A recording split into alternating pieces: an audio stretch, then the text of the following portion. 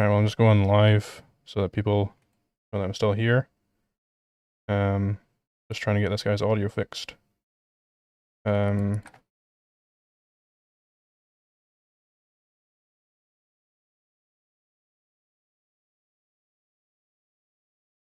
He said that he's accepted the permissions to use microphone and everything for Discord, that the audio settings reflect that, but he cannot hear me or anything else. Have you turned down the audio OS settings? Okay.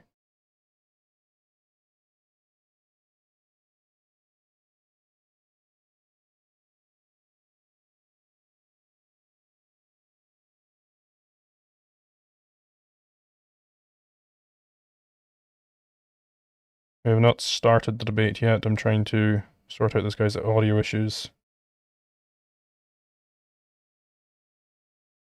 And if we can't get it sorted out soon, then I'll just do a Q&A instead.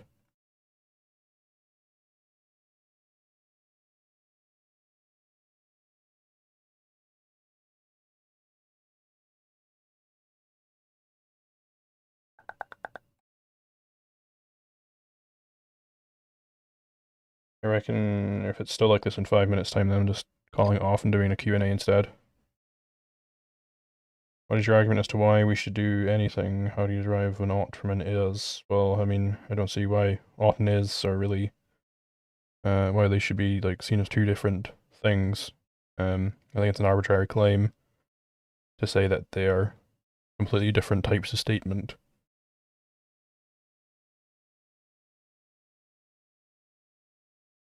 And looking like it's probably going to be Q&A. Might as well get the Q&A started whilst I wait for this guy to sort his audio. What product do you use for that glorious hair? I don't use any products. The Au Natural. What is Zulu's philosophical position on audio? Probably a joke question, but I can actually give a real answer to that. One way you could interpret that question is, well, what is the actual status of a sound? Like, is the sound in your head? Is it out there? You know, same with like seeing. Oh, there we go. I can hear you. I can hear you. There we go. Okay, brilliant. Thank you. All right. All right. Well, Zulu, it's a pleasure to meet you. Time is the most scarce resource, since we live in a world of scarce resources, as you say. So appreciate you taking the time. Yeah, no worries. I suppose we can jump right into it then. So you wanted to debate me on pan-anarchism. Do you want to sort of... Well, I'll give you the background real quick. Sure. So I was at the Libertarian National Convention, and Jack Lloyd, who you had on your show, said, "Do you know Liquid Zulu?" And I said, I think I seen him on Twitter. He had a funny comment about like Jordan Peterson going crazy, and he said, "This is your brain on Zionism." I'm like, but I don't know him, but I'll look at him. Austrian AZ, Harry Wells mentioned you. And I'm like, okay. Then you debated two people. One of my friends who's I joke with them. I call them part-time ANCAPs, but he's a mutualist called Con Lin. I talked to Thought Bat, who you debated, and you debated Apollo. So I thought, I'm not an intellectual heavyweight. I just hate the state. I want to cause it as much harm as possible, if not eliminate it. I figured, why not? Since I'm seeing Liquid Zulu, all his stuff, why not look at what he has to say? And your elucidation of how to solve the Nozick problem was really good, because I couldn't solve that before very well. I'm just like, I don't think it'll happen. I guess a defense agency could be pretty good, but it just won't happen, guys. And they're like, no. So, yeah. But there are other things. I was like, maybe I disagree with him here. So that's how it happened. Sure. I think in particular, what you brought up was pan-anarchism. So I suppose, correct. What would pan-anarchism be, and how would you think that might be sort of a refutation or a counterpoint to my position? Okay, so sure. I want to say I agree with most of everything that Rothbard says. So there's just the refutation would come in the fact that what happened was I went to see Ron Paul one night. Long story short, got drunk. Read someone kept mentioning Michael Malice's book. I looked through it. I saw a lot of left libertarian thinkers: Emma Goldman, Bakunin, Kropotkin. I said, okay. Then I started a podcast. I had a guy named Jeremiah Harding come on, if you know him. He's in a lot of circles, and he talked to me about left-wing anarchism. I said, okay, I'll look into this. I did. And then he used the term pan-anarchism. I said, wow, I like this idea. So my thing would be, I'm not telling you to agree with them or adopt them, but anarcho-syndicalists, anarcho-primitivists, agorists, mutualists, I think we can all work together to defeat the state. And I even think people like Thought Slime should talk to people like you, because if other anarchists work together, we can create a decentralized future that's closer to the NAP, as opposed to fighting each other. So that would be, I don't know if that's a direct refutation, but couple things are, I'm a left Rothbardian, so I'm more inclined to work with syndicalists. And I don't see syndicalism as a death wish. I see it as an alternative organization thing, which we can debate. I also don't see primitivists as genocidal. I just don't want to live like that. So those are some of my refutations. I also have some thoughts on Christian or as religious anarchy, even though I'm not super religious, but so does that make sense? Sure. I suppose my disagreement with this idea is that it sort of relies on the premise that we're all wanting the same thing for the most part when it comes to getting rid of the state, which is, I think, completely false. I don't think anybody other than an anarcho-capitalist is able to identify what even counts as the state in the first place, and who is a state actor, and who's aggressive, who's criminal. Any theory that they have to try and do this is completely it's incompatible is the word I was looking for with the non-aggression principle. So I mean, just one example is okay. So yeah, that's my main refutation. Mm-hmm. So yeah, turn the camera on to figure. One example would be the anarcho-syndicalists. Now, what would make the property theory an anarcho-syndicalist one? Is it one where it's like, do they still have private property rights as implied by the NEP? Like, what makes it different from anarcho-capitalism? Okay. I was going to ask too, are we live or are we just... Yeah, we're live. Okay. So yeah, actually, we can, let's get into that. So there's two answers to that. Because and we'll start off with that. One thing, and I want to say one thing too. Anarcho-capitalists seem to be good at identifying a lot of issues economically, but I do see left libertarians taking more direct action. And I like your elucidation on philosophy, but I believe that's half the battle. You have to get out there and also do something. So in regards to the syndicalists, here's what I think. Rothbard said they had a death wish, and I think that's primarily because he argued people would not work without a profit motive, and individuals would lack the incentive to work, and it'd lead to economic dysfunction. That it can be true, but if I were to say why I don't think that's always true is because in certain cases, he misinterpreted human motivation for the potential for intrinsic incentives like community well-being, self-management, and also his focus was specifically on private property instead of the potential for, and I know you don't believe in collective ownership, but I think if you identify, I guess I call it private public ownership, if you really want to get it, where I say, hey, we're all part of this community so we can use these tools. Also, another reason I think that I disagree with that is because I studied the CNTFAI, got inspired by them. And I think that Rothbard's concept of freedom was too limited, and it emphasized non-interference and property rights, while syndicalists advocate for freedom and economic exploitation and domination. To get rid of that, it would require democratic control over economic life. To mirror that in nature, Kropotkin in Mutual Aid talks about a lot, like social insects, ants, bees. I'm not saying we're bees or birds, but why people joined these communes was the incentive, like animal groups, to enhance survival and the quality of life, and also mutual aid. I don't see any reason why I can't have neighbors who believe in mutualism or syndicalism, because maybe even that helps with the Nozick theory. If I can't find a good anarcho-capitalist solution, I can find a good syndicalist solution that I want to be part of, because we have different intrinsic motivations. I don't know if I elucidated that point well, but you can let me know.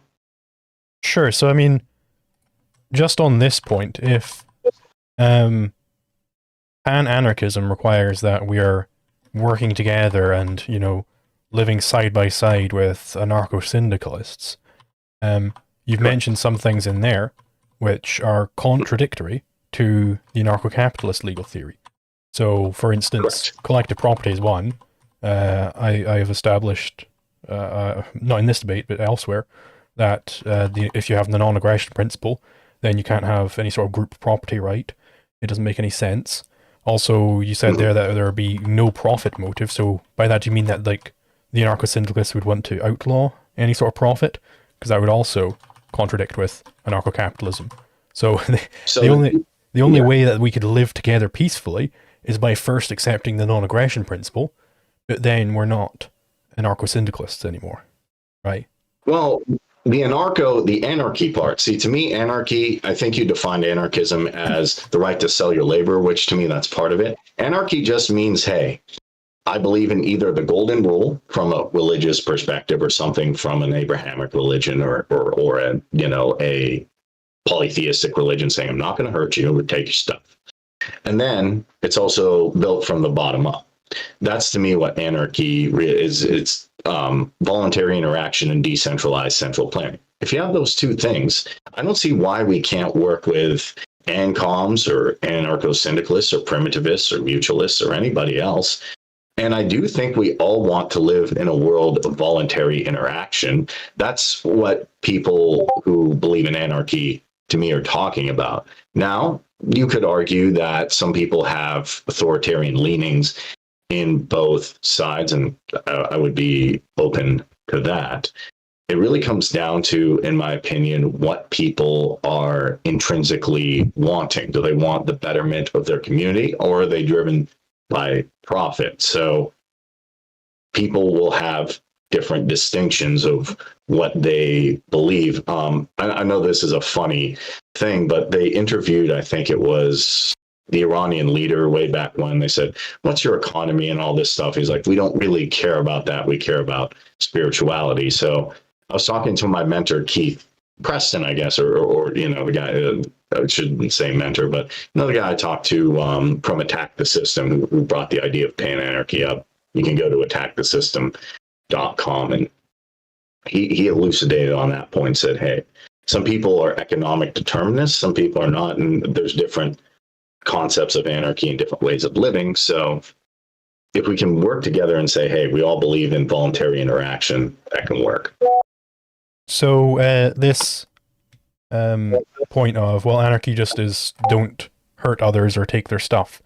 That is not sufficient Correct. to say that anarcho-syndicalism is compatible with anarcho-capitalism. So the reason for this is what counts as hurting other people, what levels of harm are fine, and what counts as their stuff, right? If I want to know that I'm not supposed to take other people's stuff, well, what is their stuff? Is it, you know, is it going to be like, well, this actually belongs to the state because taxation is legitimate, so that's not your stuff anymore, right? That is a property theory. You can have that, and the anarcho-syndicalists are identifying different things as my stuff than I would identify. So the anarcho-syndicalist might come around and, you know, fucking mope about, sleep on my car, and he's like, don't worry, bro, the collective, we voted on it, we determined that it was fine for me to sleep on top of your car. And I'm saying, no, that's my car, right? Because he's got a collectivist theory of property. whereas I don't. So these two groups can't cohabitate. It doesn't work. Well, the thing you can do to stop that is say, hey, this is a private property community, or like a Hoppian community or Rothbardian community. We have exclusively private property rights here. If you want to sleep on other people's cars, or in a car or something like that, then go do it in a car that is community owned. And the reason I am more privy to this stuff is I live in Pennsylvania, and I know you're in, I think you're like in BST, so Great Britain. Around me, there's a few groups that because part of me is philosophy. Okay, you can read Kropotkin, Rudolf Rocker. I read Rothbard. I like Hoppe. I like all these thinkers. But then I saw like, hey, there's a monastery next to me within walking distance. Now, they don't call themselves ANCOMs or anything like that, but they live in a religious structure, and they have property which they all use, and they get a stipend from the abbot, the religious order there. There's also the Amish and stuff, and I observed kind of how they worked and how they do things. And I haven't had any problems with, if you're familiar, Amish is kind of like a green anarchist, communal type setting. They do have private property. They have some property that they all utilize. So to me, and they're not sleeping on my car. To me, different anarchists can cohabitate if we observe each other's property norms and we say, hey, at the end of the day, if I want to live in a community that has what they call personal and public property, we can do that. If I want to live in an exclusive private property community, we can do that. And if we can identify these different things, I think it's definitely possible. Even today, I saw a guy with an agorist symbol. It was an A. It was great. He posted an Emma Goldman quote, and I said, hey, I didn't know you would look at that. And he said, we don't share the same property norms, to appreciate her love of liberty and hatred of government. I can trade and be friends, even cooperate for mutual defense with, ANCOMs with communists who aren't Marxists. So as long as they respect my individual property rights and don't force me to participate in their commune, then that sort of stateless society that Goldman, Kropotkin, Rudolf Rocker, even Bakunin envisioned could easily, peacefully coexist alongside one run by voluntarists. Would you agree with that, or no? I would not. So let's say there was an anarcho-slavery society across the road, and they said, well, you guys have to just respect our property norms, and our property norms have it that we're allowed to own black people.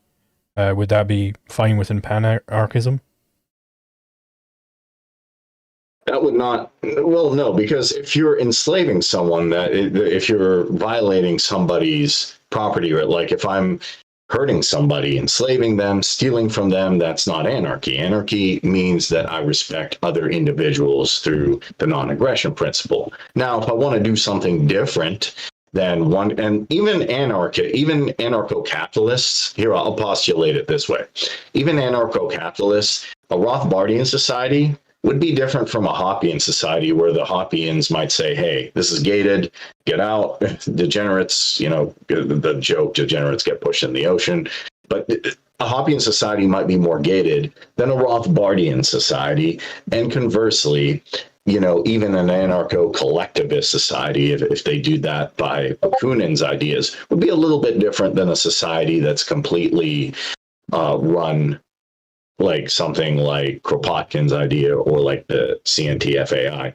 I'll give you an example of this in real life. Is in Mexico currently at this time, you have Anarcho-Poco. That's where I became an anarcho-capitalist initially. I saw Adam Kokesh and I saw Jeff Berwick, and listen, I said, okay, I really like what Anarcho-Poco is doing. Then they have a town in Mexico called Chiron, where they kicked out all the police officers and stuff like that, elected officials, and I said, that's awesome. And they kind of have a council free market type thing going, which is cool. And then you have the Zapatistas, who, for lack of a better word, are ANCOMs, but they call it Neo-Zapatismo and mix it with their own traditional tribal ideas. They aren't in conflict with each other, and this is a real world, thingy going on. In the Middle Ages, you had medieval Iceland, which you said is almost ANCAP. I'd say it's ANCAP. You had Ireland, Gaelic Ireland, which was anarchist. I don't know exactly what type of anarchies. And then you had the levelers and the diggers, which were ANCOMs. And then I recently, because I binge watch Monty Python because I'm a weirdo, and the peasant scene, I tried to look and say, is that realistic or is that just a joke? There's actually a German town called Dithmarschen where they had democratically elected and council type arrangements in their republic. So, yeah. Sure. So, when you were sort of in this hypothetical refuting the anarcho-slavers' right to keep slaves, you were appealing to a set of property norms. You were saying, hey, well, you're violating that person's property right in their body. But your idea of pan-anarchism has it that we have to respect other people's property norms. So why is it that they can't just have whatever arbitrary property norms? What is limiting which property norms they're allowed to have? Because it's clearly not going to be the non-aggression principle, because if it's the non-aggression principle, then you only have one set of property norms, which is the anarcho-capitalist ones, right? And then you don't have pan-anarchism. So clearly you can go somewhat outside the NEP, but why not to the extent of anarcho-slavery? Okay, I'll answer that. Let me just check for streamer mode. Sorry, Zulu, I apologize. Where is streamer mode? You can search the settings for it. I forget. Sorry. Okay, user setting. Is it in user settings? Yeah. I want to make sure I get that. Streamer mode. Okay, here. Enable streamer mode. Boop. I was hearing some notifications coming through your side. Okay. My apologies for that. No worries. Anyway, so in the thing, we have the non-aggression principle as a foundational basis for anarchy. However, property norms can be different in certain cases, meaning that I can say, hey, in this particular context, however we're using them, I have exclusive access to, say, like, someone can't just, when I discuss this with like Jack or anything, which I'm going to say, I really like his books, by the way. I'm just promoting that there. But to really break this down, the anarcho-slavery thing, how I would say it is the NAP is the basis for just living and just basic anarchy, where I'm not going to hurt anybody, I'm not going to take anything. However, if you want to say, hey, we all got together and voluntarily agreed in this town that we're not going to violate anybody's property rights, so that is anarchy, but we want to have an arrangement where, like my ANCOM friend said, we're going to have a system like a public library, except you can extend that to more things like tools. Like if you want to extend that to different utilities, then you can. And then you can have a town that has less technology, like a primitivist, town. You can have a mutualist, mutualist networks, which maybe operate on Proudhon's theory. And you can have different things in, syndicalist society or an ANCOM society. The reason I think this can work is because you've had multiple different anarchists, ranging from egoists to my friend Khan, to ANCAPs, to different types of people. And and even though you debate them and they have different ideas of how the world might work or different metaphysical concepts, we're not trying to kill each other. And if we can establish that, hey, we won't hurt each other or kill each other, then we're better than all the statists out there. It's not Disneyland, but I think it's a better alternative than what we have now. Okay, so the problem with that is that if they could just get together and voluntarily agree that they're going to have public property, the issue is that public property contradicts the non-aggression principle. So then people can get together and agree that they're going to not obey the non-aggression principle anymore, but then how are you even identifying that they're agreeing in the first place without having property norms to determine whether someone's consenting or not, right? Like, because on this view, then we could all get together and decide, you know what, in this community, we're going to allow slavery. And that's, I think, fine for this community, right? It contradicts the NEP, and that's why it's bad. But if they don't ever contradict the NEP, then they're never getting outside of anarcho-capitalism, and you don't have pan-anarchy. Well, pan-anarchy means that, hey, the NAP is a basis. Now, right, but if it's a basis, if you then start to realize, like, the way you're seeing the NAP as like, okay, and then we can just build on other things, and having public property is just an extra thing on top of the NEP. But it isn't correct. an extra thing on top of the NEP. It actually contradicts the NEP to have public property rights. Because the NEP implies individual private property rights. You can't have both. But if I go take a book out of a public library, which I do, and I think people should do, I think there should be more public libraries instead of people being on TikTok. Maybe it would help society. But if there are resources, even though it's privately held, people still say I'm in public, I'm using a public library. I guess you could argue that it's privately owned, and then the goods are up for public consumption. However, I don't see even in an ANCAP society things like private parks, or I disagree, or the commons, because I think that would be even the best. I think the best living economist, which is a guy named Peter T. Leeson, if you're familiar with him, he's done pretty good work. He even said like some things. He had a discussion with Keith Knight. I think it's really good. He's written about like how private order can come. He's an economist, ANCAP as well. Very, very, very good. I'd say he's one of the best living ones, up there with Rothbard. He even said for a society to function, some utility is okay to be left public, meaning you can still have private ownership of it in a sense, but you open it up for public for multi-use consumption. Okay, so then, if we're going to have it, the requirement be that these books are actually privately owned by one individual, and he's just got to, I guess, out of the kindness of his heart, donate it to other people for use or whatever. Then is the anarcho-syndicalist property theory just, oh yes, the anarcho-capitalists are right about everything, and this would apply to all the different anarchos you think there are. Are all of their property theories just, oh yes, the ANCAPs are correct about everything, ANCAPs form the absolute basis of anything that is required to be anarchism, and then we just want to, live our lives a certain way. Like that, I don't think that is what these people are claiming. Do you think that they are claiming that? Okay, so I'm part of I think they would claim different things, obviously, because I'm in different ones. I'll give you interesting examples on that. Like I'm in a Unity server, and actually the people in the server, I said, hey, do you know Liquid Zulu? They're like, yeah, he's pretty cool. So you're free to join that as well to see that in action if you'd like. It's on Discord.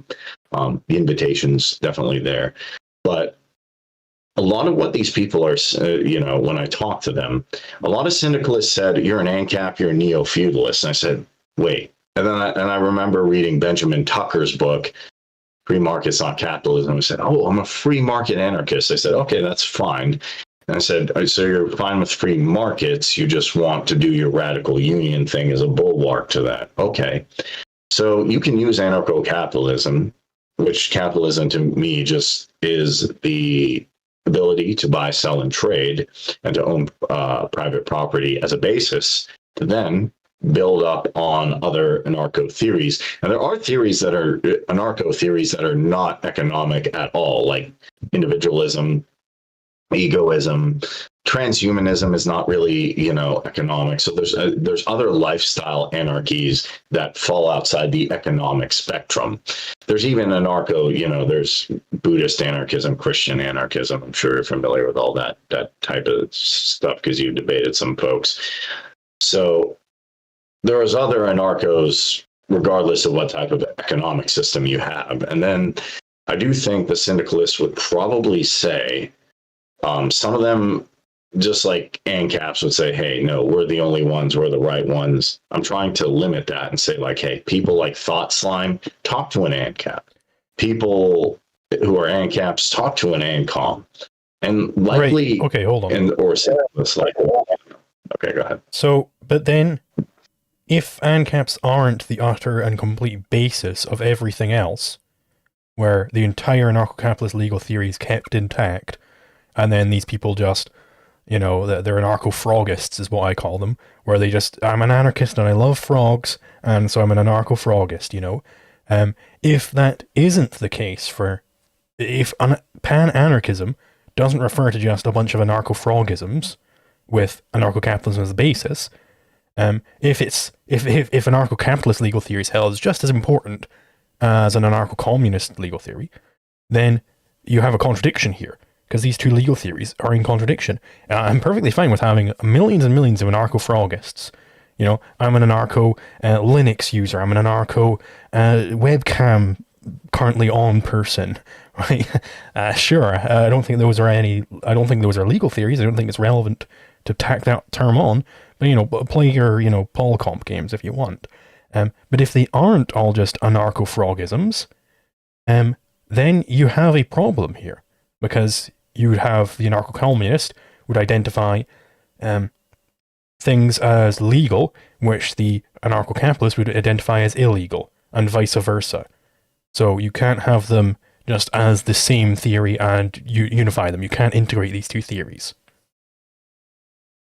Well, what you do, I'm not necessarily saying you unify the theories, because I was going to actually get into this, before, but to me, I'm not necessarily unifying theories.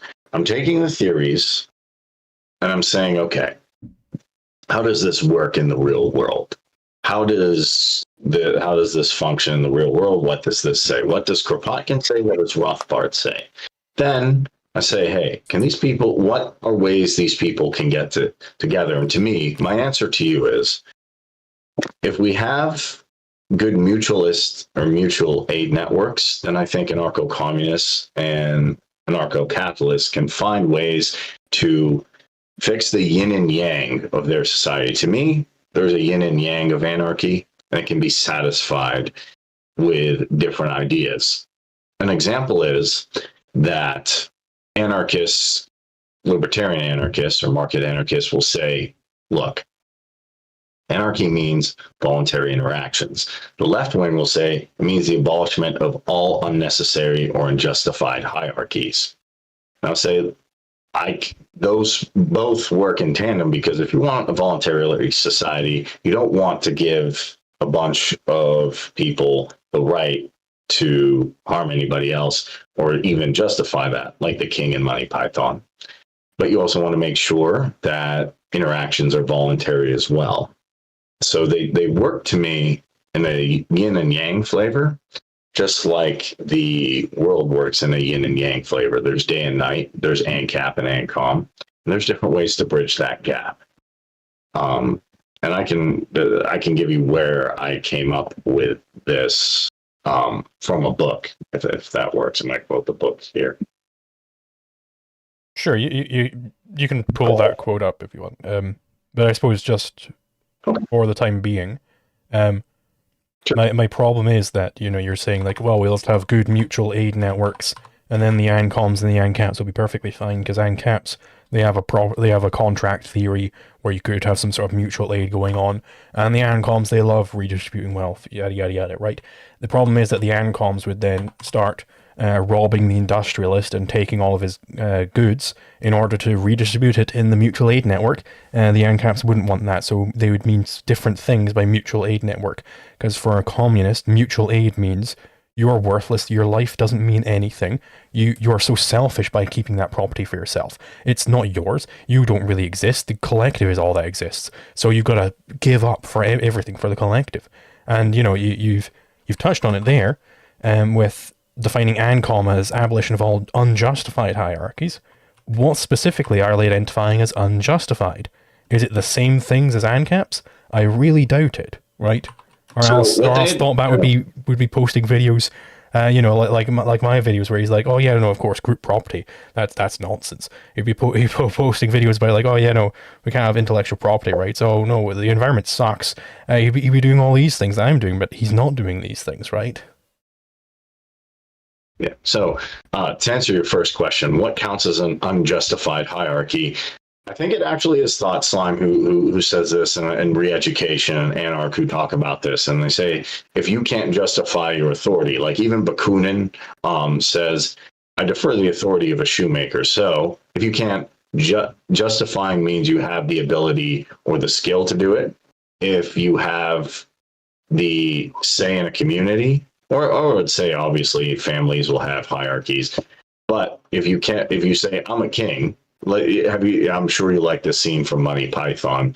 He says, I'm king. Why are you king? Because of some aquatic ceremony. That doesn't really have any legitimacy. Why are you president? Because I can rule you. Well, I don't want to be ruled. So it comes down to, is this needed for society?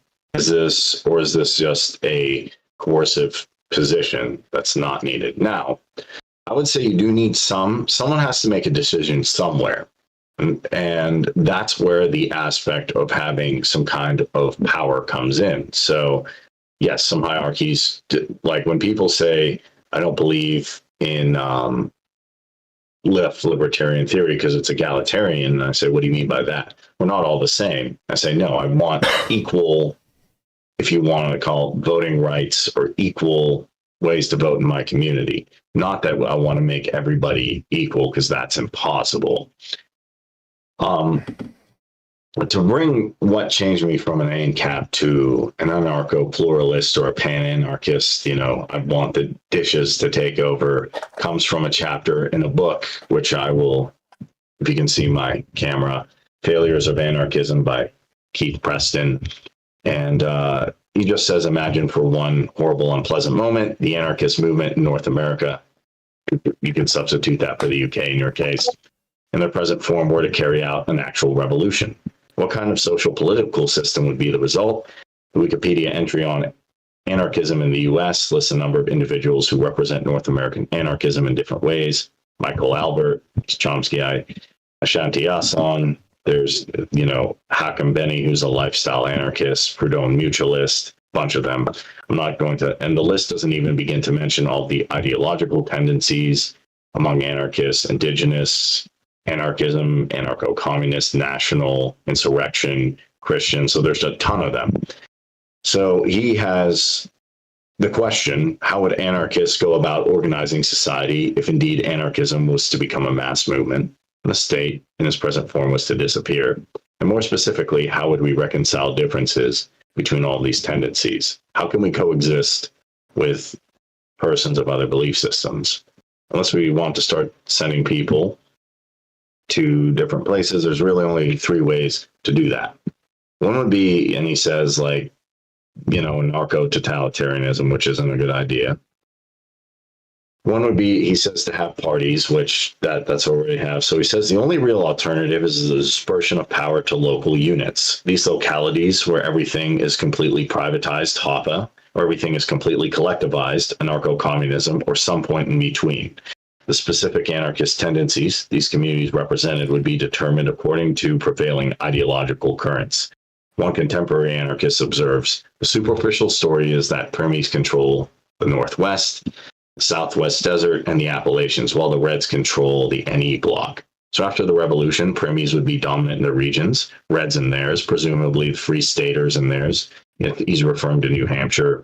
And radically different value systems of freedom could be employed as well. And this can go a long way with the libertine anarchists, from whom it is there. And he said, then there's conflict between, different left anarchists, different communal anarchists. I've even come across people who have different ideas. So if anarchists want to have any impact on wider society, I believe there's only one way. First, anarchists, whatever their differences, need to band together in a large enough number to become the single issue political pressure group. And this would be a pressure group, just like those in the mainstream. And that would be to reduce political authority. And he said, what he said, I'm willing to agree and disagree. Like, people can have different ideas, different arrangements, and things like that. Like, you can have one anarcho thing saying we're primitivists, we're going to have tech-free villages. One saying, hey, we're going to have completely collectivized thing. As long as the values and ideals of whom you disagree are not personally threatening you, if you don't have to live under the same political roof, and the worse someone's ideas are, the better they're separate from everybody else. And he doesn't say sovereign communities cannot have institutionalized protections for individual liberties or anything else. So that's the best solution I've seen out of everybody who suggested something. And I've looked at a lot of people, who suggest different theories. I think I like that one the best. Okay, Sorry, so that was a long one. Just before I respond, do you want to show the book again? Because I didn't have your camera up before. Yeah. It's called Failures of Anarchism by Keith Preston. He also has a website called Attack the System. And his main call is that we have NATO making alliances. They don't all agree. We have BRICS now as a response to NATO making alliances. We have nation states making alliances. They don't all agree on everything. Anarchists don't all agree on everything. So he said, why don't we get anarchists together so we can form an alliance to stop a lot of these, statist things. And to me, a multipolar world, unlike Dugan would suggest, who's like the Russian, is not Russia, China, and BRICS and India. A multipolar world means, hey, I have ANCAP stand next to ANPRIM stand next to, with a mutual aid network. And my neighbor, believes in Stirner, and then the neighbor here believes in anarcho-transhumanism and FEMS and all that. So I think the problem here is still the same, right? You have it that, ANCOM is when they're abolishing unjustified hierarchies, and the standard of justification you gave for what that means is what is needed for society. But the anarcho-capitalist is rejecting that society has needs in the first place.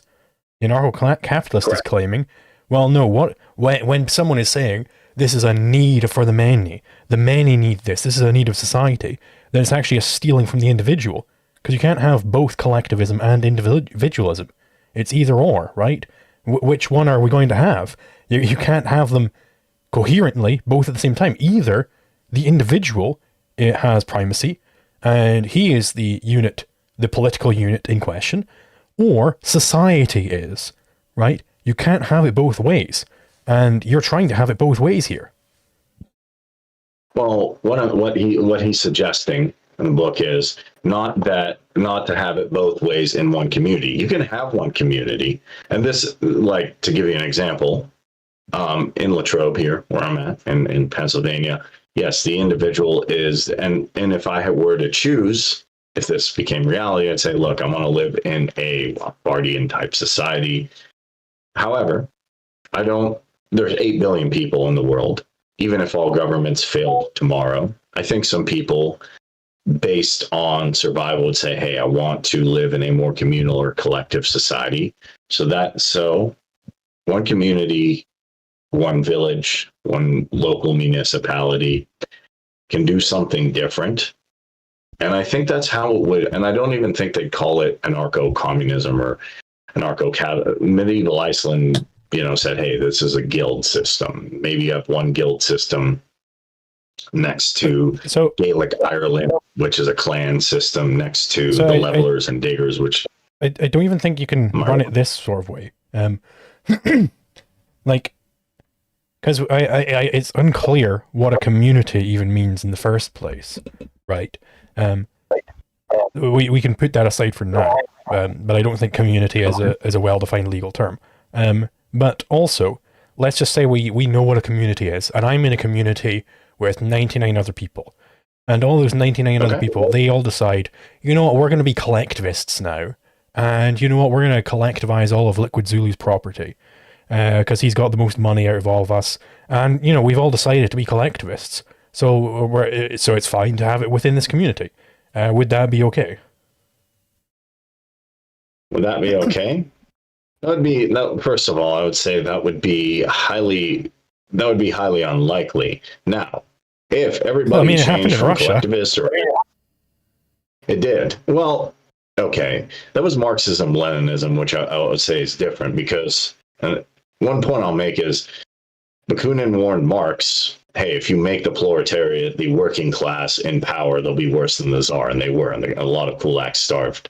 But the CNT-FAI got together voluntarily and decided, hey, now there are things they committed bad, they violated the NAP and tried to get rid of, and I'm not a fan of actually getting rid of money. However, they had relative success. So what I would say in that case is if 99% of people say, hey, we're going to be collective, a community to me, if we want to have a better word, village, municipality, is just a rough area, a small rough area in a larger scope of what people have defined as nation states. So if everybody in, say, you know, I'm trying to think of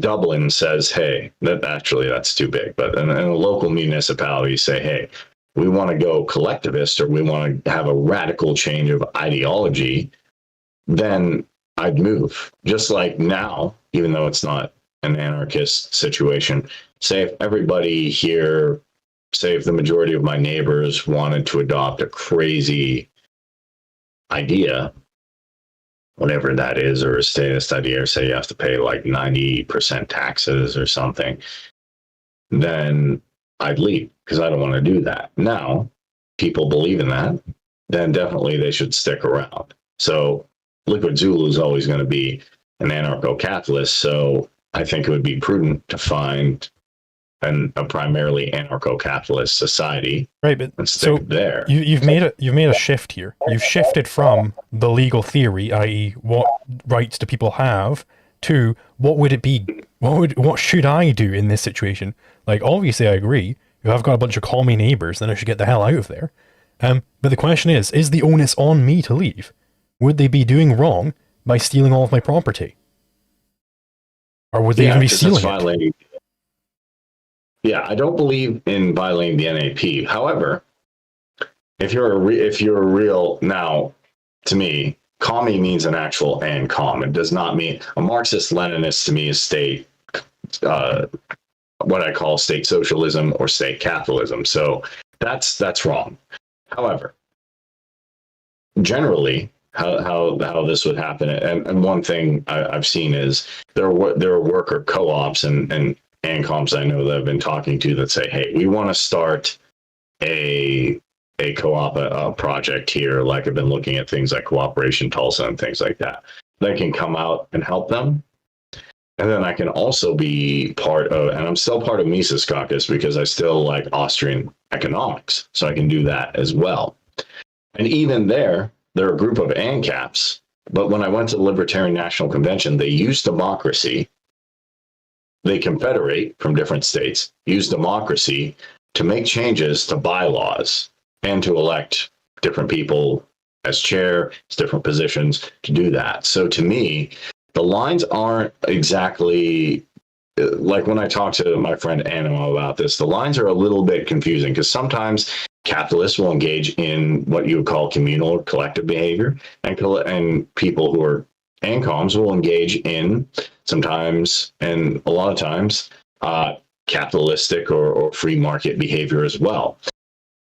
If you don't have the right to impose your system on somebody else, that has to be chosen voluntarily. Now, if people want to make if 99% of people make a radical shift, then I would, and I don't want to do that, then I go, like, to me. Right, but then you're still making you're still making the same change, and from legal theory into individual morality. But so even if we have it then that it's not okay for this 99% to start stealing my property, then we now have the NEP is still sacrosanct. We don't have pan-anarchy in the way where it's different property norms in different communities. It's still the same property norms in all of these communities. So how are we getting the different property norms in the different communities? How are we getting collectivist societies cohabitating with individual societies where all is peaceful? Like, it's still the question of either or. Because even in these collectivist societies, there might be an individualist there who hates collectivism and doesn't want to be a collectivist, but he's being robbed by all the collectivists around him. Is that consistent with pan-anarchy? And if not, in what sense do we have pan-anarchy?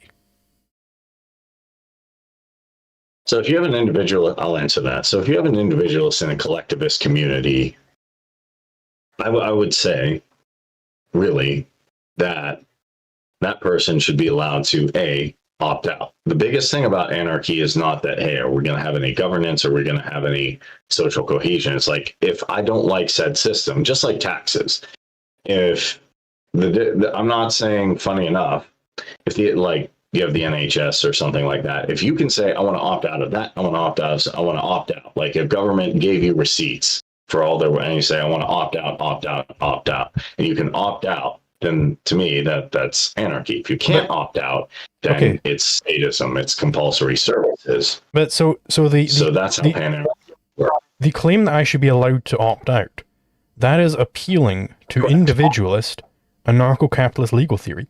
But in this community, they have already, on your terms, legitimately rejected individualist, anarcho-capitalist legal theory. So how are you identifying that they're doing anything criminal here by not letting me opt out of them taking my property? Because to me, the NAP, or the golden rule, however you define it, is not specifically an anarcho-capitalist.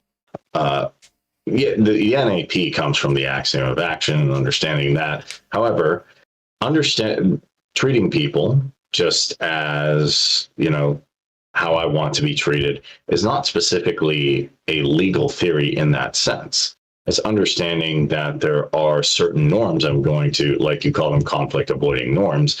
I'm going to adhere to certain norms. Now I can do that and still acknowledge that, hey, I have a different idea of property, and even different anarcho-capitalist communities, I think you might agree, would have different ideas of property norms, in the sense that but hold on. They might function. You're appealing then to, because I can say, hey, this quote unquote anarcho-capitalist society where they have different ideas of property norms, to me, they're wrong, right? I can appeal to an objective standard of law. You can't appeal to an objective standard of law here in identifying, like, oh, well, these guys have differences. You can't identify which ones are incorrect. So you've got to hold them as all equally correct. But you can't hold them all as equally correct because they contradict each other.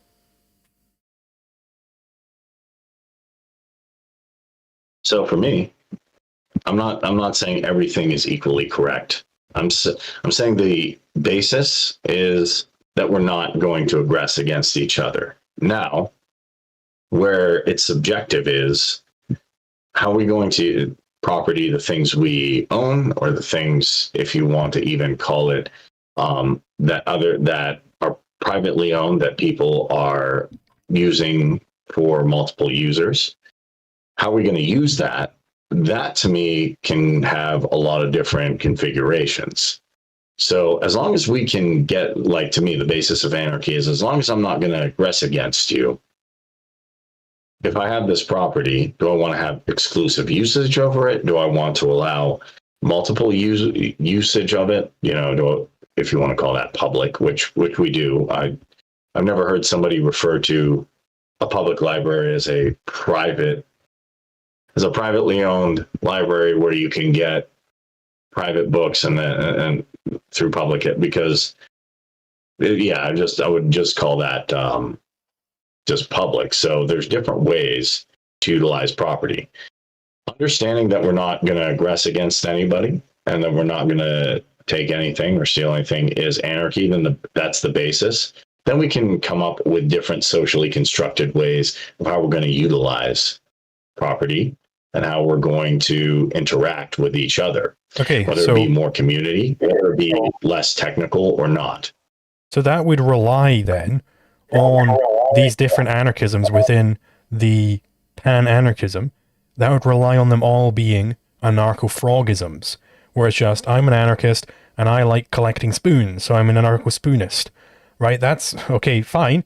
If they're all just anarcho-frogisms, then it's completely fine to have pan-anarchism if it refers to anarcho-frogisms, but it doesn't refer to just anarcho-frogisms.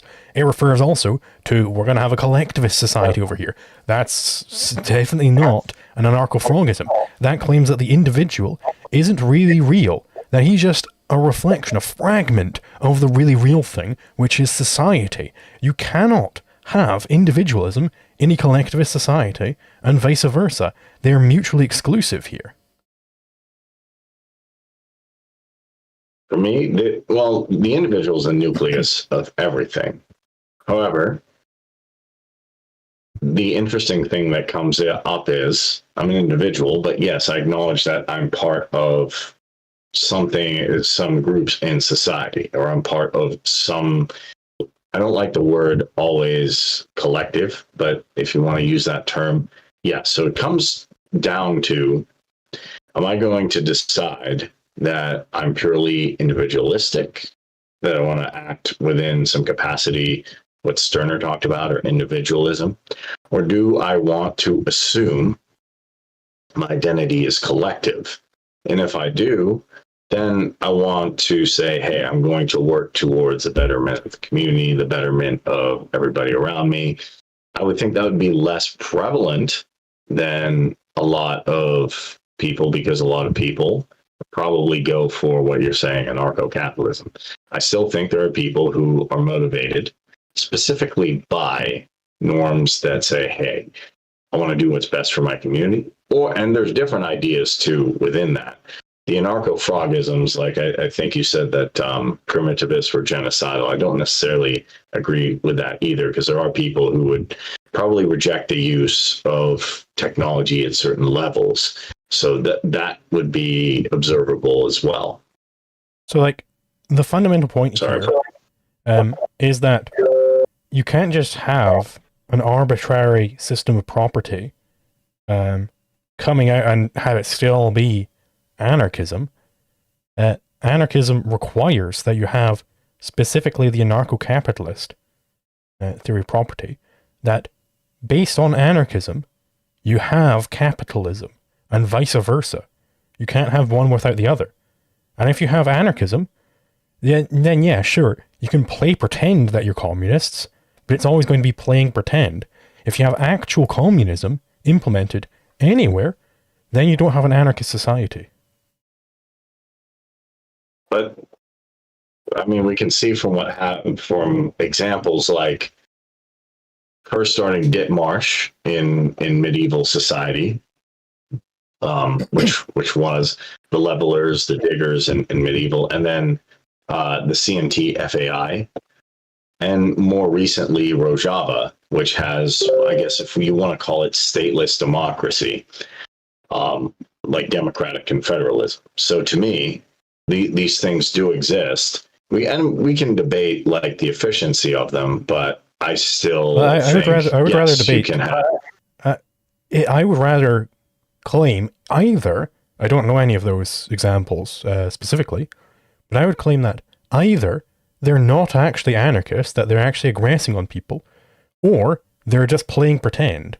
And, you know, you can have people play pretend. You could have a play on where, you know, someone pretends to be enslaving another person. You could do all sorts of things like that. But it's all play pretend is the point. Underneath it, you have to have actual capitalism, actual anarcho-capitalist, hard NEP theory going on here.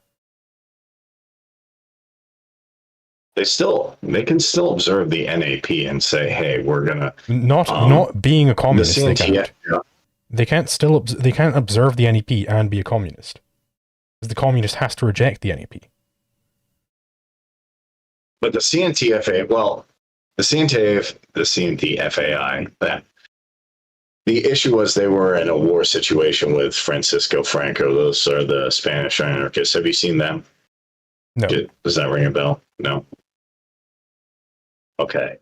What I would say is that I'm going to say, hey, I have public or private property, like Kropotkin said. Kropotkin was definitely an anarchist, so was Bakunin. There's different levels you can take this to. If they accepted public property, then they certainly can't be a consistent anarchist. To me, you can, as long as it's voluntary. But no, you can't, because it can't be voluntary is the point. Because the way you identify something as voluntary as against involuntary is by appealing to the non-aggression principle. But if you're going to use the non-aggression principle, then you can't have group property rights. It contradicts the non-aggression principle. You have to have some sort of Platonist theory of property in order to have group property rights. Well, for me, Plato, I read him in Manichaean Ethics. I'm not necessarily against his some ideas in the Republic, but I don't like his property theories in that sense. That being said, I don't think that everybody's going to have property right norms across the board that are going to be the same. Well, you're making a shift there again. You're shifting from, will everybody agree to the NEP, which probably will never happen. There will probably still be criminals forever, right? But that isn't the claim I'm making. The claim I'm making is that if you're going to have your ideal pan-anarchism as a legal theory, where it's like, okay, it's fine for people to have these alternative legal philosophies, that cannot work with the non-aggression principle. It's not about whether or not everyone will agree with me, right? It's about whether or not this actually makes sense, whether or not it's non-contradictory. Medieval Iceland was mostly ANCAP, and they had a guild system. Now, Ireland was different with Brehon law. As long as you can have different ideas of customary law, as long as you're not aggressing against the individual. But then you're appealing to natural law. Because you said you're allowed to have different types of law, so long as you're not aggressing against the individual. But then you're appealing to natural law in identifying whether these decided legal theories are fine. But then you still have natural law underneath it. So wherever they would contradict, then they're not going to be fine. So they can only ever be within the purview of anarcho-capitalist legal theory, which is not pan-anarchism. But we don't necessarily but the theory is not always going to translate to the real world actions.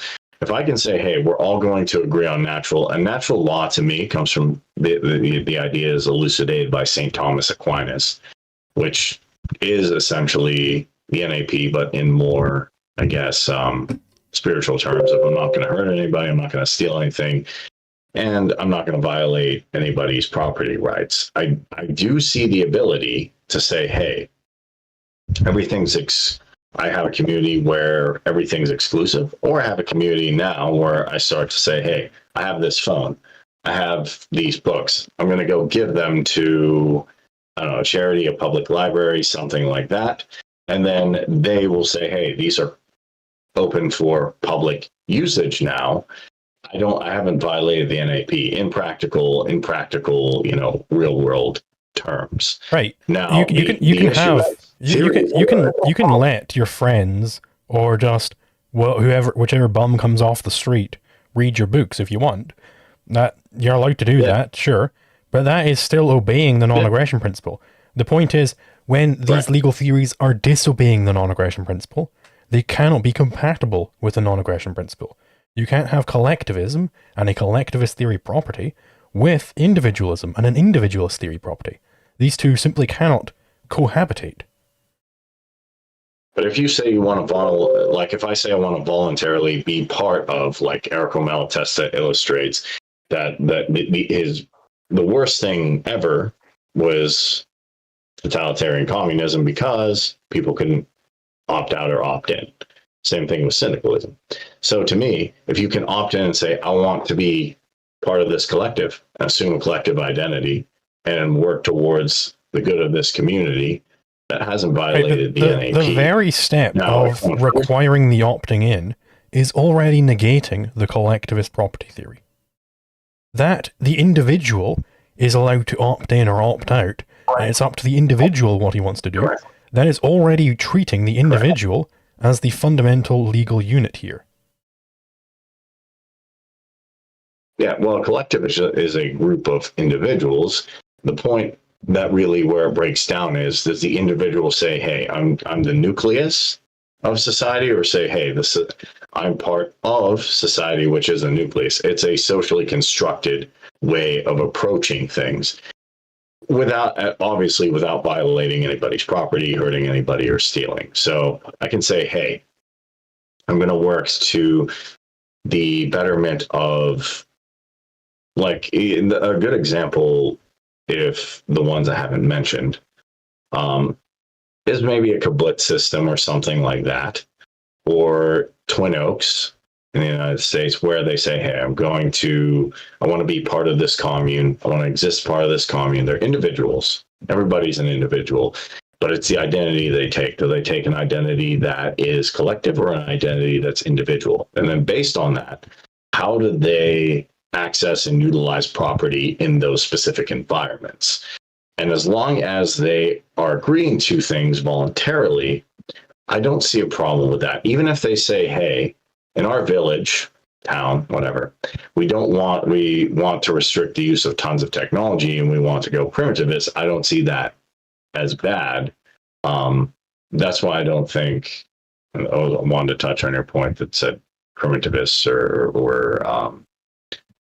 genocidal. I don't think so. I just don't prefer to live like that. So that's my answer. We could segue into the primitivism point if you want, because I think I've proven my case here at least. So okay. My point with primitivism, the reason why it is apocalyptic is I'm using a specific way of understanding what an apocalypse is. So an apocalypse means a massive destruction of capital goods. It is where, because I mean, like, watch any apocalypse movie.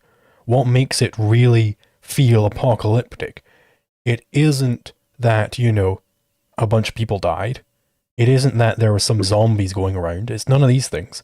What makes it feel apocalyptic is that, they don't have basic goods anymore. They've got to, like, get out there and do, like, a survivalist, like, oh my god, we gotta make a fire now. We gotta, collect wood. We gotta hunt food, shit like that.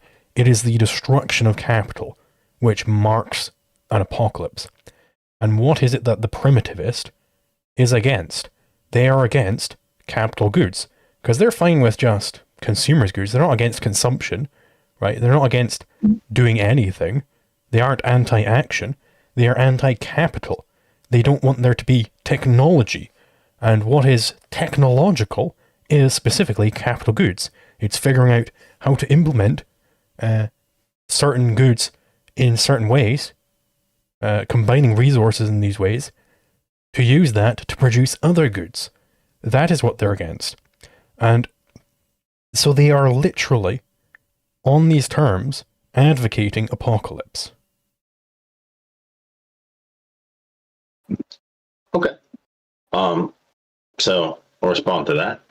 To start with, that I have direct experience with some people who are not primitive, but green anarchism. And green anarchism, if you want to think of, like, I know you don't necessarily agree on how I broke it down, but, like, if I break down market anarchists into, like, anarcho-capitalists, agorists, Hoppians, all that, and then libsocs into syndicalists and all that, there's a group called green anarchism, which focuses on not environmentalism. I don't like the argument environment over man.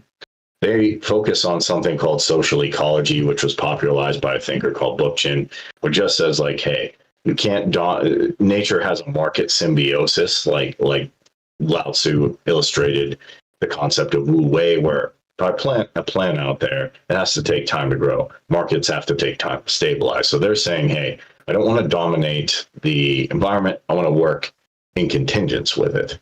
Now, I agree with you. If primitivists implemented what they want on a large scale, it would cause mass destruction. However, I was curious about this, and I said, okay, well, I'm an ANCAP, part of Mises. I have John Zerzan's email, who coined the term. So I'm like, this is interesting. Like, if I could go in a time machine and talk to Proudhon or Rothbard or Kropotkin, that would be absolutely amazing. But I can't. I can talk to the guy who coined the term anarcho-primitivist. I watched the same video you referenced in your video with the Ted Kaczynski thumbnail and said, okay, well, John Zerzan's alive. He's old, but he's alive. I had him on and I said, well, hey, do you want to, destroy capital or all that stuff? He said, no. The way I see it is that people who say, hey, anarchism, I want to opt out of your Rothbardian society.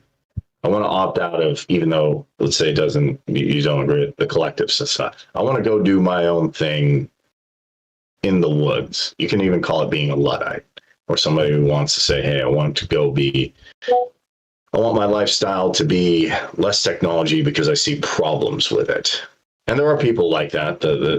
And there's also tribal societies, which Zerzan was a fan of, like the San Bushmen, the Zulu, without the liquid. So see, we need competition, and we need liquid Zulu, and we need solid Zulu. San Bushmen, Zulu, I can't remember the tribes in the Kalahari Desert. One influencer that I like, who's just ridiculous with what he does, but Liver King visited these people and said, hey, they don't have problems with infertility, depression, autoimmune disorders, things like that. Actually, I think that's one thing to consider. Actually, from the video you referenced, if you make it past childbirth in a lot of hunter-gatherer societies, you lived for quite a long time. However, yes, I agree, there's a risk there. But is it not bad to say that if hunter-gatherer societies, like Marshall B. Solins, who's a anthropologist, said the first affluent society was hunter-gatherer societies, meaning that they were able to get what they needed to sustain. They were happy with that, and they had the most important resource, time, because we live in a world of scarce resources. I'm not saying to go do that, by the way. I'm not saying Liquid Zulu, that you or I do that, or I'm on a computer. I'm saying I want to work with, just like the collectivists, I want to work with the guy with the green and black flag, with the Thoreau thing, the people in the Appalachian Mountains who like my posts, and also I want to learn from these different tribes as well. And I do see one thing, some things they highlight as a big problem, like topsoil depletion. We live in a world of scarce resources. And how is it that in the 60s, 70s, maybe even early 80s, people were able to eat and get all the nutrients they need? And one reason, I think, is because the soil was better. Through the government destroying the environment, now it's not. So now we have to go get extra supplements to get things like boron and things like that, to especially if you're a male, to stabilize things like testosterone. So there are legitimate concerns I think they have about the environment. Another one is where, since you're a narco-capitalist, you don't like unnecessary bureaucracy. And sometimes technology does push it in that way. Like I spent 4 to 5 hours trying to help somebody apply online. When people don't, like, if you go to McDonald's now, they'll say apply online. I'm like, no, you guys need to push it back and say, hey, we don't need computers for every single thing. Sometimes filling out something by hand and paper is better. So those are some of the, I know I threw a lot there, so I apologize. Those are some of the things I've been thinking about. Yeah, so I suppose if the Anprims aren't looking for less capital, okay, I mean, do they want more capital? Like, what is distinguishing the man in the woods from the man in the city, if not the level of capital development? I think what's distinguishing them is how they live their life. Specifically, the part can how be they live their life with respect to how much capital they have. If you can see, yeah. So then the primitivist does want less capital, so he does want apocalypse. But if the apocalypse precedes the breakdown of, like, apocalypse, like I have this computer now, precedes the fact that it'll break down and I won't be able to use any resources. The primitivist, the difference is they're saying, hey, technology has caused these problems, like John Zerzan or something like that.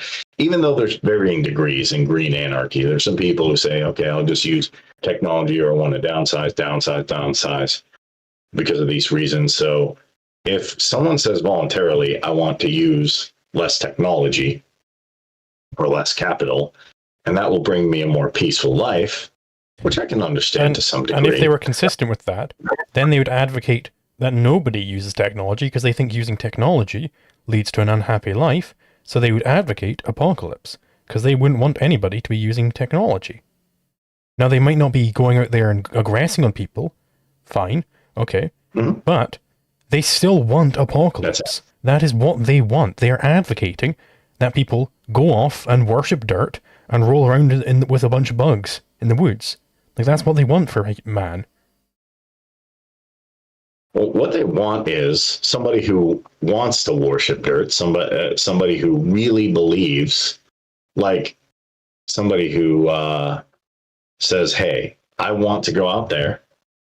They could be as simple as like a practical example. Hey, I saw the Liver King video, or I saw that, hey, that these tribes do not have these modern ailments. And I think that from a praxeological standpoint, I would rather be in this environment, that environment, then I'm going to do that. Now, I've never met any primitive. Now, even though anarcho-syndicalists and anarcho-Catholics alike have told me that these people are pushing everybody to, or they believe they're pushing everybody to do that. My conversations with green anarchists who are in my Discord servers and other folks like that have not advocated I do that. They just say, hey, this is my lifestyle. This is your lifestyle.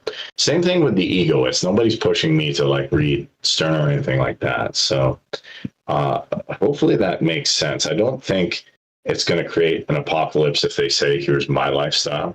Here's your lifestyle. If they were consistent, like, if I think that I have found that, let's say everybody takes, depression pills every day.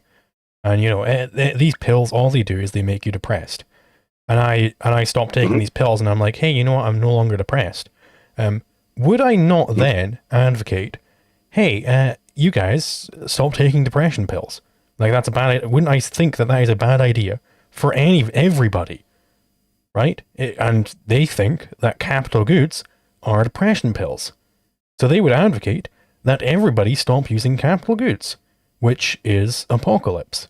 They want apocalypse. They would be happy if some, apocalypse came along, maybe it just destroyed all the capital. They think, yeah, great, that'll really improve everybody's lives. Like, that's their claim. And I think, I'm being generous with that. I think their claim's actually a lot more nefarious. I think that they actually hate humanity. But we can leave that aside for now. Okay, so I'm gonna say, like, here's what I think. I don't think they hate humanity.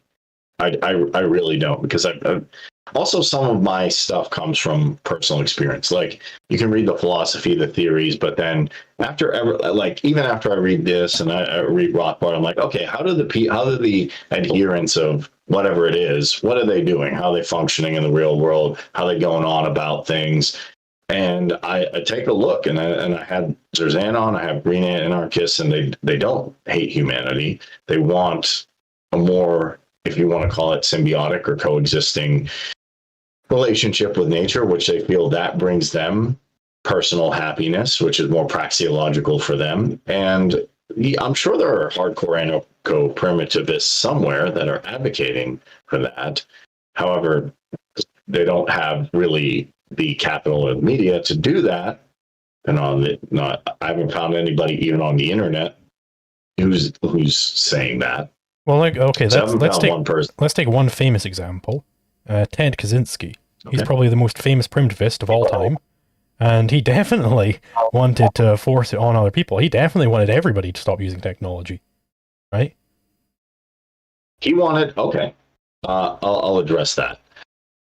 First of all, I think he was, he got a little bit of CIA juice and got a little mind controlled. So that's one thing. I don't know how it's part of. I think that's negated by the fact that they are championing him as some hero. So I don't think we can just excuse all of this by just, he was crazy, because he isn't being disavowed by the primitivists. They're saying, yes, great, he's our great champion. Okay. Sometimes I like the Uncle Ted memes because they are hilarious. That being said, what there's different levels. Like John Zerzan actually would say, hey, like agriculture made the food, like you could feed more people, but the food was of less quality. I think Ted Kaczynski honestly wanted to go back to industrial revolution conditions, which isn't really practical. That being said, there's different degrees to this. Even though some people say like he's the champion or whatever stuff, I do like his anti-government statements. That's why I think a lot of people like him, because he made a lot of good observations about the neoliberal world order before it really came into fruition, as we saw. So I can give some thumb up points for that. However, outside of Ted Kaczynski, if we're going to use him as the one example, yeah, we shouldn't tear all technology down. But I haven't seen any other primitivists saying that or advocating for apocalypse. They just say, hey, no, they all advocate apocalypse. They all want apocalypse, right? Because they want there to be no capital goods, because they think capital goods are bad. They want their lives to have no capital goods, but they're not saying, Kareem, you know, you're a pan-anarchist, I have to take your phone, or you can't use a computer. I mean, how did these people even talk to you? Like, did they talk to you over the computer? So John Zerzan, I invited him. I can send you the video over StreamYard. He just had a basic computer. Right, so then this guy isn't even living by his own principles. If he was consistent, then you'd have to communicate with it through like smoke signals or something. And even then, a fire, that's a good to make other goods. So kind of get rid of that as well. Like he'd just be a worm, right? You'd be walking along one day, and you'd see him like digging through the dirt, and you'd be like, "Hey, John Zerzan, do you want to talk real quick?"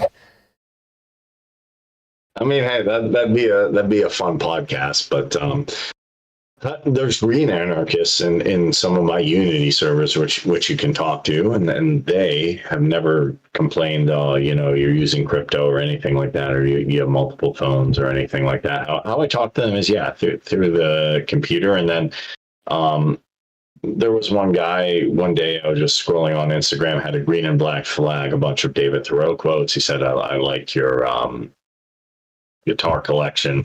I said, oh, okay, where are you guys at? And they said, Appalachian. He said, a bunch of green anarchists and primitivists are in the Appalachian Mountains, communities of them in the United States. And I said, oh, that's great. Well, you know, hey, I want to make friends with all anarchists. So, hey, I'm glad you added me. He didn't complain that I had a collection of guitars or anything like that. So what I'm seeing happening in the real world is not happening from the theory of Ted, if that makes sense. Right, but what my claim is, that if they are really consistent in their view that capital goods are this horrible, horrible thing that needs to be destroyed, then they would hate man's mind, because man's mind is what creates capital goods. They would be opposed to man's flourishing, because capital goods are what allows for man's flourishing. They would be opposed to man. If they were really consistent about it, they would be what is called an environmentalist, which is environment over man. And also, even if they are not that consistent, even if they're just a little bit consistent, what they do want is apocalypse, right? Because they want there to be a destruction of capital goods. They don't want there to be capital goods. I think they would say they don't want to use capital goods, and they think their usage of, or their symbiotic relationship with nature has a praxeological incentive to maybe health or happiness or well-being over that. But as long as they leave my capital, the theory to me of anarchy is, hey, as long as you leave my capital goods alone, you let me have my book, you let me have my computer, you let me have my car, you let me have my phone, and you do Jungle Man. I think that's which that does exist. You know, those, you know, the Hadza, the Sand Bushmen, all that type of stuff. They're not coming after, like in practical everyday life, they're not coming after anyone's capital goods. And I don't see anybody complaining that, you know, they exist or they do what they do. So I don't see that. Yes, if theoretically, if they said, hey, everybody, you have to drop your technology, yeah, it would create an apocalypse, but that's not Right. that's not what's And that's if they not were, what's happening or and what I'm saying is that if they were truly consistent, then they would advocate that. They would be like those deep ecology people, fascist. where they are looking for the total destruction of everybody's capital. Like if they were truly consistent, because they hate capital. Why do they hate capital? Because they hate man's flourishing. Yeah, because capital is what allows for man's flourishing. So they must hate man. They must hate his mind. They must want him to be like nature. They must be environmentalists. That is the fundamental point. If they were truly consistent and they truly integrated their entire philosophy, they would hate mankind and wish him to return to the fucking dirt. That is what they want, right? They aren't willing to admit it to themselves, but it slips through sometimes, where somebody will do something great. Somebody will do something destructive in nature, and they'll say, no, this is destructive in nature, that's bad. You shouldn't be destroying nature. What does it mean to destroy nature? That's what was required for man's life. So they don't want anything done. Right? They want man to die, so that bugs and dirt and shit can keep going. That is they're giving up man in favor of glaciers and stuff like that. Like, it's disgusting. Maybe there are some people. There are definitely. Well, I shouldn't say maybe. There's 8 billion people. I am 100% sure there are some people who are anti-human, who hate that. My experience is that if I'm being honest with green, and I know them, they don't hate humans. They don't hate the expansion of capital. They want to have their own, you want to call it tribal communities, or their own things going on that are less technological. And I can I can agree. Now, if you say, hey, we need to destroy capital, we need to harm other people, we need to take stuff, that's wrong. Now, how consistent would that be? John Zerzan doesn't advocate to do that to people. John Zerzan would say, hey, it's all going to collapse anyway, so you can learn how to these tribal societies work. So he's not saying go out and smash capital. He's saying we have an unsustainable framework of technological advancement. I don't know if that's necessarily true, but most primitivists would probably say, like, hey, the technology's gone. This environment you're living with. That's just the classic. Expansion. That's just the classic Marxist thing, right? It's like, oh, capitalism can't keep going, so it's gonna dissolve at some point anyway. And also, guys, make me a dictator real quick, right? This has been the play ever since Hegel came around, right? This is the standard playbook here that he's playing here. He wants there to be no capital. I don't know how consistent this John Zerzan guy is, by the way. But if he was really, really consistent, then he would understand the root of his hatred of capital comes from his hatred of mankind and his love of non-man. So, talking to him, I did not find, now to say how consistent he is. I think he's fairly well, he coined the term, so it just like it'd be the equivalent of talking to Rothbard or Kropotkin or Proudhon. So hopefully, I mean, I think he coined the term anarcho-primitivism, which I thought was interesting, and I wanted to talk to him about it because he actually coined a term in a major school of thought. For me, I don't think and I asked him, hey, I'm an ANCAP at that time, do you want to, go after anything or no? And he said, it does not like modern, if you want to call it corporatism. However, he still put the benefit of the doubt and said, hey, if I want to do my thing over here, you do your thing over here, would you object to that? He doesn't. So maybe you can say they're not necessarily being consistent. I look at what happens also in practical and real terms to say, hey, are these people, what are these people actually doing? Now, it's very, very rare that everybody's always going to be consistent with a philosophy. I know I'm not. I don't think it necessarily always comes down to green anarchy, always comes down to you have to destroy capital. It can just be, hey, I'm going to relinquish the use of some technology. All right. Well, I don't know how much further we can get on this conversation. I mean, if we don't have anything else to discuss, I suppose we could call it a day there. You know. Okay. The other thing I was gonna ask, I can ask is you're an objectivist ANCAP still, right? Yes. Okay. I guess one more point to debate, and thank you for taking the time to debate again. Also, because it didn't. So, if you do want to debate the objectivism, can I just go to the toilet first? Because I imagine that'll be a whole other thing. Yes. Okay. Yeah. You're back. We'll take a break because it was going to bring up left Rothbardianism.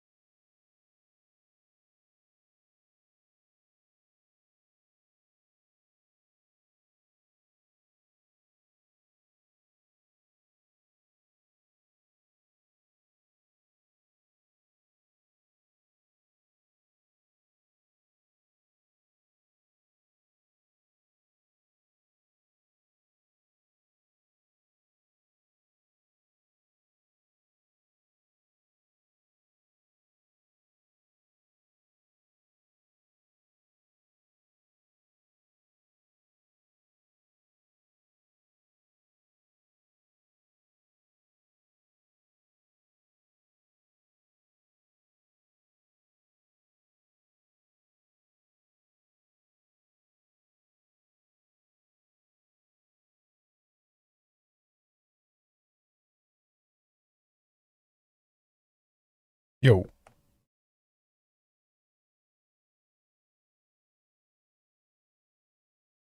Okay.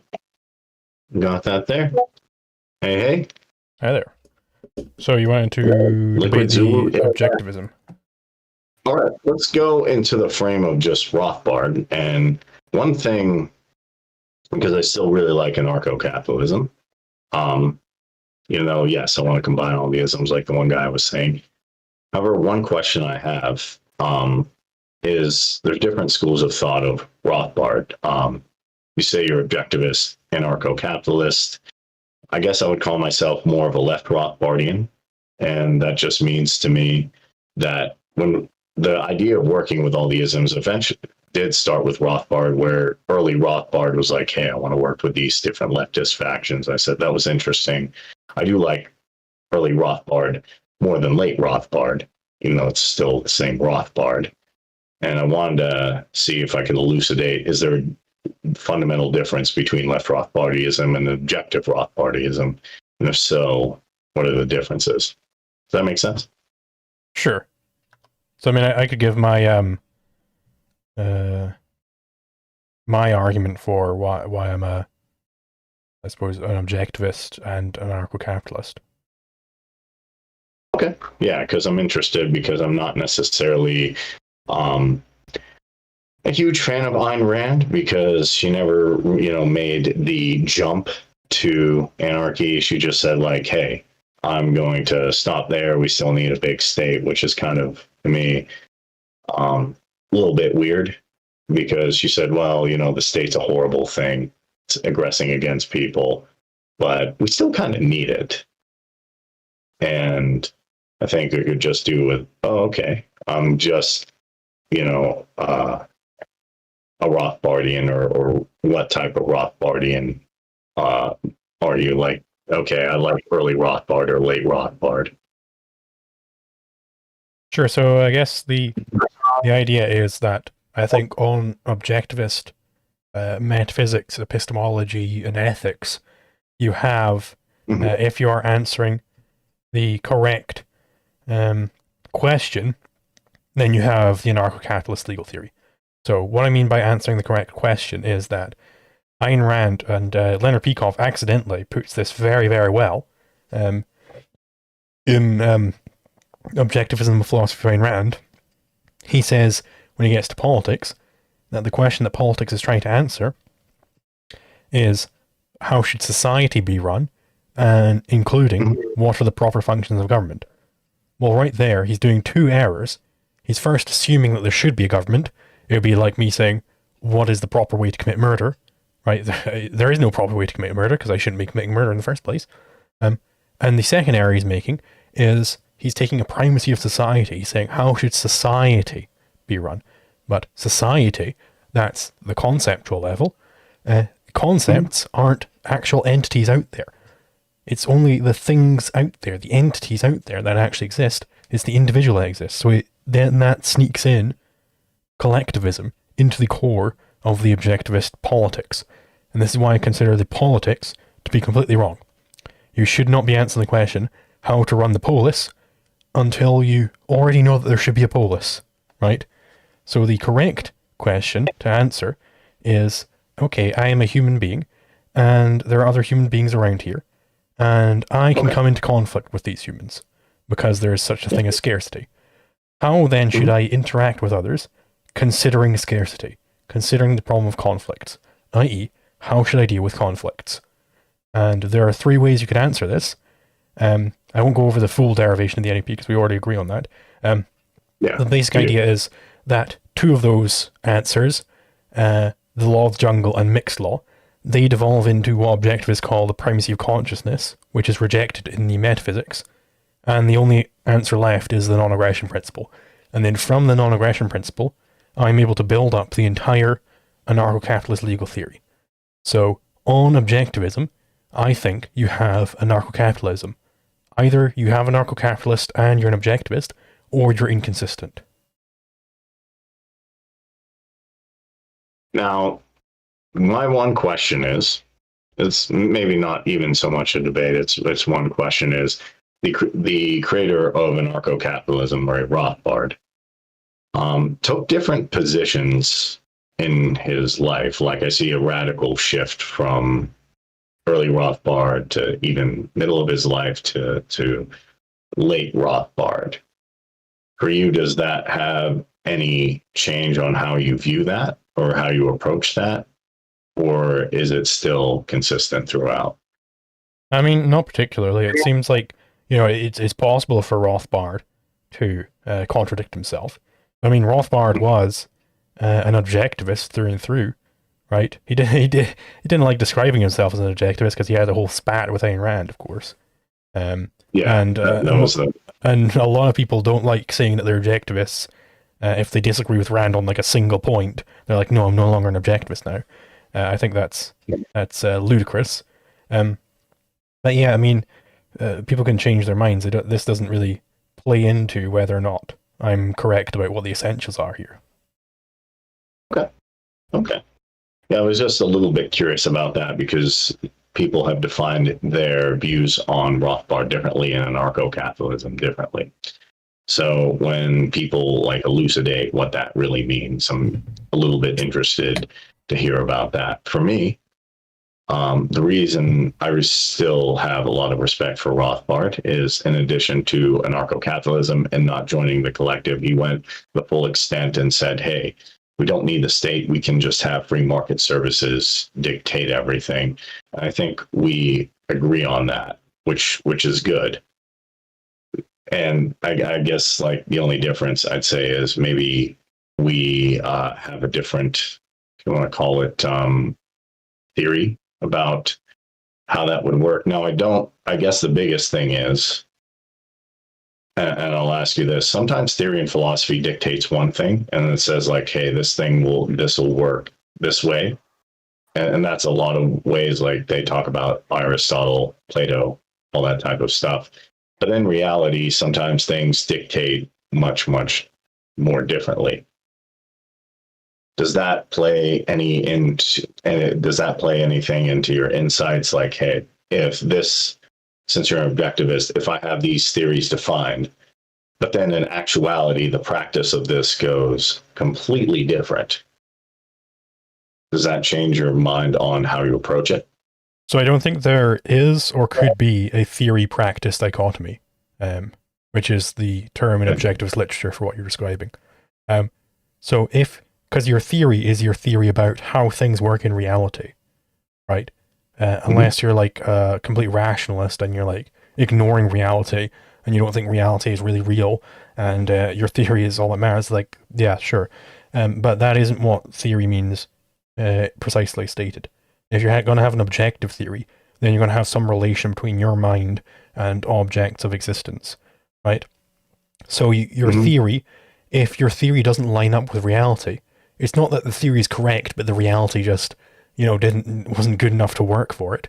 Like, that's a Platonist view. Your theory was incorrect if it doesn't line up with what you actually see out there. And what we actually see out there, if you are clever enough to see it, then you can figure out the non-aggression principle.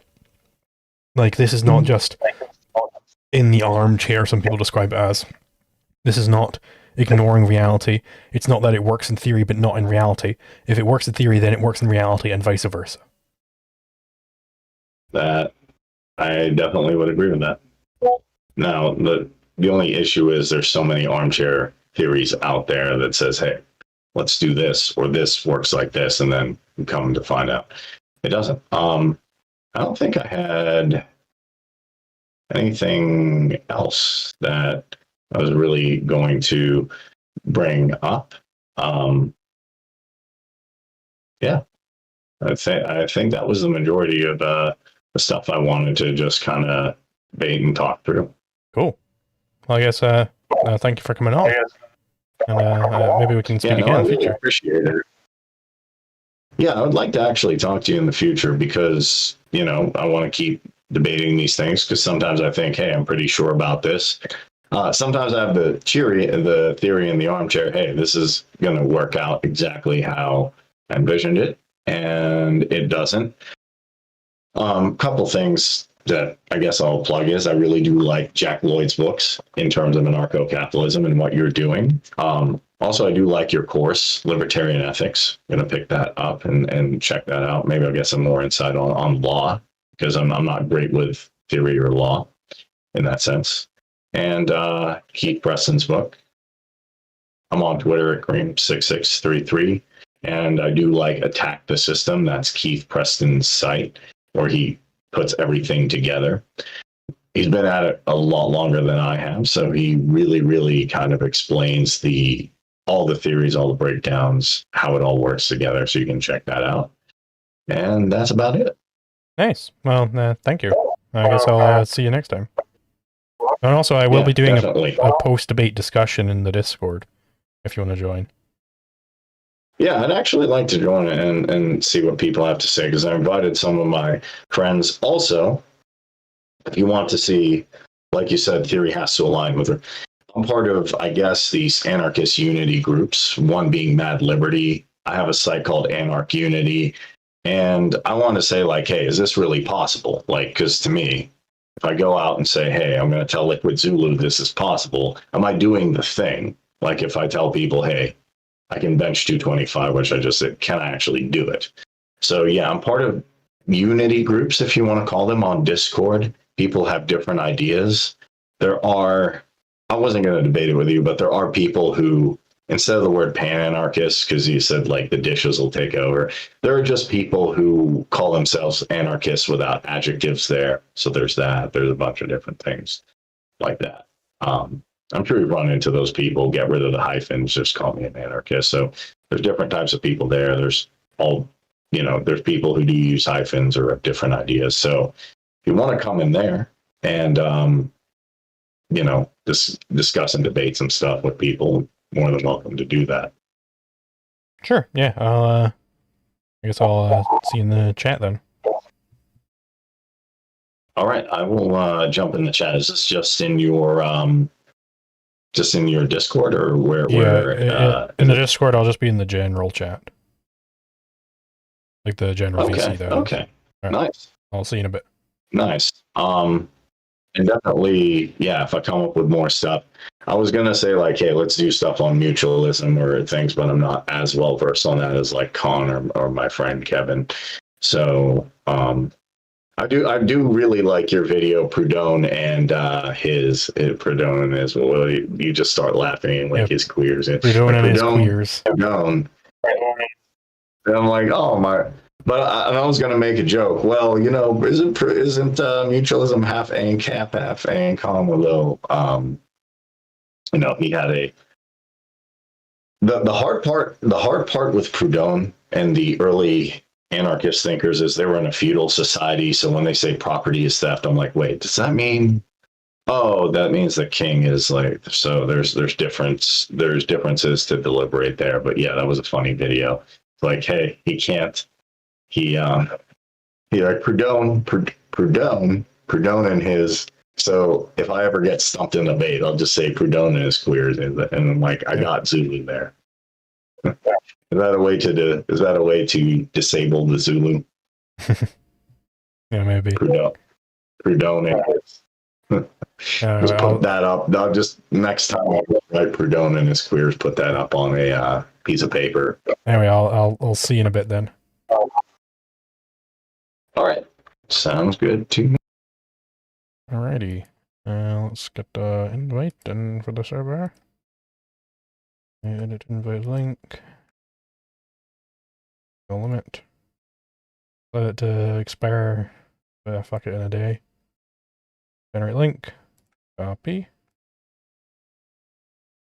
Hey, copy. Alright, everybody who wants to be part of the discussion, get in there.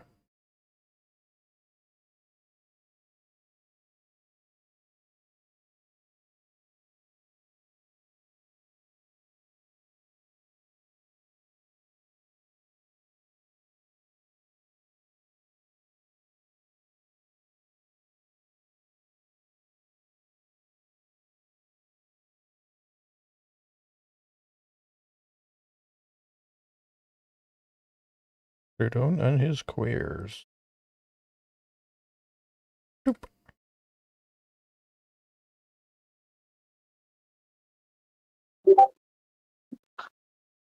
That was a lot of yap. Purely yapping. I want to hear a single ethical argument for why we should try panarchism. By the way, Instead of Zetetic, your mic is insane right now. Like it sounds like you're in like the Marianas Trench or something.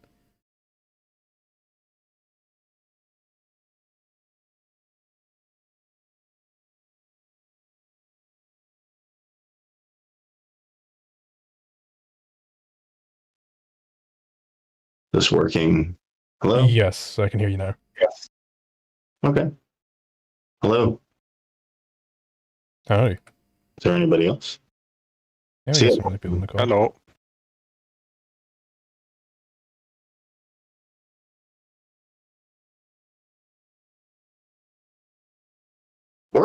I know you said you're in BST, Zulu. Where are you? Are you in the UK? Yes, Scotland. Oh man, I was gonna make a joke. I'm like, I hope the British police don't get pissed off and stop the stream, because I was seeing funny things on Twitter, like with I guess the riots. Like British police are like, if Americans make jokes, we'll extradite them. I'm like, okay, let's do that. That would make my like. You don't even have any guns. How are you gonna do that? But yeah. I think the UK is absolutely crazy right now. It's just gone full totalitarian. I could be wrong though. I don't live there. I mean, it's been bad for ages.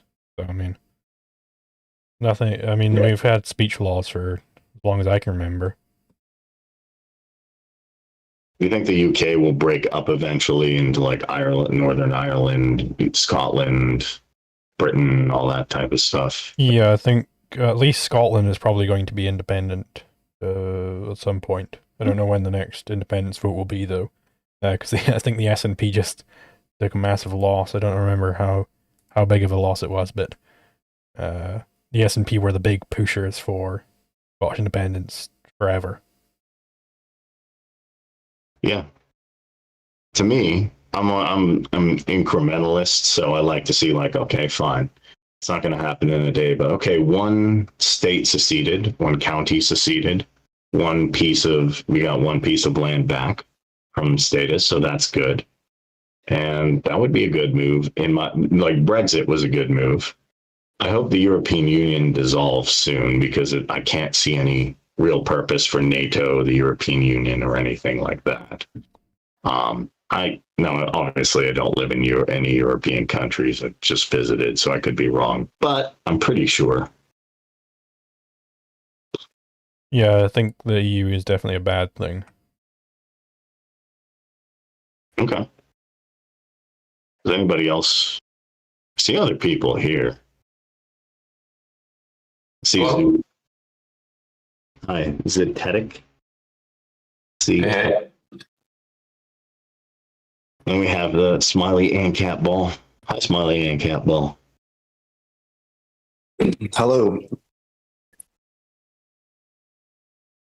See, Zulu, you've enslaved him. You're making him take your username. You will What are address you him by doing? his full legal name, which is Zulu's strongest soldier. That's anarcho-slavery, man. See, you're doing it. It's voluntary slavery. Oh, okay. Well, geez. That's the best kind. Listen, I It's like, agreed what if on. I have slavery? It's like, no. Listen, I agreed on it, and Ben agreed on it, and we both voted, and now we made Eduardo the slave. Okay. That's true. I'm gonna see Zulu like, I'm gonna smash this iPad. Like, no, what are you doing? No. He's gone.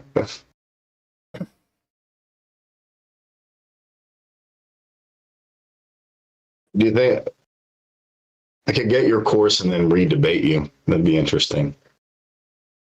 Yeah. I guess a GitHub. Hayekian polycentrist just joined the server, so that'll be an interesting one. But yeah, the course is you can read it for free if you want. You can also pay for the video version.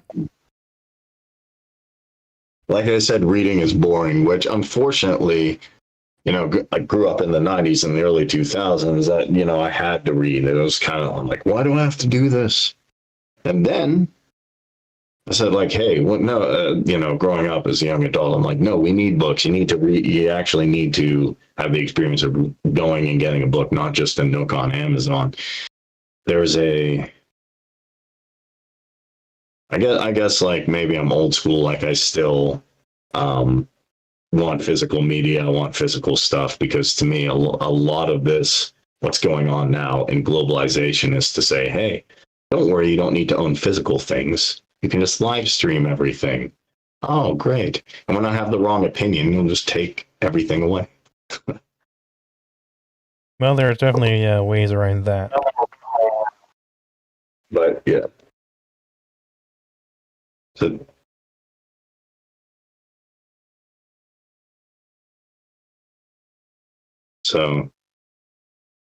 yeah. See, there's different feeds. They want to see. They want to make me an emote. That they want to make me public property, so everybody can use the emote. But Kareem, what kind of an anarchist are you again? So, based on the theory of Keith Preston, there's multiple names for it. Pan just means everything. So, just anarchist without adjectives, anarcho-pluralist or pan-anarchist. I want to see in a world of 8 billion people, how if every major government was gone, which to me would be a lot better world, how everything would organize and how everything would work. And I'm not a central planner, so I don't know. So I just put out ideas. Hey, this is a school of anarchy that I learned about. This is a school of anarchy that I learned about. Let's try some synthesis. It's not because I have any answers to it. It's just because. I mean, you need to change the philosophy to kind of do that, though. So, To have something on that. you don't side with any school of anarchy? I like all schools of anarchy as long as, except pacifism, except if as long as it makes sense. Like, as long as, like, frontierism, I think, is a little bit out there, or some schools of anarchy. But I started as an anarcho-capitalist. Well, I started as a punk rocker. I just didn't like the state. I was 12 or 13. I was reading about a band called Crass. They had a statement called "The only authority is yourself." I kind of tried to figure that out, what that meant. I had AOL at the time, so I'm printing out like song lyrics to figure it out. I'm just really into the punk scene. I became an anarchist, but I didn't really have a defined idea. Then I became a libertarian when I saw Ron Paul, but I was really upset because Ron Paul, Gary Johnson are like, well, you still do need a state. The Constitution is a magical document. I'm like, I'm not, part of me is like, okay. And then my one friend calls me and says, hey, there's this guy you really like. His name's Adam. You might like. His name's Adam Kokesh. He just got body slammed. He said the only anarchists are anarcho-capitalists. I said, cool. Then I found a guy. Fast forward, I got to see Ron Paul in person with the Mises Caucus. People kept mentioning this dude named Michael Malice. And Michael Malice was like, I like all schools of it. And I said, well, he has a book out, right? Mm-hmm. Show me this book. Now, the book just had essays of other people. He literally copy and pasted essays. I'm like, that's not very good. What do these people have to say?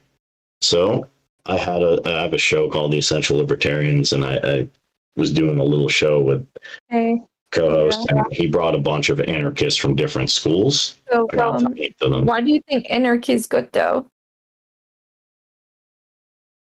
Because if people are going to flourish, then we need to all agree that the non-aggression principle. Oh man, what the heck? I'm trying to answer your question. You got the pen. I was listening. You can continue. You were saying if for What do I think anarchy is good? Good's a subjective judgment. I think anarchy is needed so that society can actually function. Because if we're aggressing against each other, if I'm trying to punch Liquid Zulu or he's trying to punch me, we can't have this conversation. Was what's going on in the Middle East. I also am arguing like, hey, the property rights and stuff like that. I think first time I saw Zulu, it was making a joke about like, good is subjective. If good is subjective, yes, and if anarchy is needed, correct. How do you know someone needs something when you can't know what's good for them? Because isn't needing something serves it's like it serves something for the end goal to be good. That's how we define need, right? Yeah. Well, okay. Break it down into need and good. Good's a certain standard. So I could say like, hey, I met a criteria of, like, recently I just hit 225 on bench. I'm like, I weigh 196, so I'm like, okay, to my standard, that's good. Oh yeah. Moral's not subjective. Moral natural law is not subjective. It's always wrong to do these things. But I can say like, okay, good means that I went 2.5 hour or 1 hour with Zulu. I think that's good. Maybe some people don't think that's good. I could say I did good in the debate. Maybe they think I didn't. So What makes it good to have this debate with Zulu? Hmm? What makes it good to have this debate with Zulu? what makes it good is from my perspective, you need to, everybody has their preconceived notions or the theory of the world, and sometimes you have to challenge that, and sometimes you also simultaneously have to be challenged. Liquid Zulu is really good at elucidating anarcho-capitalist principles in particular, but I didn't see some of the philosophies that I've read about, or some of the ideas I've read about. What makes challenging good? Because it helps, well, from my perspective, because it helps you grow. What makes growing good? I mean, you get my point, right? This can go anywhere. Like, Yeah, it can go at one like, point, you have to explain the standard. So, what makes growing good? What about growing is good? so if we keep going down this, it's helping me reach a different level of intellectual, if you want to call it reasoning, or faculties of reasoning. What is your ultimate standard? And like, why is it a good thing for you to reach a higher intellectual level? I don't have an ultimate standard. I have a standard that keeps moving. That's how it keeps getting better. Just like the question, what's perfect? Well, if everything's perfect, you don't know what perfect is. But I guess my ideal standard for me is just to keep understanding as much as possible in this realm, then actually debating it and saying, hey, the philosophical principles that I think are correct, does that actually exist? And does that make sense to other people? Because I can think, hey, I have an idea, but can that be translated? If your standard of good changes constantly, Correct. what is the standard where you determine, okay, at this point this is good, at this point this is not good, and at this point in this circumstance it's good? What makes you, like, how do you make that evaluation? It's like you've almost got a meta standard going on, so like to determine which standard is proper. Well, to me, if you're gonna keep getting better at something, then you do need a standard that shifts. Because if I say, hey, I made, $200 when I was 16 working as a line cook, okay, that's good to me at that point. But Why? But if I'm making that now, because I'm basing it off of norms and I'm basing it off of what's going on in society at that point. Now, It's good for your life. That's why. Yeah. Yeah, right. There are standards. Your life. That's a standard of value. okay, I can agree to that. Okay, cool. Are we still live Okay, streaming? what if I decide to Yeah, we're that still it's streaming. not good to what if I decide today it's not good to murder little children, but tomorrow I decide that it's good? It's still immoral. Like, there's still, to me, natural law. I didn't really get into, but like natural law and the NAP still dictate, hey, these actions are immoral. These actions are not immoral. These actions are moral. How do you define good? Good to me is good and moral are different. So good to me is a standard which I use to evaluate if something is either causing growth that's above average. Moral to me is a fixed stone plate that says, hey, I'm not going to violate the golden rule or the NAP. Didn't you just say that the standard is life, though? Standard is your life. Or good. Mm-hmm. Yeah. For my life specifically. All right. Then it's not that complicated, I guess. No, it's not. Anyway.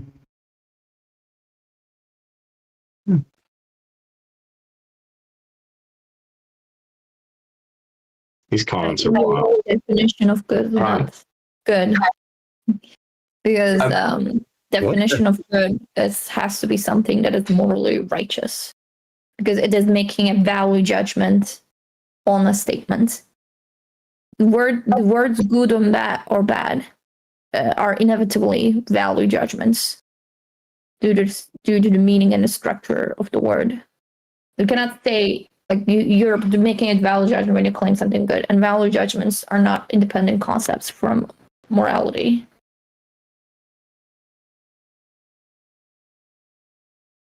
Sorry, I'm reading the chat right now. Do you want me to repeat? No, I do agree with that point for the most. Okay. So is it good if I decide to murder children tomorrow? No, because that's violating the NAP. But you just said good shifts, so it doesn't shift? Maybe I should redefine the if anything violates the NAP, then it's wrong. So so I think if we want to put You are making a value judgment though, right? In here. correct. So what is good or bad is not independent morality. So you do think the NAP as the objectively moral correct stance? Correct. Yes. But in the beginning of this conversation, you said good is subjective. Because I was thinking of good as not necessarily because I was thinking of good more in a subjective way. Does that make sense? No. Okay. Because now we agreed that value judgments are inevitably connected to morality, and that it presupposes a morality. Because what are you judging it based on, right? There has to be something.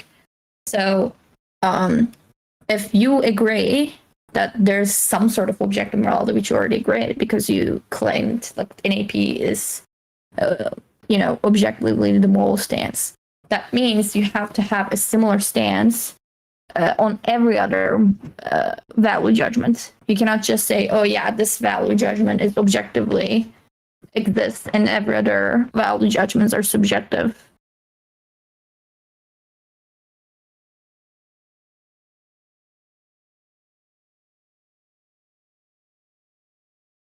Makes sense. So, like, you, like, how do you, sorry, it's late, sorry, my bad. My brain isn't working. It's okay.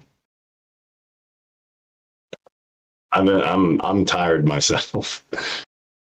Live in Europe. You guys all in the UK or where you from? Oh, no, I'm in Norway. I'm from Norway as well. You're all over. Well, 3 Norwegians here. Praxed is in the server. Very nice. Norwegian Yeah. supremacy. Yeah. Hey, Kareem, I have a sort of question, right? Sure. Yeah. So what I got from your debate is that you're mostly making a pragmatic argument in that we will achieve anarchy more easily if you can cooperate with other anarchists, right? That's My kind of the view. whole vibe I'm getting. Yeah, that's my But deal from that's kind of not substantial enough for me to be able to go along with it, because I need to have some sort of like ethical argument for why it would be morally acceptable for me to coexist with these other anarchists. So, like, what is your response to that? if you want an ethical. So for me to talk about that, my ethical basis is anarchy is based on the NAP. That's if you ask all anarchists, hey, what kind of binds you as glue? What can you work with? Then voluntary interaction would be it. Why working with people I think is important is because Mises has a long term called social cooperation under the division of labor that actually Zulu talks about. He has a video called No One Knows How to Make a Pencil. I would just postulate it by saying nobody knows how a decentralized society will function in all aspects, but certain people will be good at certain things.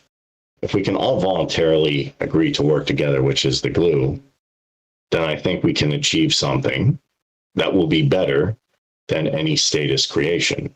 It will be better even in the modern era than medieval Iceland, which had a good society. It'll be better than Ireland, which were good experiments. I think that we need to do experiments like that through guild systems. So that would be one way to structure society. You can also come up with clans, as long as people can voluntarily agree to work together from the standard of the NAP, then we can see how everything shapes up.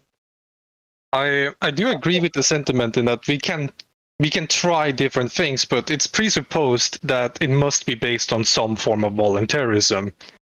But I don't see how something like ANCOMs could actually exist voluntarily, because they would inevitably end up with successful ANCOMs fleeing to Ancapistan, and their system would fall apart, and they would probably be upset about that. And then they wouldn't stop being voluntarily to prevent their system from failing, because eventually one is going to come out on top due to competition. And caps are going to be the wealthiest. Yeah, so the ANCOM society will probably collapse, and if they are on the brink of collapsing, they will abandon voluntarism. That's my fear. Okay.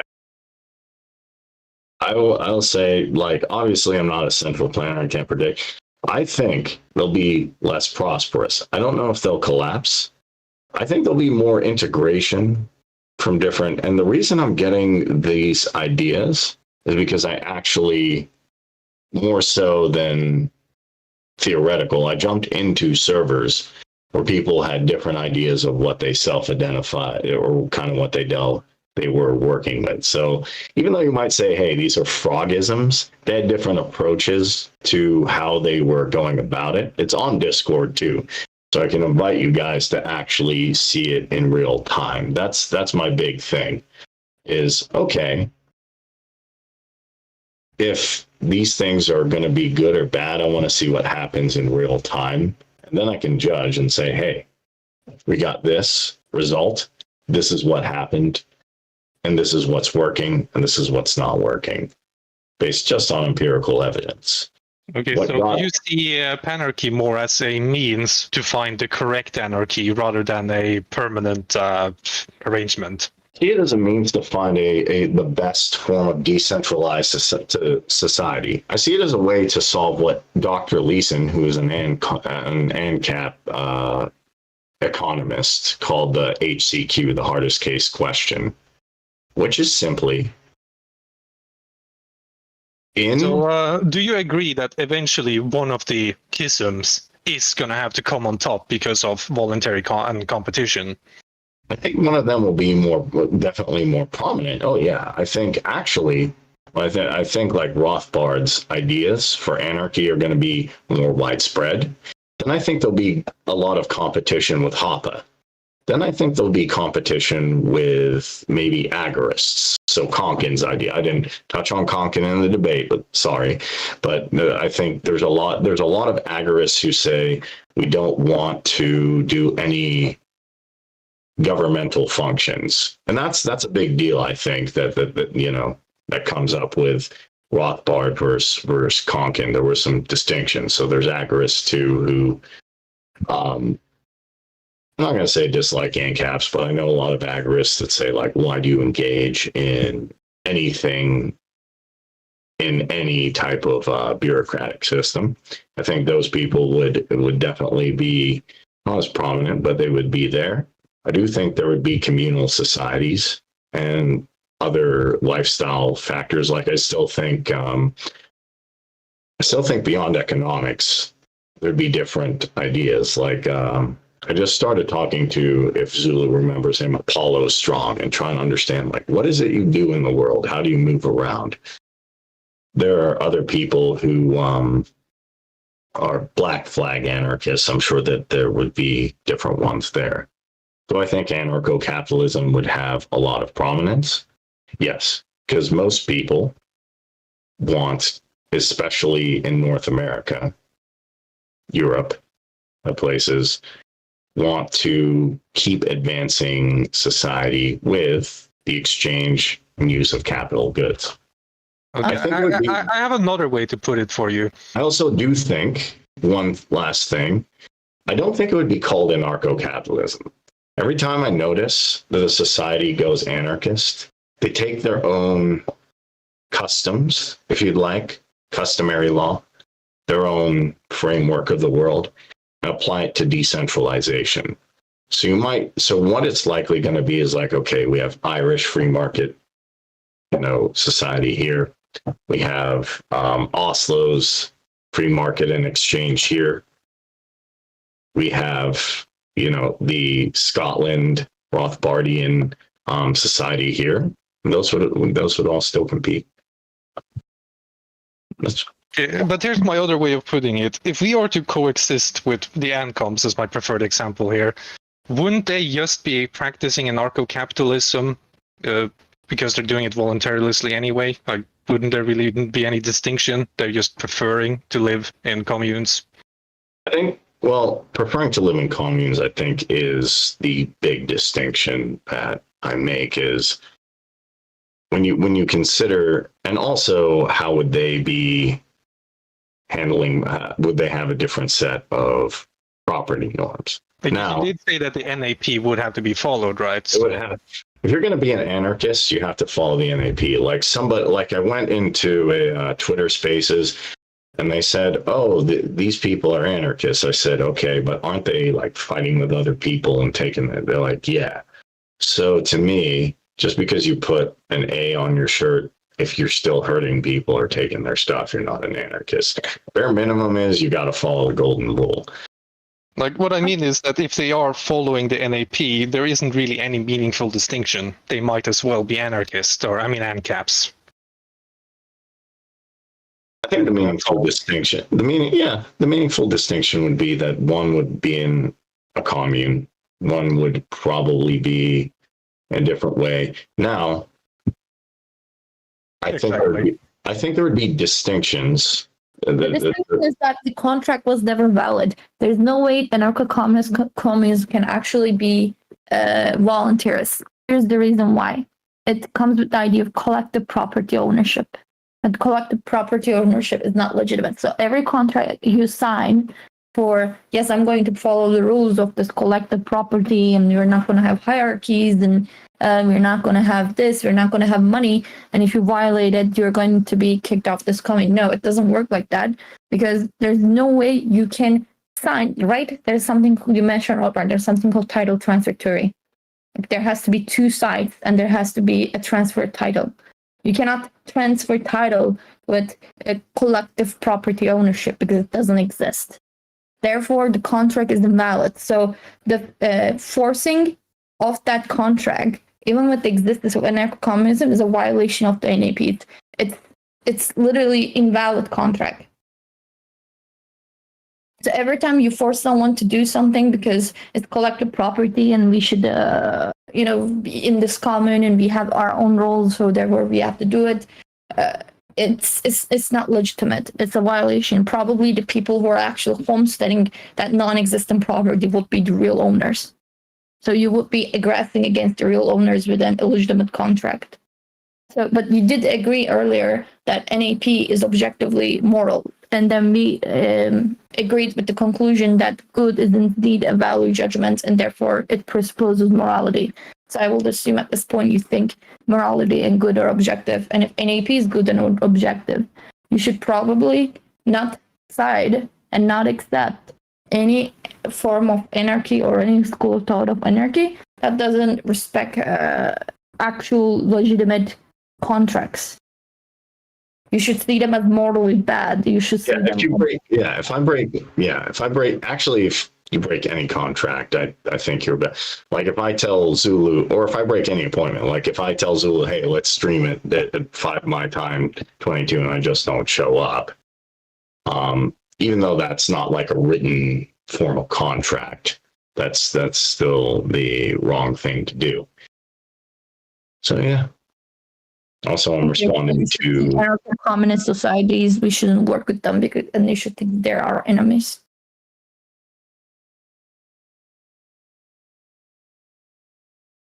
Because their societal Kareem? structure inevitably involves aggression. Can you hear me, Kareem? yes, I can hear Yeah, you. all right. Just making sure that my microphone works properly. It's not too loud. It's not too quiet, right? No, I can hear you. You're fine. Right. So I'm gonna spout the propositions. I want you to tell me if you have anything to say about them, right?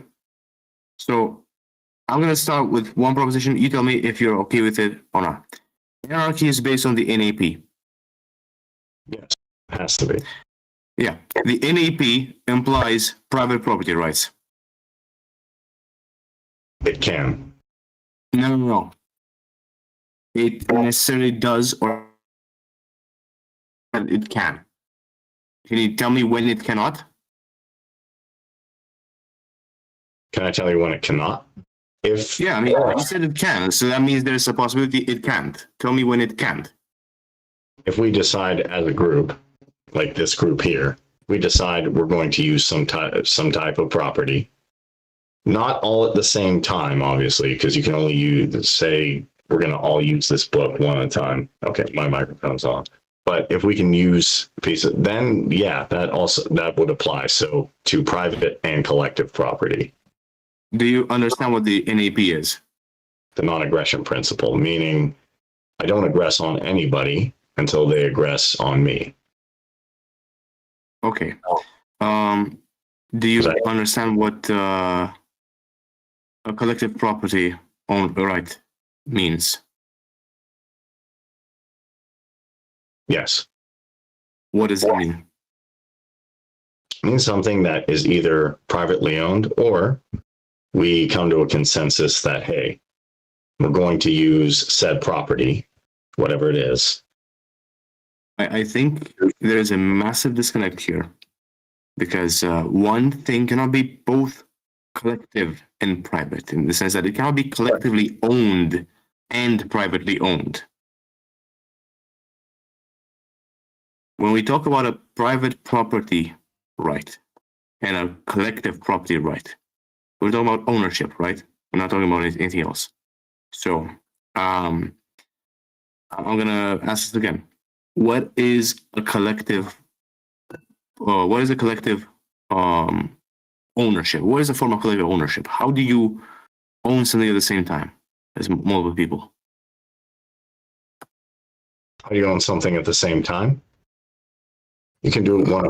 Give me an example of a collective ownership scenario. So I want to understand where the disconnect is because there is a big disconnect between us and you, and I want to figure out where it is. So I'm taking it step by step.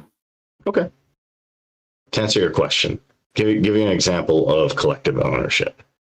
If you live in a community, village, municipality, wherever, and you decide that something like a public park, which we do call them so anything we call public and we say we can have utilization of without exclusive use. Does that make sense? I can't just go into your house and say, hey, Kareem, I have to stop you there.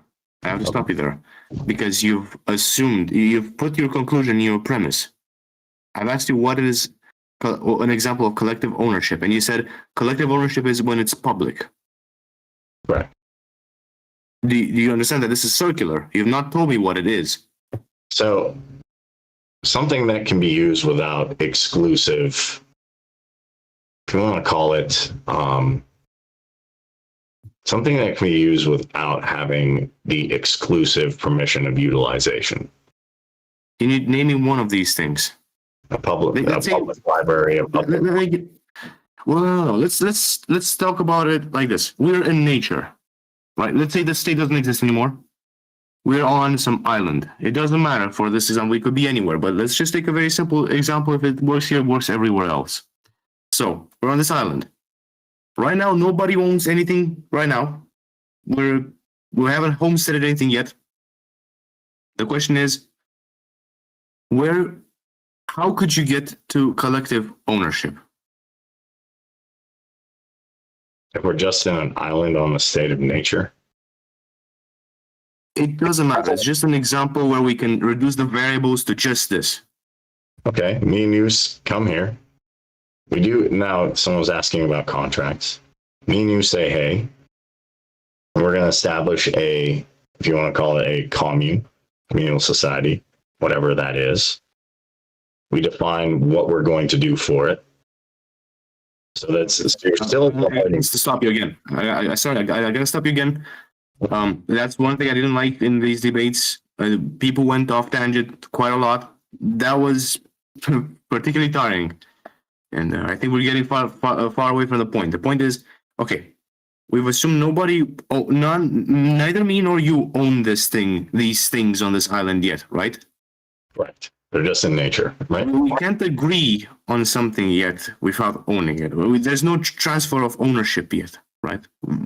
I can't tell you, oh, you own this thing that I don't own yet, right? No, you'd have to homestead it. All right. So let's say I homestead this stick or this, I don't know, we find a well in nature. Let's say this was an abandoned society. It doesn't really matter, right? There's a well. I homestead this well. Renew it. I make sure it's not broken anymore. The bucket is not filled with holes. Whatever, right? It's reanimated.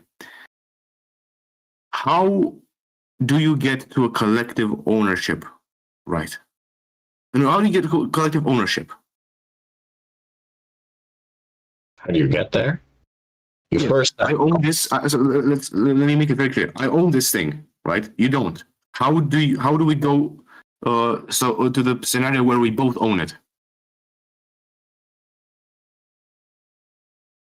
We come up with an agreement, a contract of how, like, say you're taking a certain amount of water from the well, so you're still establishing some sort of property rights there. However, if I can use the well, say for certain amounts or for certain days, that to me would be okay. Collective. Let's go to. I understand your answer. Does that make sense?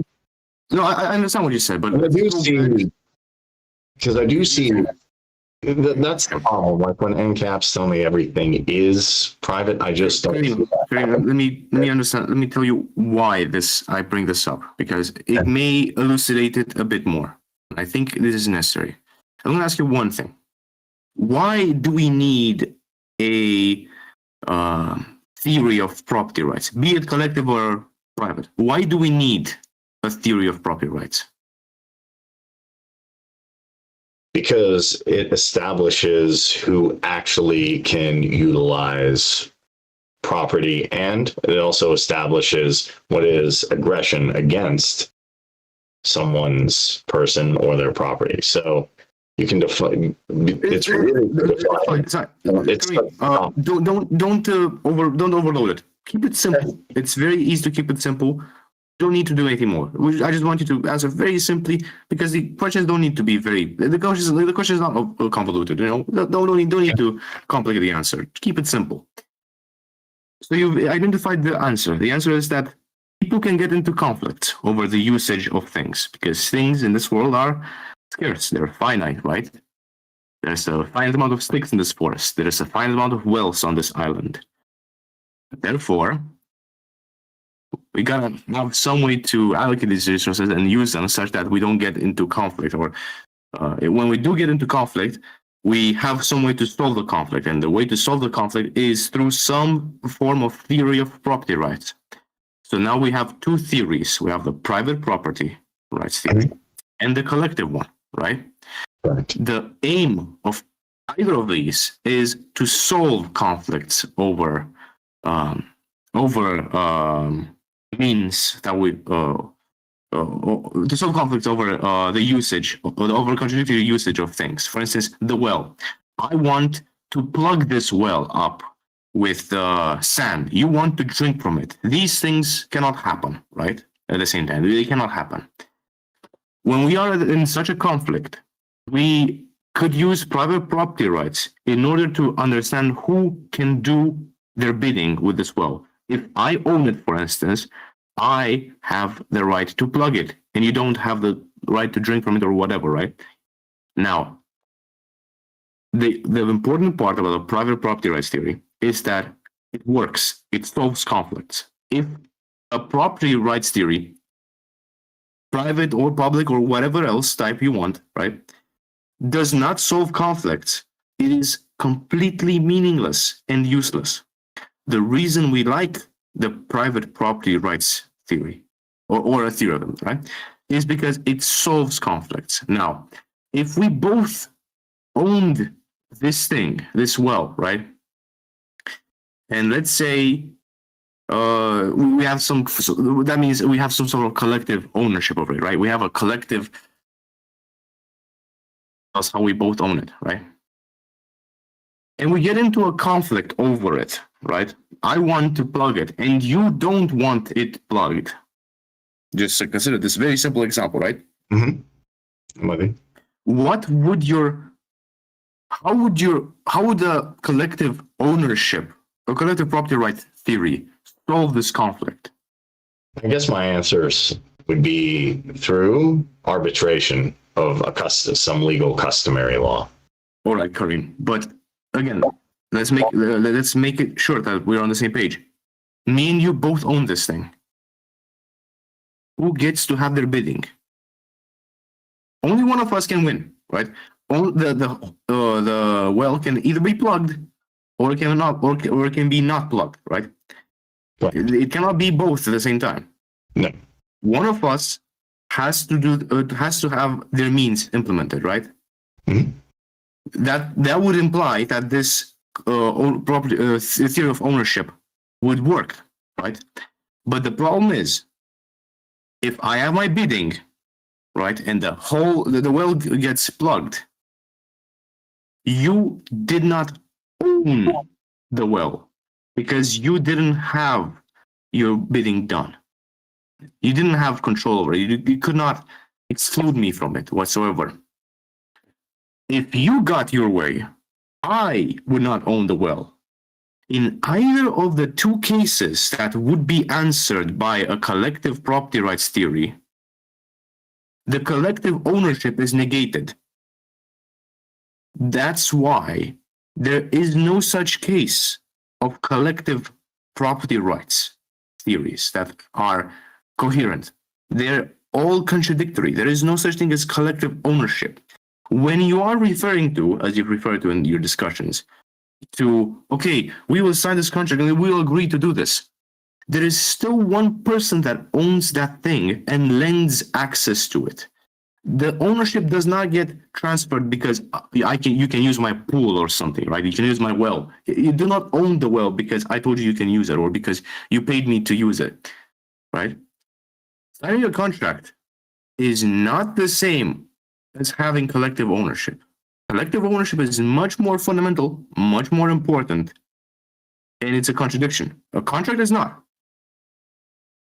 But one of these things, collective ownership claim, is invalid because it is a contradiction. So now I will ask you again. In what case could the NAP, which implies a private property rights ownership, and we know that collective ownership is a contradiction, in what case could the NAP result in anything but a private property rights theory? Scenario really couldn't.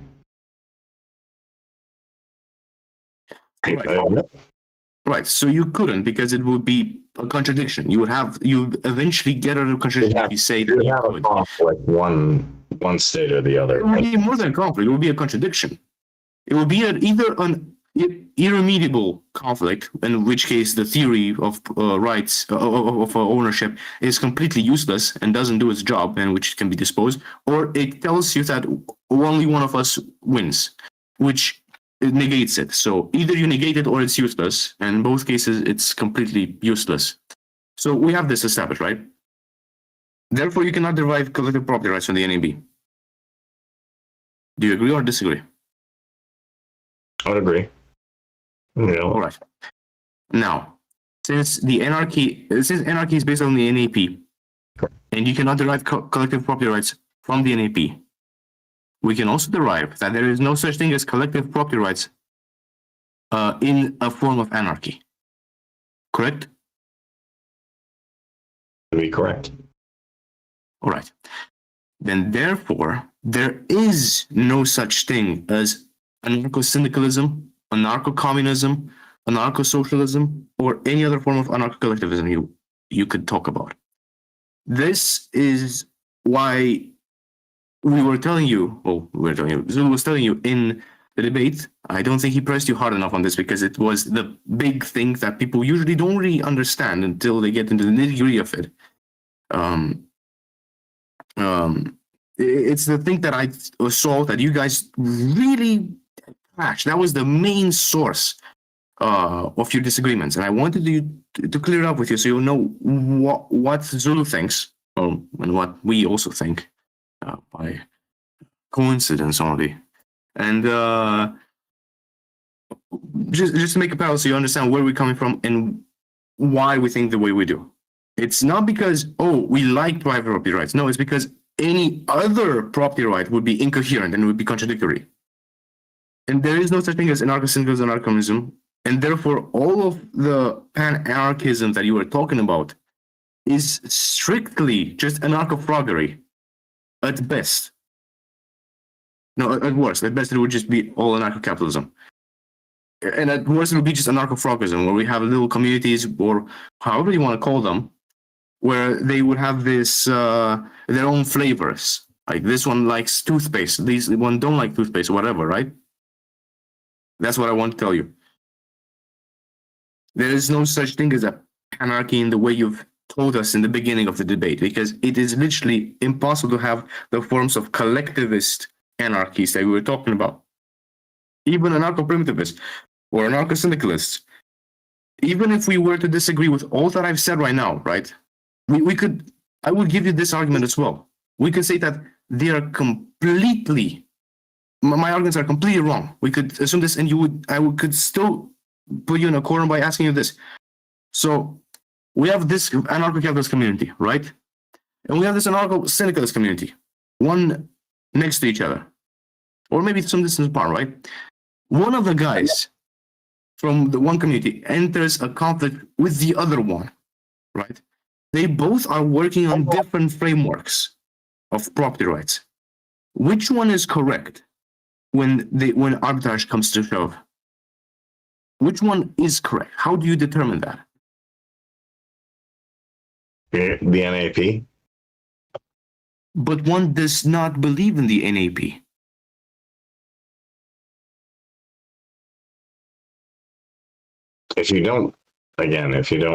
I'd say if you don't believe in the NAP, then you're not an anarchist. It's something different.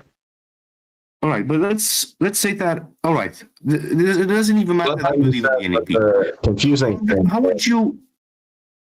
Question though, because you said it doesn't.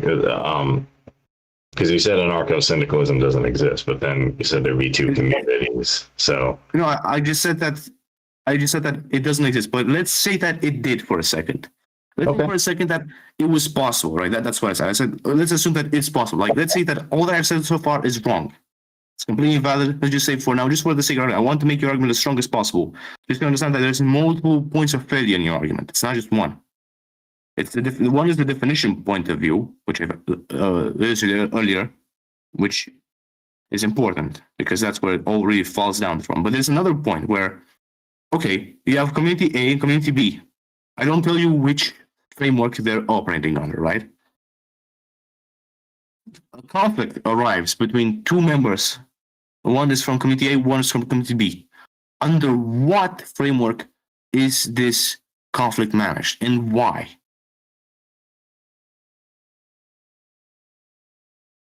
okay, and I can answer that. Sorry. Yes. Just waiting. I don't want to cut you off. Okay, there's a conflict. If you're going to resolve conflicts, my answer is generally always going to be, if it's armed, then you fight back. If it's not armed, if it's a dispute, then arbitration. Those are the really only ways to solve any conflict: arbitration or direct response to violence. From community A to community B. Hopefully that answers your question. Okay, the other part of this question, the second part, which is the more important one, honestly, Because no matter what answer you gave in the first one, it wouldn't really matter. The more important answer is why. Why did you think this is the way to do it and not another way? Let's say, why couldn't they resolve the conflict by, I don't know, jacking themselves off, or sucking themselves off, or killing everyone? Why is that not an acceptable answer for this? Considering we have two different frameworks, you have to come with a third one, or you have to choose one of them. Why couldn't you choose any other one?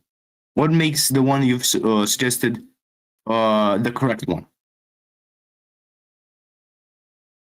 Well, those were the, why couldn't they jack each other? I guess if it's an OnlyFans conflict, then we can do that. But generally, with conflicts, I'm thinking either it's a dispute or it's going to be direct violence. So those are the ways to handle that. Am I getting what was that? Am I getting what you're asking? I understand that that's the what you've. Those are the ways you think work. But the question is why?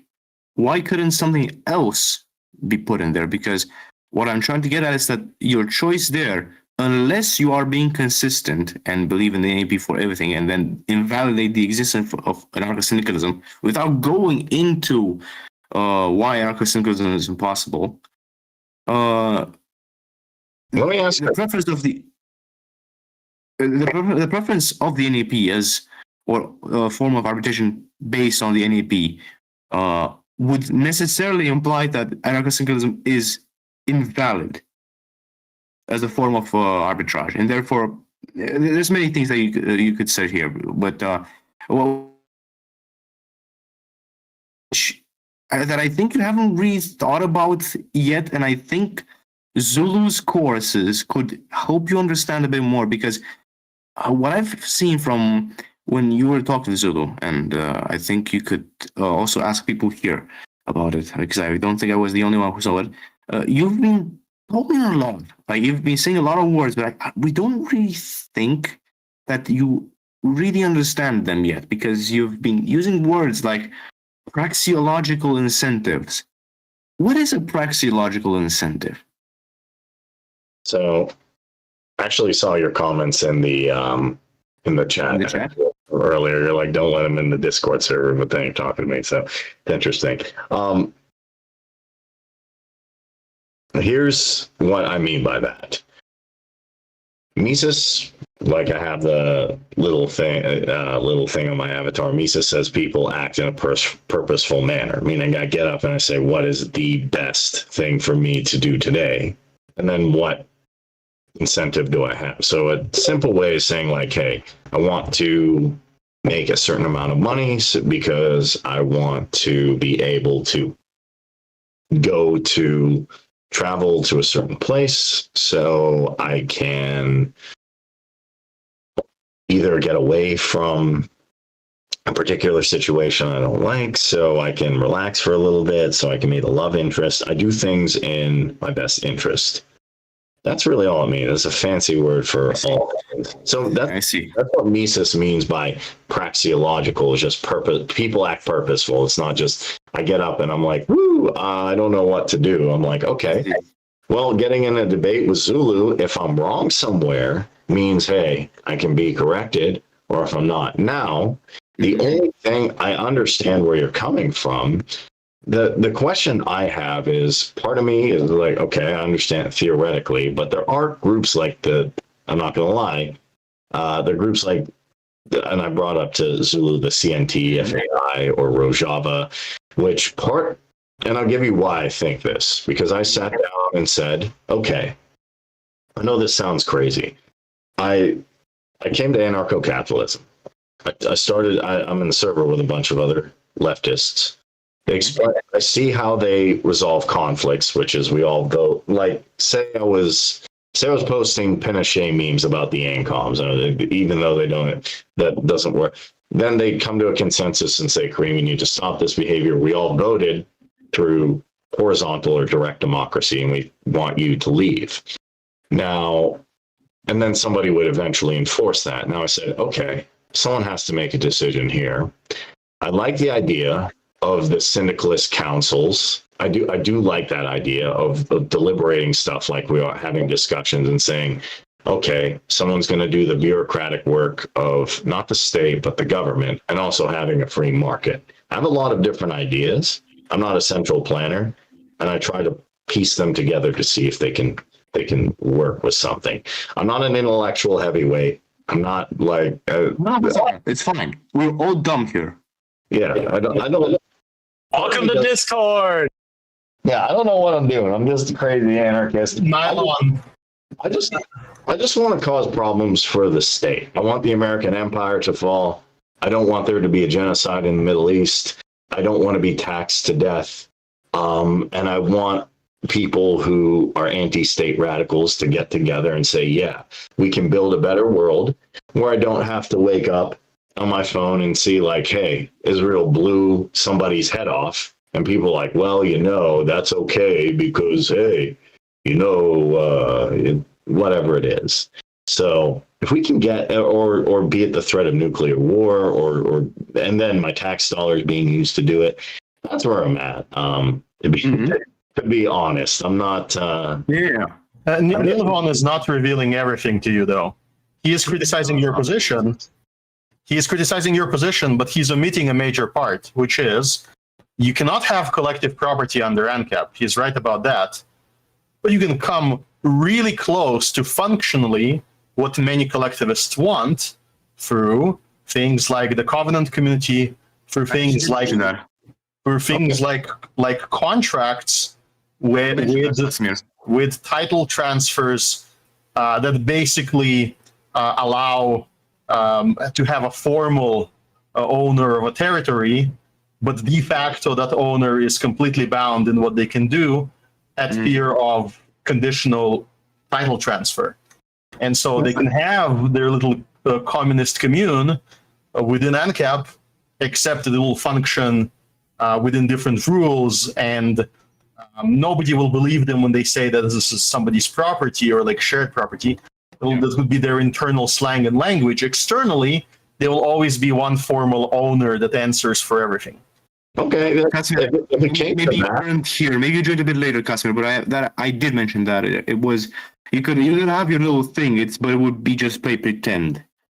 You've left and joined a bit later. Maybe which is I think it's actually perfectly fine because they're pretending currently. Okay, when I asked my ego-com friend, as he self-identifies, he said, like, the main difference, I said, like, what's the main difference between me and you, me being an Anka? He said, just really a lifestyle difference. It's like he said, I'm all about that life as a joke. One is homosexual, the other isn't. Kind of. If you want that, that's to me the theory. But we can say, like, okay, here, that's the theory of pananarchy is not so much frog, but it's frogism's like, I guess, there are big differences between certain things. Like my friend Apollo Strong, who also debated Zulu, whether or not you think I did a good job against debating Zulu or not.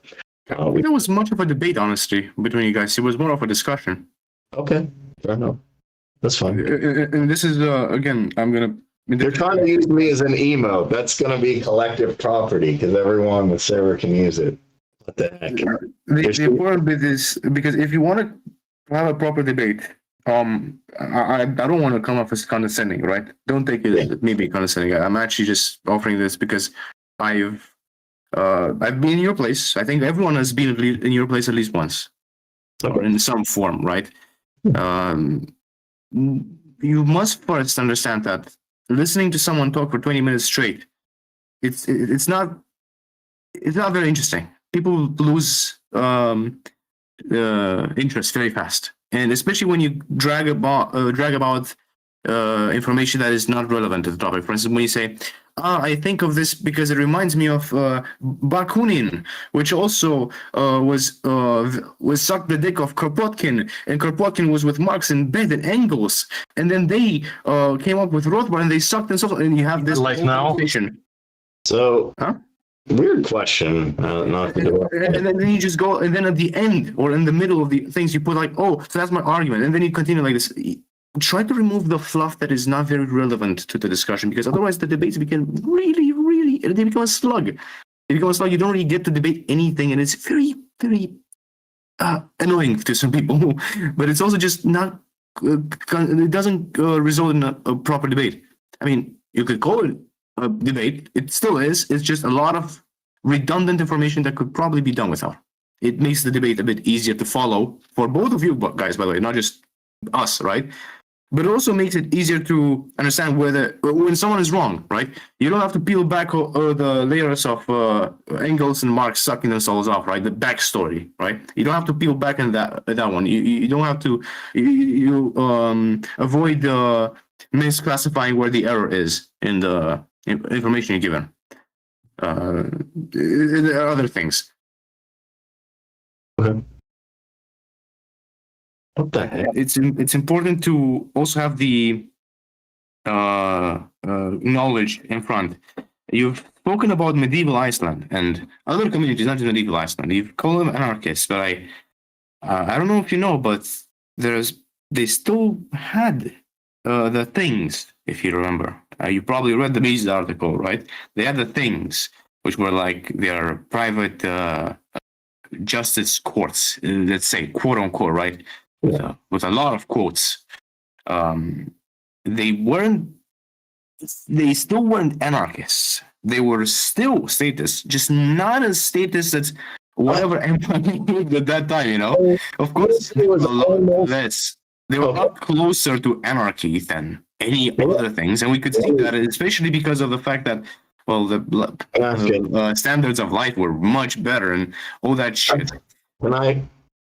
Please, sorry. There are certain people. I've had a debate with this, and Jeremiah Harding, if you know who he is. Some people have for anarchy, it's all or nothing approach. And some people have, well, it's a spectrum. So there's a big debate, like, I think Iceland was so close to, anarcho-capitalism that I just say, I think medieval Iceland was there.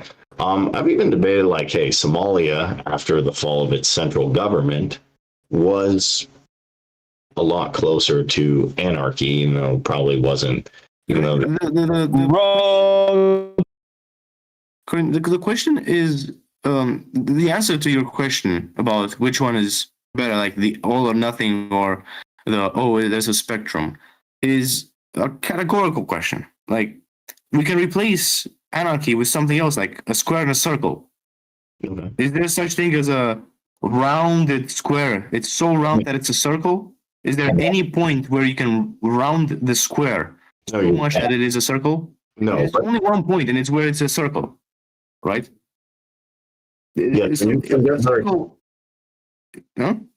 I could start to draw a circle all the way 360 degrees and stop at 345. Like, but that's not a square nor a circle. it's like medieval Iceland. To me, medieval Iceland was very close to anarchy, if not anarchy. The thing. You can be very close to something, but that doesn't mean it is that thing. You can say it's very close, and that's great on its own. It's great, but it is not that. If we're really close to, not having taxes, right? It doesn't mean we no longer have taxes. We still have taxes, right? It's a binary. You either have it or you don't. You're either living in anarchy or you're not. You can say you're close to it or closer than others, if you can define some metric. But it's a binary. It's either there or not, right? There's no point where you approach it and you're there until you're there. No other point up until the point where you're there are you there. Sorry if this sounded a bit weird, but it's like, it's right? It's pretty much false, though. No. So you're confusing two things. In theory, so let's say there is a village in medieval Europe that believes in anarchy, in the NAP, and in anarchist law.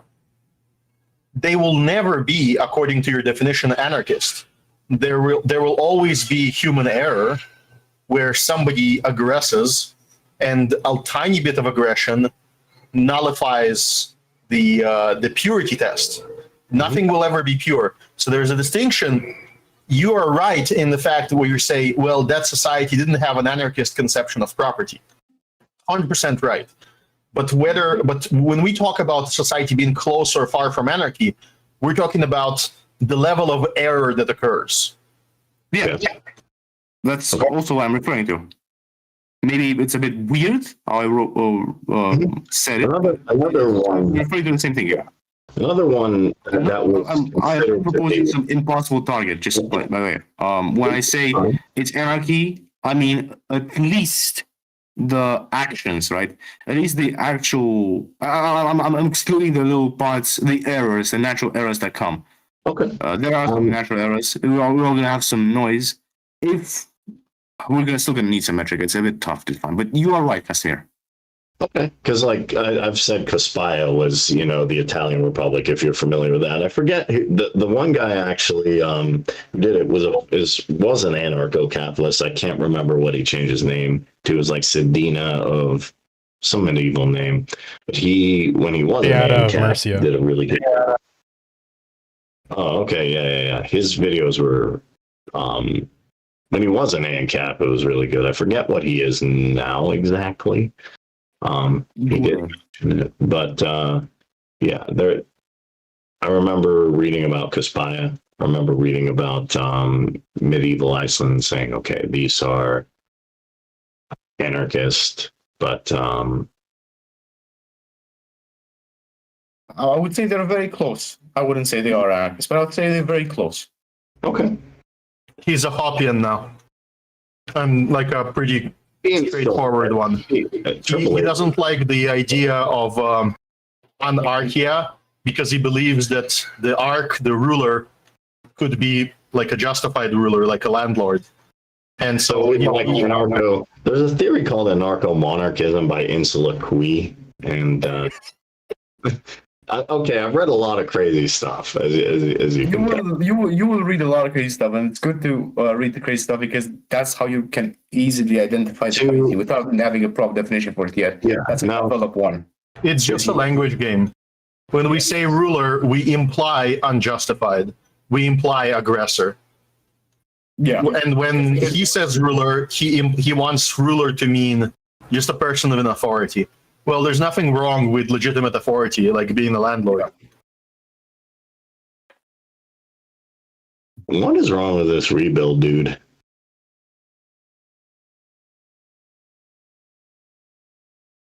Anyway.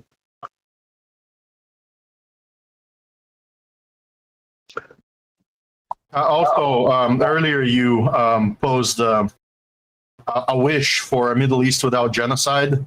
Yeah, I hate to inform you, but that's a local sport, so I don't expect anything to change for the next few hundred years. No, it's not. That's the thing. Funny enough, I was talking about this with my minarchist. I have a friend who's a minarchist. He's a Nozekian minarchist. I haven't converted him yet, but we're working on it. And I looked at the history, and like before the establishment of, whether you consider it legitimate or not, the Zionist state of Israel and a lot of the issues that happened with Turkey and the Ottoman Empire, I feel that there was some relative peace. I do believe that is historical, I'm sorry to say, illiteracy or lack of information. And the lie comes directly from Rothbard, who released a lie in his article, and he lied and said that the region was peaceful. I am counting genocides, and I can tell you that the only reason why we believe there were none is because they were poorly documented. As soon as we started documenting, and I can list you the documented ones, it's a region that genocide never stopped. It's a mode of action there. All minorities that weren't genociding themselves were genocided out, and everybody's guilty. There's never peace. So peace is like a temporary setback on the road to another genocide in the Middle East. That's the reality, and we can talk about specifics at some other time if you want. Sorry, I wasn't listening. What region are you referring to? Middle East. The region of the Levant. So, you know, I can 1600, 1500, 1700, 1800, 1900, any century, I will place you specific groups that acted in genocide to other groups, while contemporary scholars, mostly Marxists, claim that they were noble savages that were actually peacefully coexisting in a great kumbaya moment with each other. Where in reality, the coexistence was as a build-up, allowing the plants to grow until you reap the rewards by robbing them blind and killing them, which is the modus operandi of that region. Was never peaceful. And most of the groups that got attacked ended up reciprocating, retributing, and committing their own genocides. Now that we have good documentation of it in the past 150 to 100 years, we actually know that there's no pure group as a group identity in the entire region.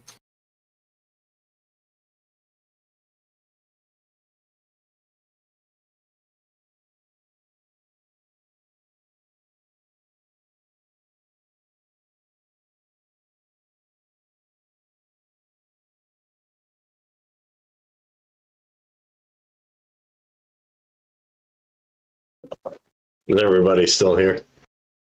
Sorry. Yeah, it sounds like Well, yeah, the probably. conversation died down there. Yeah, I was waiting. I mean, if you, I don't want to water the other directions, but whenever you whenever you want to, you would want to talk specific conversation about that part. There are so many things you don't know about the Middle East that would make you sort of ask, what's going on? Why wasn't I told by all the people that talk about it from the ANCAP perspective? So yeah, I'm not saying Middle East like this specific like conversation. I'm not a Middle East scholar to be fair. I've just studied from the establishment of what happened with Israel, not up until now, and what's going on now, and I've been commenting on that. So I'm on one short.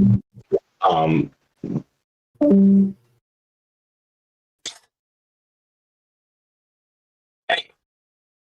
Oh, can you guys hear me? yes. You were talking about Somalia earlier. I was at work, so I couldn't say anything about it.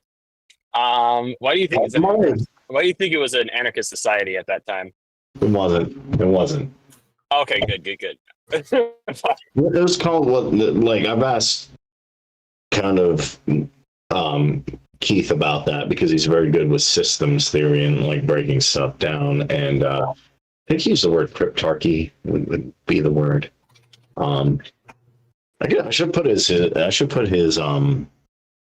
website in the chat here somewhere. I'm friends with like the granddaughter of a Somali general who worked under Siad Barre's administration. So like, I was about to say. Yeah, no, I'm not like this is like ooh. They weren't playing Grand Theft Auto; they were playing Battlefield 5. Yeah. Now. If you're is anybody here familiar with Dr. Leeson? Out of curiosity, he wrote a lot of work on pirates. And also he wrote a little bit on Somalia. Now the joke around, like, even before I was an anarchist, the joke around the whole Iraq war is, oh, you don't want to go to, I don't agree with anything the Bush administration is doing. Well, why don't you move to Somalia? And that got me to look into it. I looked into Leeson's work. I will say, when Siad Barre was gone, it was really bad. Then, after a few years, I guess if you want to say the warlords checked each other, and then he shows some from like CIA fact book and other sources that things, because there was no central government that was oppressing people, which isn't a high bar to pass, got better. That's my understanding of it. Yeah, when the government isn't literally like starving people in order to stop them from being able to gain enough wealth to stabilize society, then it tends to get better from what I can tell. So like Warlord B versus Warlord C is not anarchy. It was just, hey, this warlord is going to check this warlord so I can go to this clan. That's not anarchy. It's just better than, hey, I have a central government of Sayed starving me. So, yeah. Yeah. But no, My problem with Somalia's anarchy. my problem with That lost. sorry. You're good. My problem with the term warlord is that it's a scare word that's used to try to shut down people's critical thinking. It would be like, say, during the American Civil War, if they called the governor of South Carolina like the king of rape or something. Like, you know, the rapist. You know, that's not gonna. It's just meant to shut down critical thinking. So I don't like it. Yeah. Okay, we can use a different term. Definitely. Yeah. Dude with a lot of guns.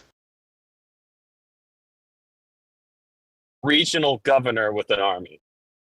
Sure. Yeah, I mean, I mean, nothing to say. yeah, I mean, like right now in America, I'm not even saying I want anarchy. Right now in America, I'm saying, hey, we should look at the document called the Articles of Confederation, and that'll get us one step closer to having a better and freer society. That's where I'm at. I'm just incrementally hopefully pushing the needle in the right direction.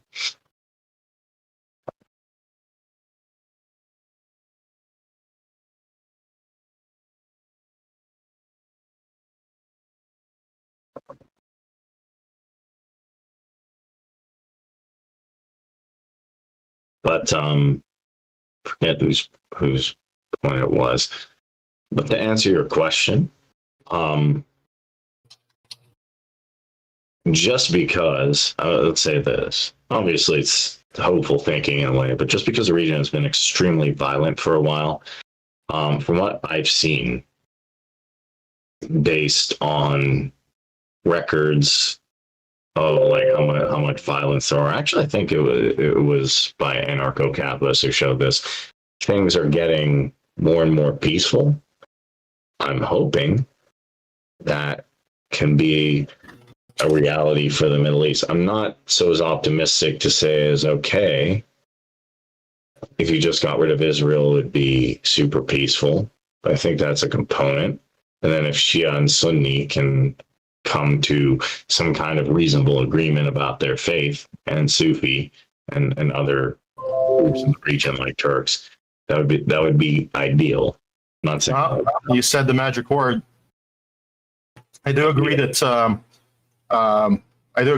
we should get rid of Israel as the state, but I don't think you realize what happens right after, which is a Hopi and Covenant community and the very rapid extermination of all the aggressors that are trying to attack it.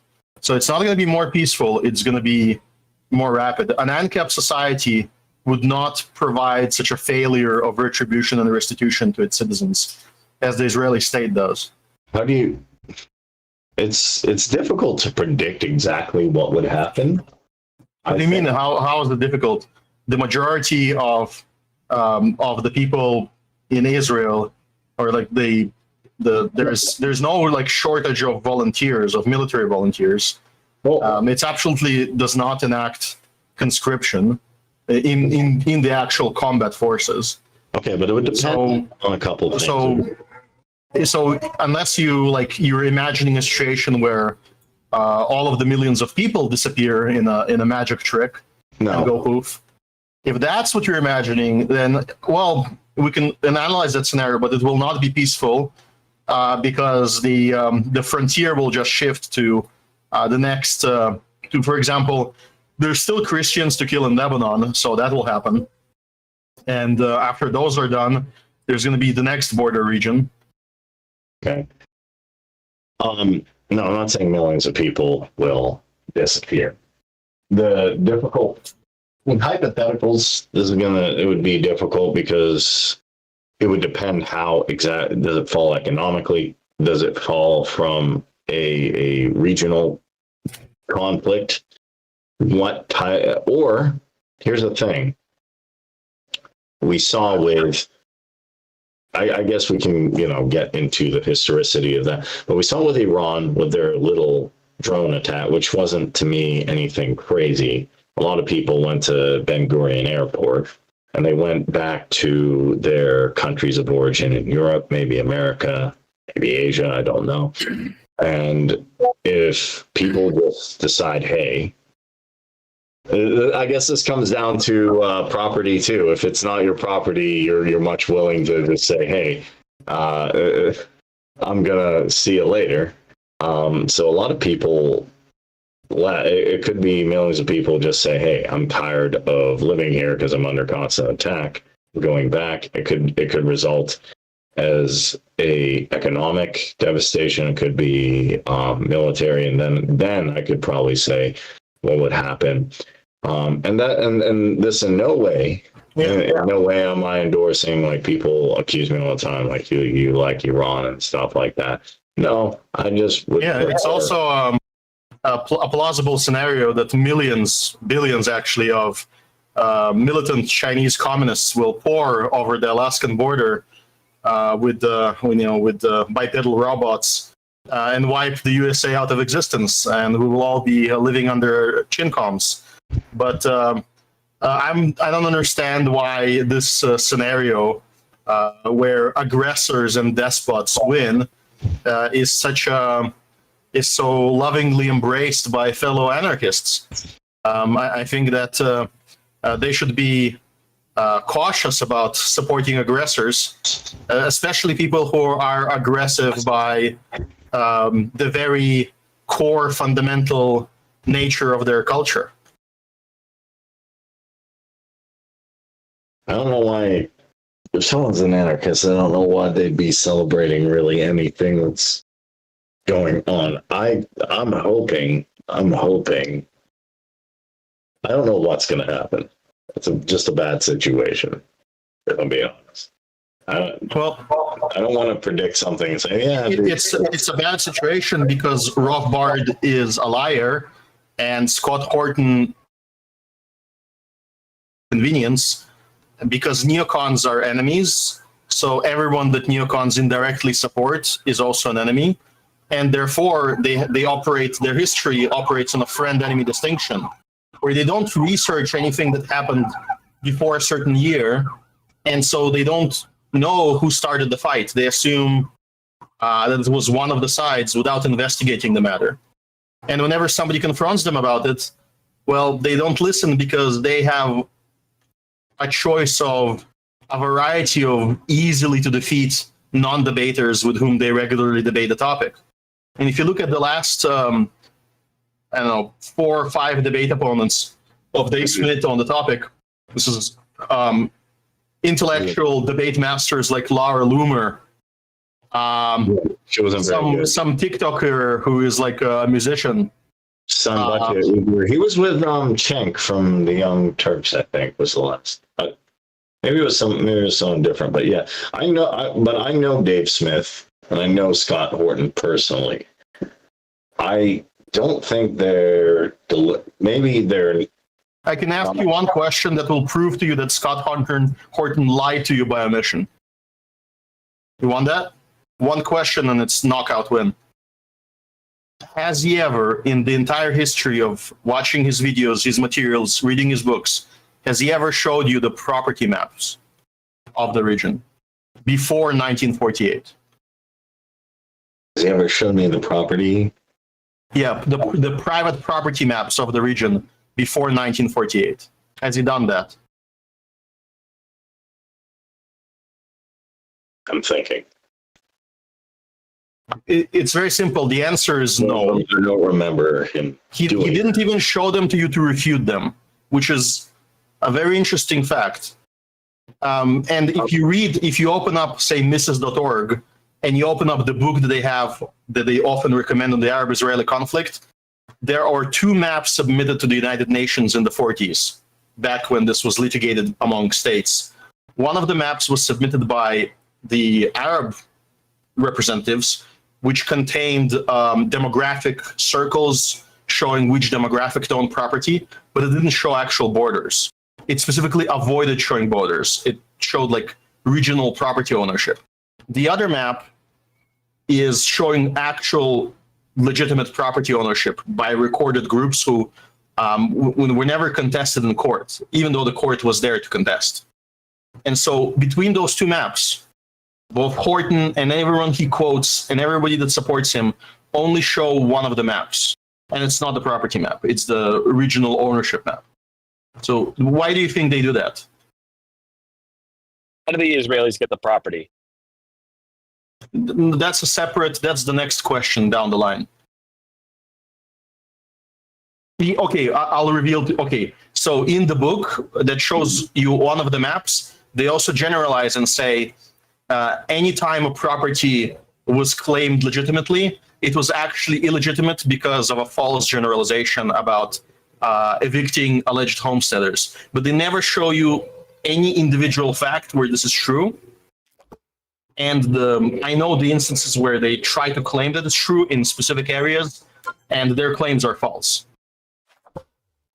So but the key thing is they would never show you the map. And okay, maybe somebody doesn't understand the significance of this. I'll try to explain very briefly. We're anarchists, specifically anarcho-capitalists. Dave Smith is an anarcho-capitalist. We're not Maoists, and we're not Georgists. Meaning, we actually care very much about who actually owns the land, who paid money for it, and from whom. So if we know that there exists a historically recorded property map and we don't show it, it means one of two things. Either we don't do the history, meaning we don't do the research, and that means we're too incompetent to speak about the topic. That's one explanation. Absolute, unforgivable incompetence to litigate a land conflict without showing the property maps, or malicious intent to deceive the audience. It's one of the two.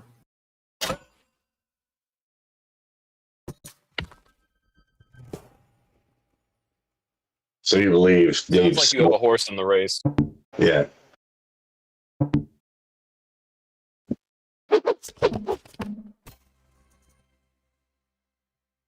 I don't believe, now, I can't say for certain for Scott Horton and Dave Smith, I don't believe they have malicious intent.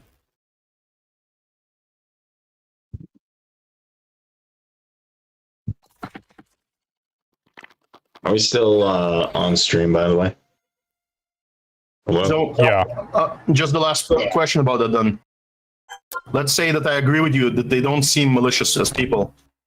So how do they avoid the allegation of utter incompetence as ANCAPs?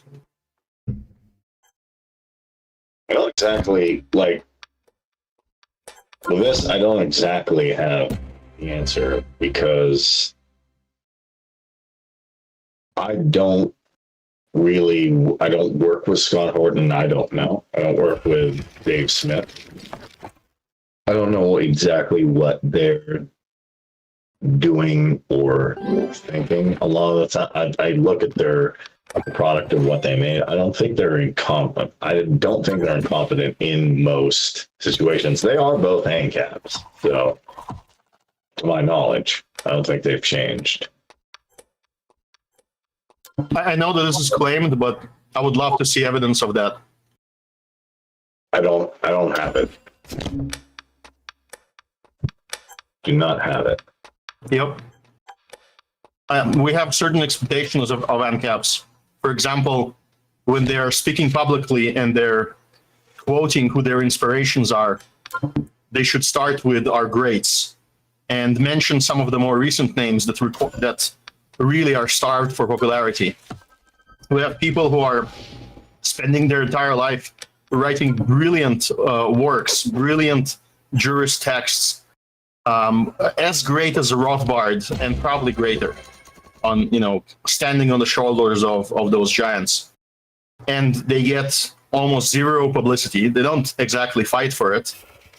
And when a member of this ANCAP community gains national publicity and they get to quote people, they quote statists.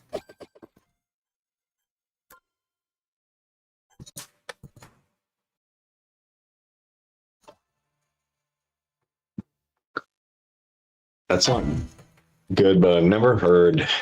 I don't think I've ever heard Dave Smith or Scott Horton say, "Man, I really liked it." Well, Dave Smith has done some things that, you know, stuck up for some status when I didn't like Ron DeSantis and stuff like that.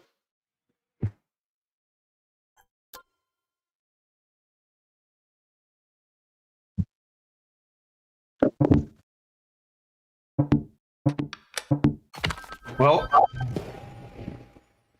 my only advice is to be skeptical of our most public figures. Okay. Like I see some people saying Dave Smith is not an ANCAP. He's a comedian. And I'm like, no, he's an advocate of Murray Rothbard. Definitely knows who that is, and he's definitely an advocate of Ron Paul, which I think is two of the greats, right? That I mentioned. The problem is that anarchism and anarcho-capitalism is a living tradition where not just theory, but implementation and various writings still continue to be produced. And it's simply not enough to say, oh, Rothbard wrote this great book, here, read it. Because that just places you 40 years behind the development of the theory and the ethics.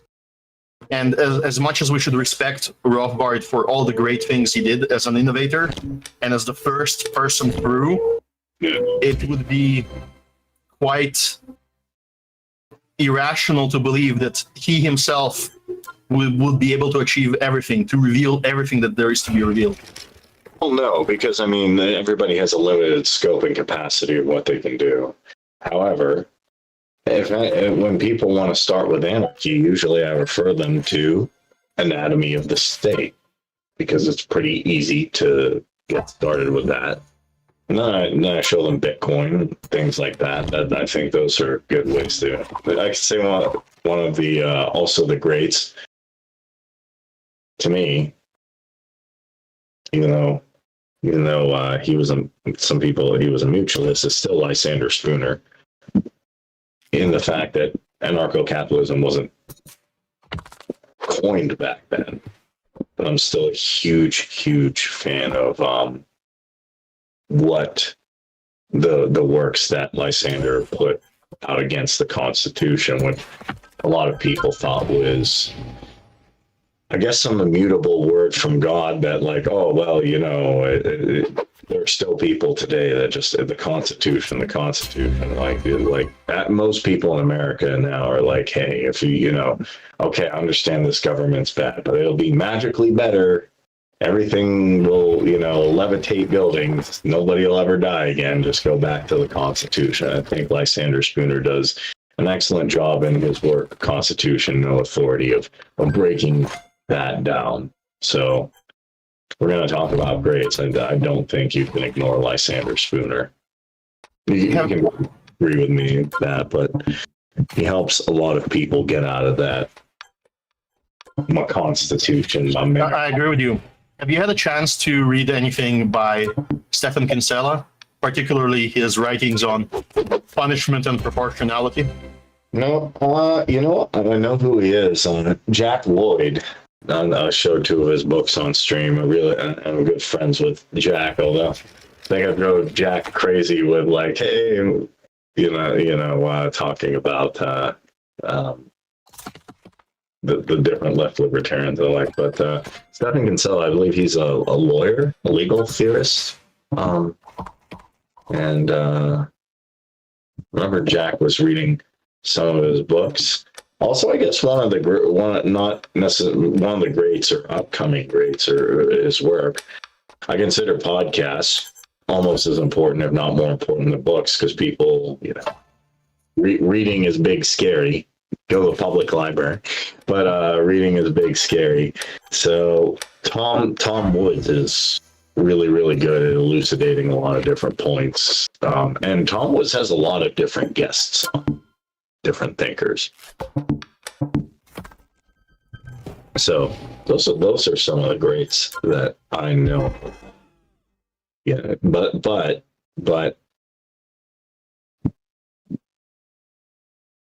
don't I don't think it makes you invalid if you don't mention the grades, as long as you come up and say, hey, anarchy you don't aggress against anybody and you help fight against the state. The biggest thing to do is not for me to be like, oh, I beat, come on and like I, beat somebody in a debate or whatever. It's to decrease the size of the state and to keep decreasing it over time and eventually wipe it out. So at this point, an Ozekian minarchist is a good ally, I think. Even though he's wrong on like that small point, it's like, okay, you like Nozick, that's fine.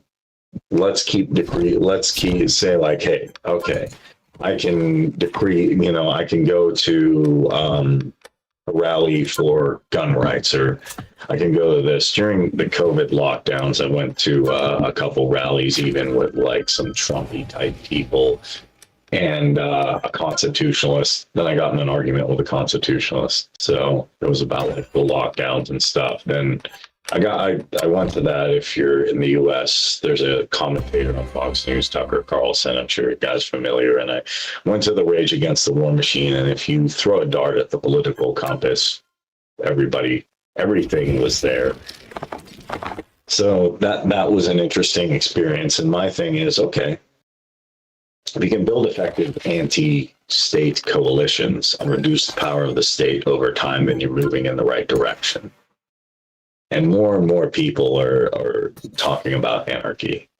If you can get people to talk about smashing the state or at least decreasing it over time, that's good. And then if you talk about the grades, that's a bonus.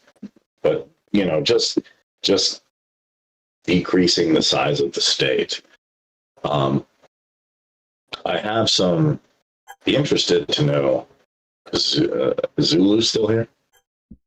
Or Yeah, I'm just playing poker. is anybody still here? Okay.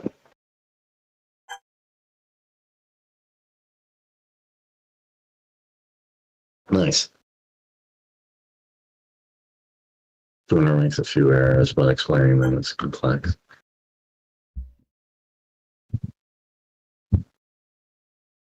Proudhon and his friends and his peers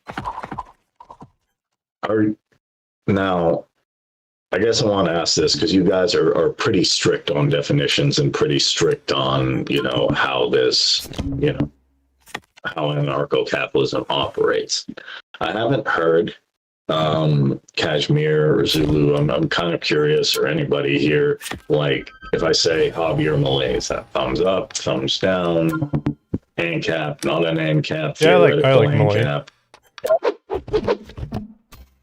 You do? That is nice. I think he is doing so. I'm very cautious because he's using our label, but his approach is a sort of gradualism. First, convert the oppressive state into a monarchy, and then convert the monarchy. And then, once you have a strong middle and business class of private property owners, you have some hope of achieving ANCAP. I think this is like a dangerous road to follow with many pitfalls. But so far, he doesn't look to be a fraud. So he did implement a lot of the things that people claimed he wouldn't be able to, even though he has a fairly hostile political system geared against him. So far, like, I don't know, 9 out of 10 of what you can expect from a politician. Actually, screw that. 10 out of 10 of what you can expect from a politician in 2024. I mean, come on.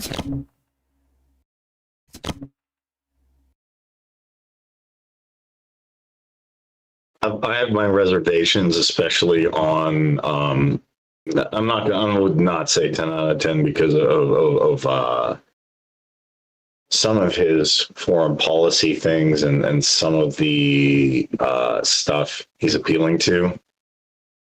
I like decreasing the state.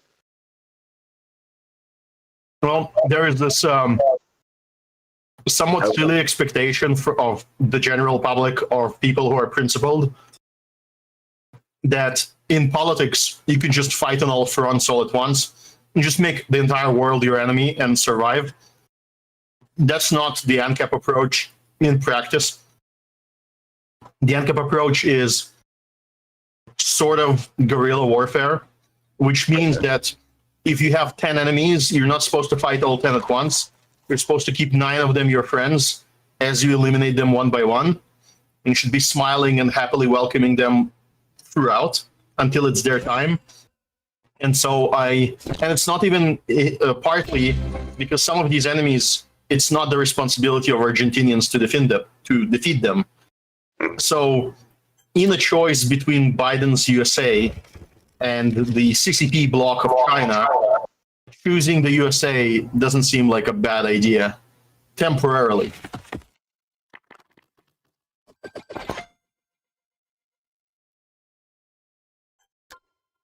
Okay. I'm just curious.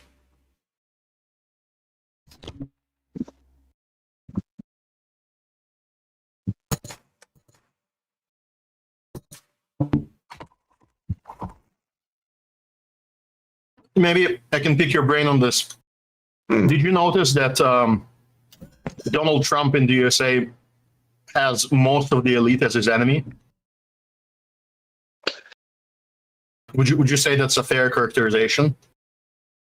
Somewhat. Can you, using my theory, do you think it provides an answer of why he, despite great unpopularity that stems from him doing so, and like a massive electoral, I guess, loss that he takes from his base from doing so, he has never so far backstabbed or betrayed his big pharma allies? Why does he do so? I guess I have a different theory on Trump. It's I saw him live, so I have a little bit of a different theory. From people who are more like in the elite class, they've described Trump as not necessarily like George Carlin has that classic routine. It's a big club and you ain't in it. I'd still say he is part of the big club, but a lot of them categorize him as, oh, well, he's kind of a buffoon. So he's still part of the, if you want to call it the administrative state, the deep state, all that stuff.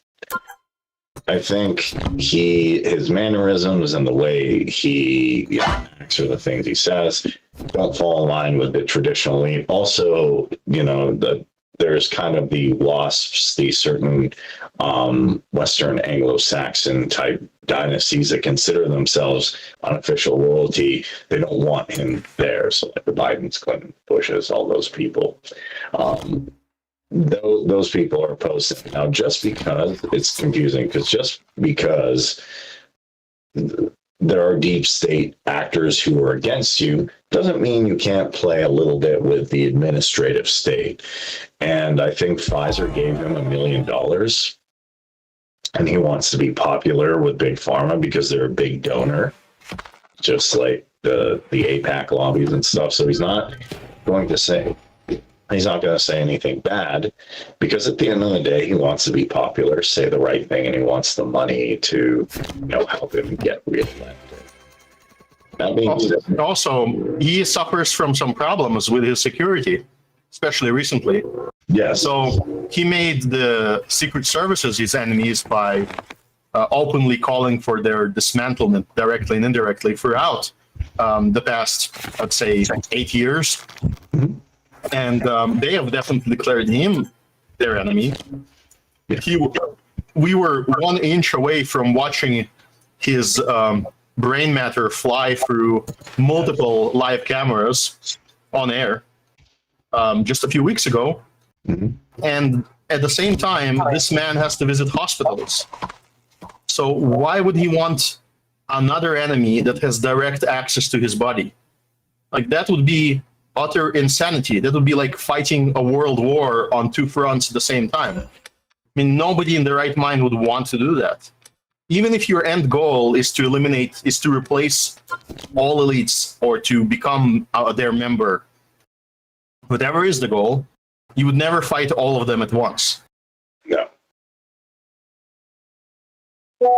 Definitely not. Well, And one more thing.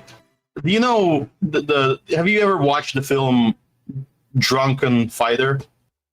I am not. You know, like it has all of those scenes where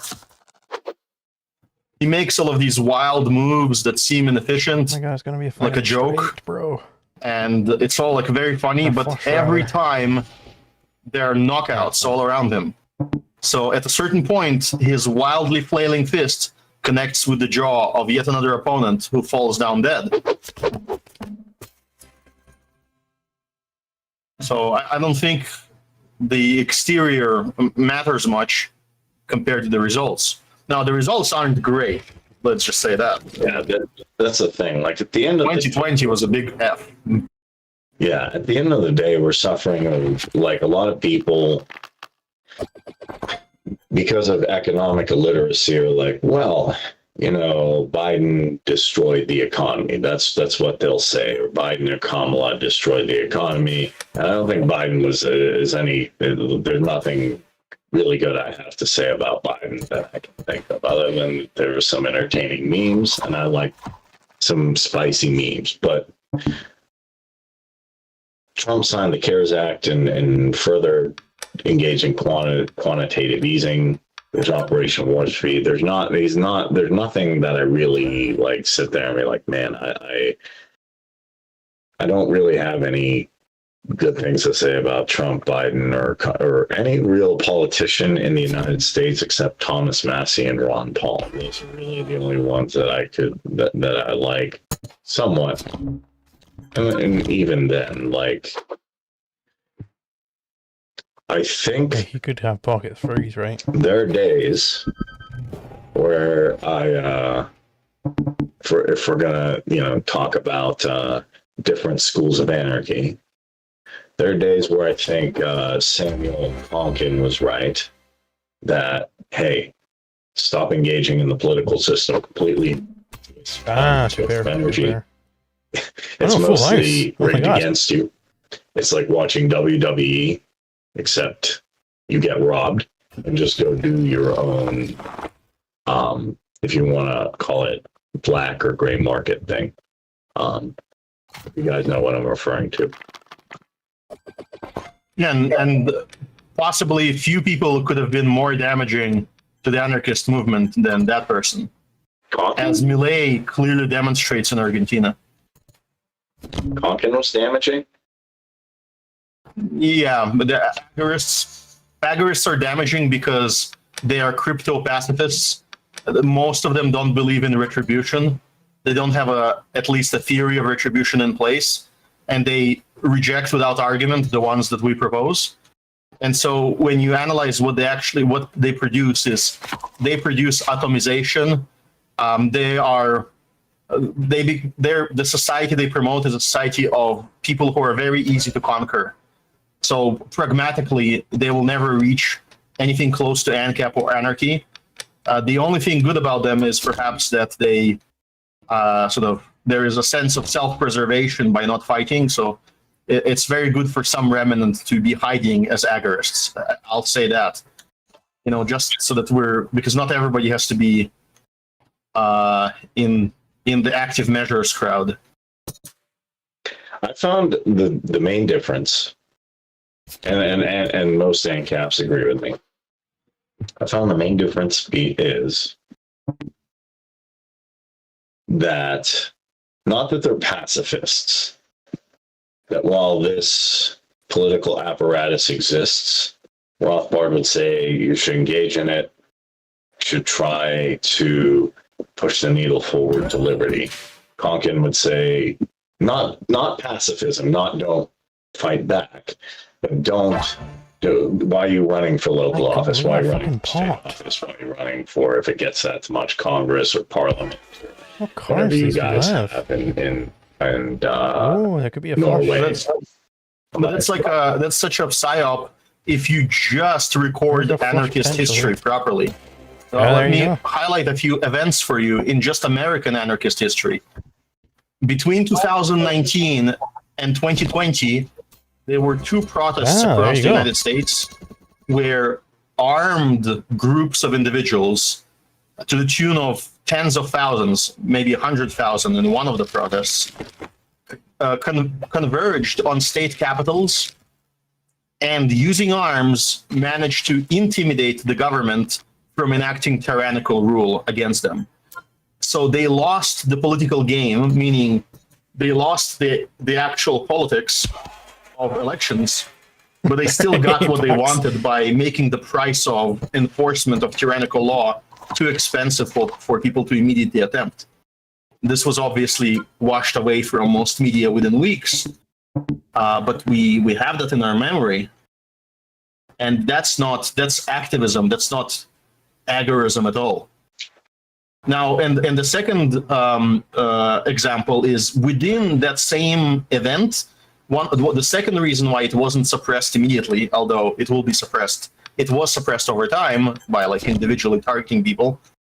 All the sheriffs of all the counties that were not within like the direct control of the central government proposed to deputize the rest of the population to oppose the decisions from the center. And that was unprecedented globally, where you had entire states in the in the US who said, we're not going to implement, this gun law or this lockdown law. Well, if you try to implement it, we'll start a civil war quite directly. Can I ask a question though? Because here's where agorists actually really helpful. If you have a black or gray market and the agorists are very proficient with that, or the 3D printing you some arms, doesn't that help you not get conquered and also help you get guns? I don't really have a big contention with agorists versus a lot of ANCAPs, funny enough, are on agorist nexus and are working with agorists. That's why I say I don't see Conkin as that harmful, because a lot of ANCAPs do coexist with that agorist philosophy or with actual agorists in. We got like a 40 grand pot on one pair. Electing your local sheriff, making sure that he is, if not ANCAP, then as close to that as possible among the people who are electable. That's not agorist action. That is grassroots ANCAP activist action that's political, and it produces immediate results. Like it immediately stops many attempts of enslavement. These people are insane. But if I sell you something that, like, if you need a certain good off the gray or black market that I can produce, and I provide that to you, that also does provide immediate results too. No, I agree with you. I think that the proper strategy is everything. And so I'm highly skeptical of the people who advocate against a particular strategy. It's fine to say, I want to be an agorist and I shouldn't engage in politics. But it's quite different to meme all over Twitter that voting is always irrelevant and then you achieve nothing by participating in the system, or falsely claiming that you're a criminal for voting. He does not have fucking 6 grand cards, let's be real here. The FC's got as a pair.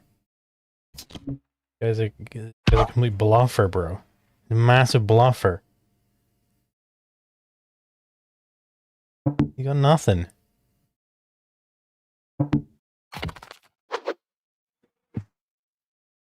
Got nothing. But he's checking now. He's got a pair of 6s, I'll tell you that.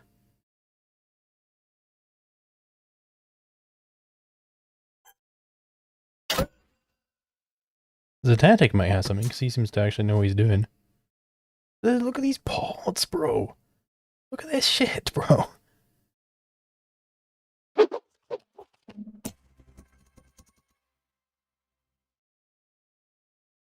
Yeah, I mean... 10 and 9 and he was... Christ. Yeah, I made the room all unmute now. In this context, because I know a lot of ANCAPs who do not vote as well. They kind of even take... Well, here's the issue with definitions. I know a lot of ANCAPs who are self-identified ANCAPs, but I'm like, do you vote? They're like, no, I don't vote. I just create whatever it is. And I can give examples of that. Like I was a really big fan, and I still do like a lot of. I don't know if he vote. I don't think he votes, but like I like Eric July's work. I like his music. Decent from what I've seen. I don't own any of them, but I got to see it, and I guess he made a movie, so he does a lot of stuff. I don't think he actually votes though, but you know the Well, utility. I think agorists, the big problem with them is that they'll these sort of semantic disputes like, oh, I'm not capitalist because capitalism means X, Y, and Z, right? I don't understand why they do that. I think it's mainly because agorists want to be edgelords or they want to. If they're very special. Well, I guess that one feels special. Yeah, I understand. Well, capitalism as a term has never like nobody has ever prior to Rothbard used the term capitalism to refer Yeah, it could be exclusively to like a stateless free market there's society. potential there. As that, like meaning pure capitalism. Capitalism is always referred to a system with fucking fractional reserve banking, and it's always really referred There's to not like $4,000 what potential. I don't think you guys would Nilvon call, has like, $4,000 the potential corpus either. of mixed market, not anarchism. It's I never. mean, Zitanic can been afford used $4,000, so this is a substantially in bad that play. way, and it's never. And originally, it's been referring to the mixed market, not a free society altogether. Well, the agorists gonna say something like, it's not. I'm assuming they're doing it because it's an optics thing, people think capitalism. People think capitalism is like this scary thing Oh, there you that's go. You got supposedly Bohikins. incompatible with anarchism. So they try to define the term as a big, scary, bad thing. Oh, Nuclear Mayhem's probably They try to real justify shitty the there. He would have non-usage of the won. term. I think it's just a petty semantic dispute, and it shouldn't be in the conversation whatsoever, right? Yeah. But agorists, they do this kind of thing all the time. It's like the bread and butter, which is why people don't like agorists. They don't take them seriously. They're often considered gibberators, and people will just accept counter economics as this practice that people take, rather than this encompassing ideology that has its own principles. Like, and most of the self-proclaimed agorists that you find, He has the cards. right, are they're crazy wackos. Yeah. Bruno, for example. Call him $3,000. Esoteric Entity. Are you insane? The Heritage. Yes, you got a pair. It's crazy people. Yeah. I'm just filling up my time to fill up my pussy. You need time to get Well, ready for trouble. Your mic, Walter. I know we've been going 3 hours, so I didn't realize it was that long.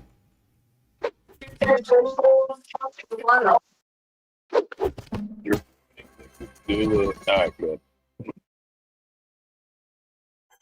You wanna? Wait, whose pussy's getting filled up there? Oh, My apologies. I just that my sugar daddy said I had to put out if he wouldn't let me stay in the house. I'm sorry.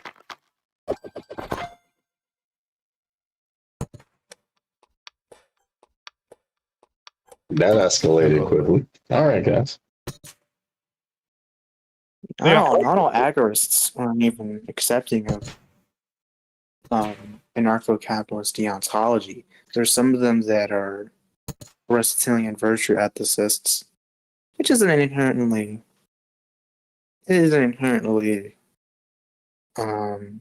it has its merits, but it's definitely inferior to the deontological anarcho-capitalist theory. Which I assume the reason they reject it is, again, just an optics thing, right? Because the non-aggression principle is a very it seems to be a principle that not everyone, like, there may be some situations where it might seem unintuitive, right? So, and of course, they want to stand out, as they said earlier. All right, guys. Well, Most fun. agorists I have met, and I also consider myself an agorist, are literally in fact, most agorists I've met are better libertarians than people who just normally call themselves anarcho-capitalists, right? Of the agorists I've met, and of the people who don't consider themselves agorists, who are just anarcho-capitalists, the agorists tend to be better libertarians and more consistent and less likely to adhere to bullshit like fucking border control and all that. Yeah, because I know a lot of, unfortunately, there are ANCAPs who fall into this. Oh my God, military to the border. All right, Well, wait, what you're turning into like military to the border now? I'm like, wow, that status real quick. They're like, open borders leads to this. What if we built a 5-star hotel on the border? That was just to happen to be able to walk. Yeah, I'm leaving that one. Board of poker.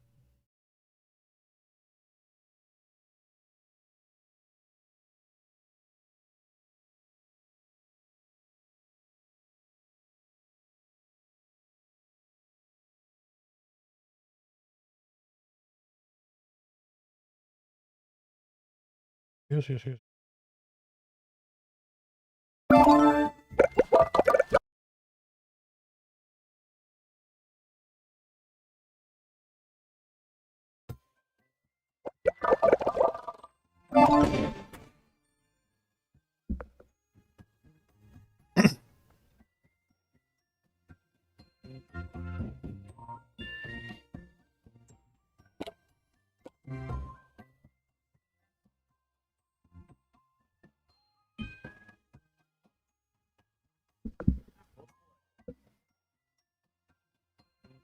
How do you play this one? You can have This one's multiple Scrabble. activities going on 1VC. Yeah, I don't want like all you the just have to fucking make voices notes. going on, I want to be able to speak about the game. Oh, the voices in your head. Like, man, the Discord games are cooked, man. Like, they make these things great. Like, it's just so slept on. Wait, you can play like Scrabble with multiple people?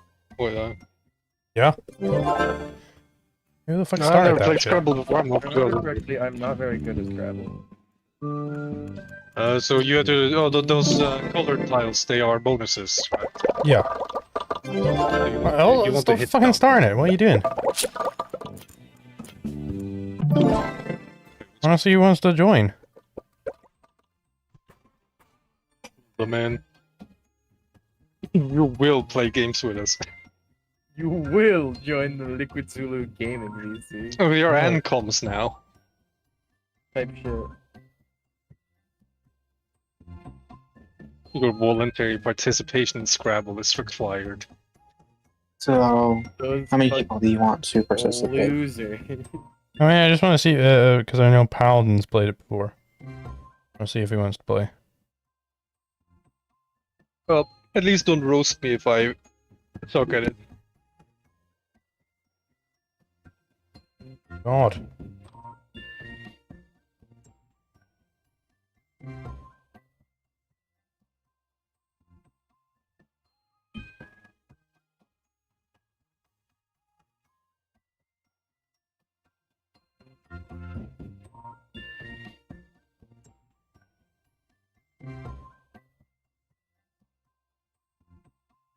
Input error.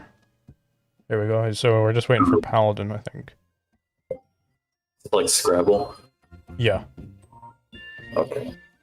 They couldn't call it Scrabble because intellectual property and all that.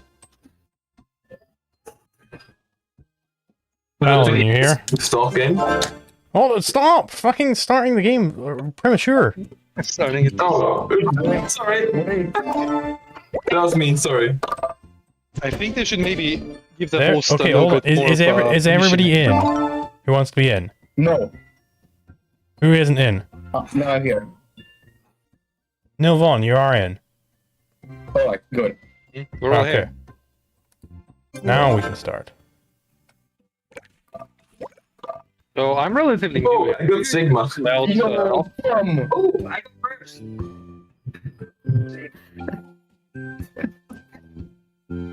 So I was saying, I'm relatively new here. You guys just chill out and play games often or what? Not very often. No. Usually just after. Oh, I can put them down now. I mean, it is enjoyable to hang out with like-minded people, though. Very hard now to come by nowadays.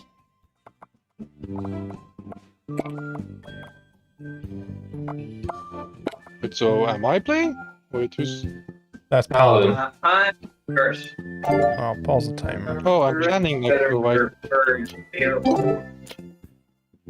I'll turn the timer off. Wait, is Gen Z slang included in this game? Okay. Alright. You can check. I mean, you can try it, and then if it works, then it might work, right? Here we go. Solid start. Oh, in that case, I got a good one. Yo.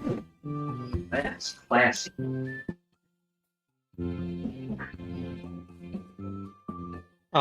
is not a word? No, it's over. Bad game. Oh, I got one.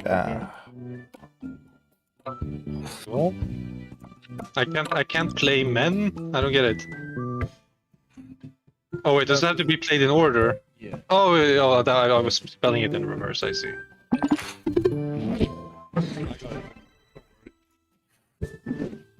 Oh, that's intellectual stuff right there. Darn, man! That was not my intention. That was the best one I had. Or at least I know. I have Sigma. Literally. I tried Mew, it doesn't count. Darn, man.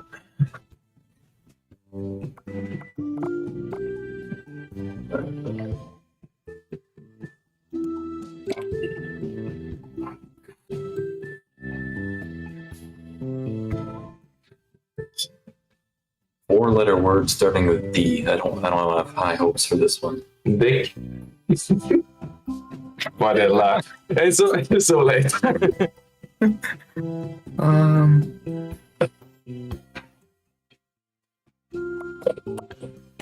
Wait, how many turns is it before the winner is chosen? It's until the letters in the bag are exhausted. Oh, there's 31 left, I see. So you want to use as many. Oh, don't. Thank you. Okay. Oh, you can do multiple Deal words at a word? time. Maybe deals is a word?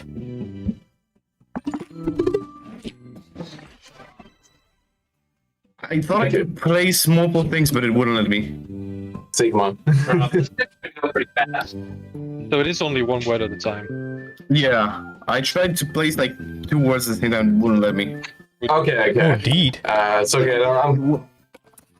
I'm going to play Sigma. No, well, that one counts. I mean, that one is Greek, so it counts that one a bit. It worked. Oh, wait a minute, I've been fucking on mic the whole time, so you guys have heard my word planning. Whoops daisies. Whoopsie. Is there anything better I can do? Oh yeah, I can do something better. I mean, when the more things gets placed, it's gonna have more opportunity. I have 4 O's. I'm not joking. I have 4 O's. Over? Yeah, that's Joe.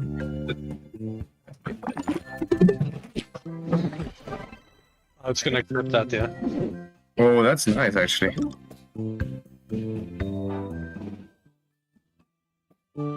I have no vowels. I have a spade. 0 point. What do you say? Sigma has the most points. Be 22. What is this like? 3 times 9? Oh wow. That was actually pretty clever, Mo, yeah.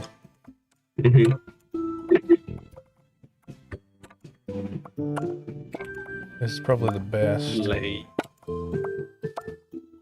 Wait a second. What's the difference I between wanna 3L and 3W? Well, yes. I'll keep the S. No idea.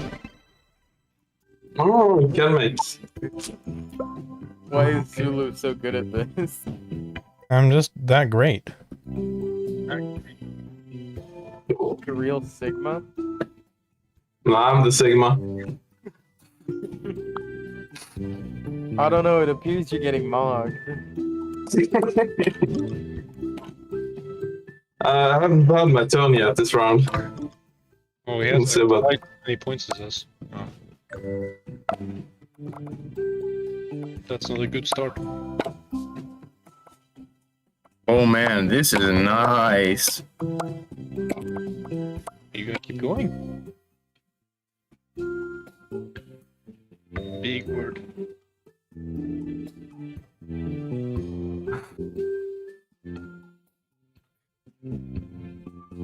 Yo, what's the empty one? Is that space or something?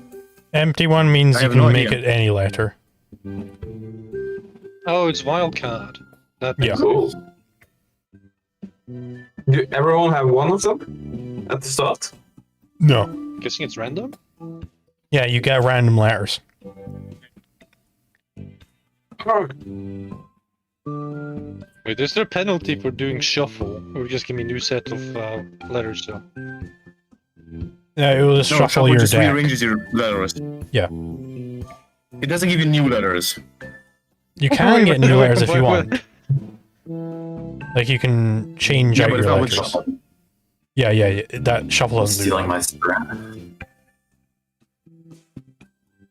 I see, it's just if you, maybe to alleviate creative block. does it also work? Like, is a brand name recognized by this?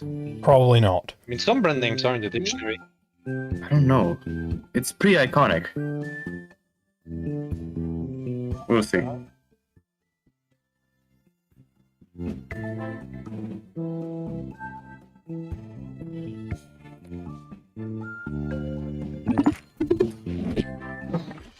nice. Here. That was very complex. Some words do origin from brands, though. But they would count, of course. Insane. That's gotta be insane, right? People But it's saying that's not getting me more points. Sane will you'll get points for the Sane as letters that are well. connected, not you. Ah, cool. Yeah, even still. Why are you like a mile away from your mic, by the way, Paladin? Yeah. I don't know. I guess it's because I'm. Here, let me switch. Let me try this. I don't know. I'll try something. What does the L and W mean on the board? What are these 2W and 2L things? Nobody knows. Nobody. Anyone tell me? I have no idea what they mean. What are you asking about? I'm guessing the freeze give you 3 times the points for that spot, doesn't it? Like the Oh, wait, I got it. Oh. 3W means the entire word, Yes, doesn't it? triple word. And 3L means the letter. Yeah. So if you stack a 3W and a 3L, you could get shit tons of wonder. Yeah. What was the L again? You said? Letter. Alright. It all makes sense now. Can you do diagonals? No. wait, my connection. Could you repeat that? So 3L, that is triple letter. So whatever letter you place in that tile, you'll get triple the score for it. 3W means you triple the score for the Nice. entire word. Yo, I see. how long does your turn take?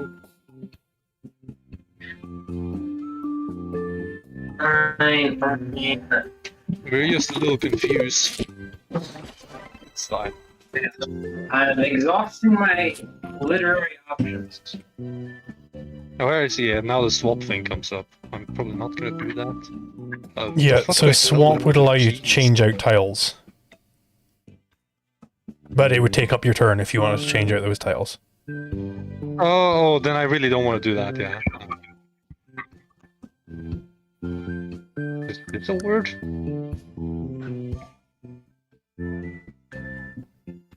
Oh no, that doesn't count as a word. I'm sorry, I'm really bad at this. You stick with me. How's my audio now? Much better. Oh, I'm about to cook. I'm about to cook, bro. Isn't it all late for dinner? At least I got points. Ah. Finally, let's see. I mean, I got a 2L, so that R became worth 4, I guess? No, it just became worth 2. That was pretty weak, to be honest.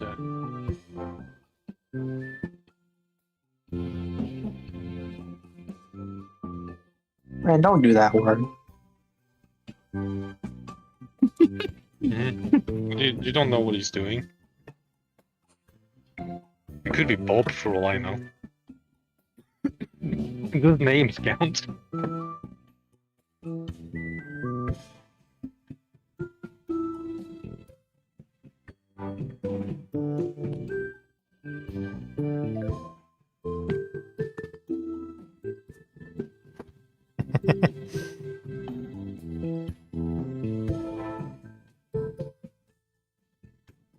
Yeah, if only roll deeds was a real word, and also sigmal and roll. Somebody's saying in chat. Wow.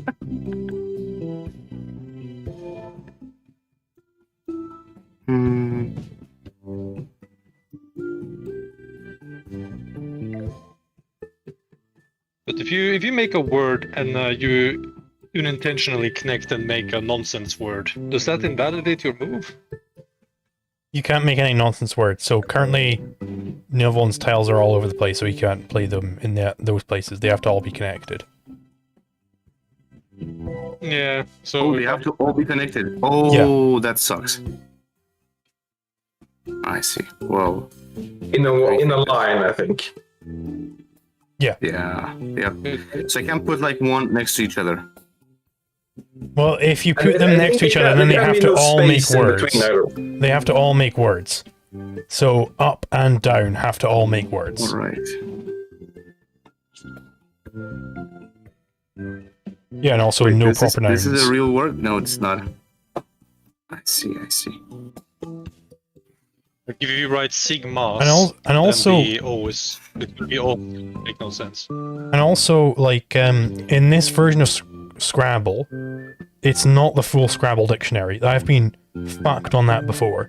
So, for instance, cheese is not a word, like as in QIS. That is a legitimate word in regular Scrabble, but not here. QIS. Is that a word? Yeah, so chi is a word, QI, that's a word, and then you pluralize it, QIS.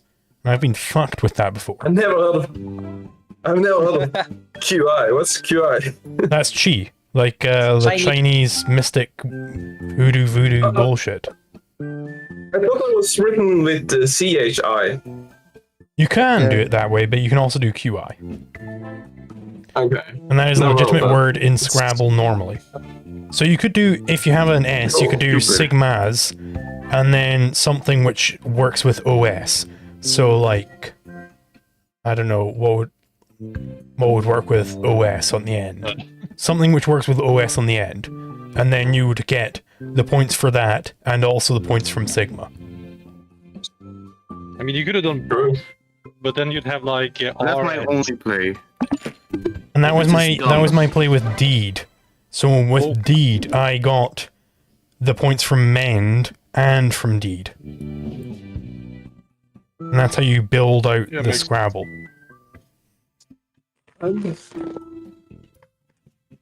You play a lot of This is Scrabble? dumb. I had some really nice words, but I couldn't place them because they're not contiguous. Yo, Neil, I just played a decent amount of apologize.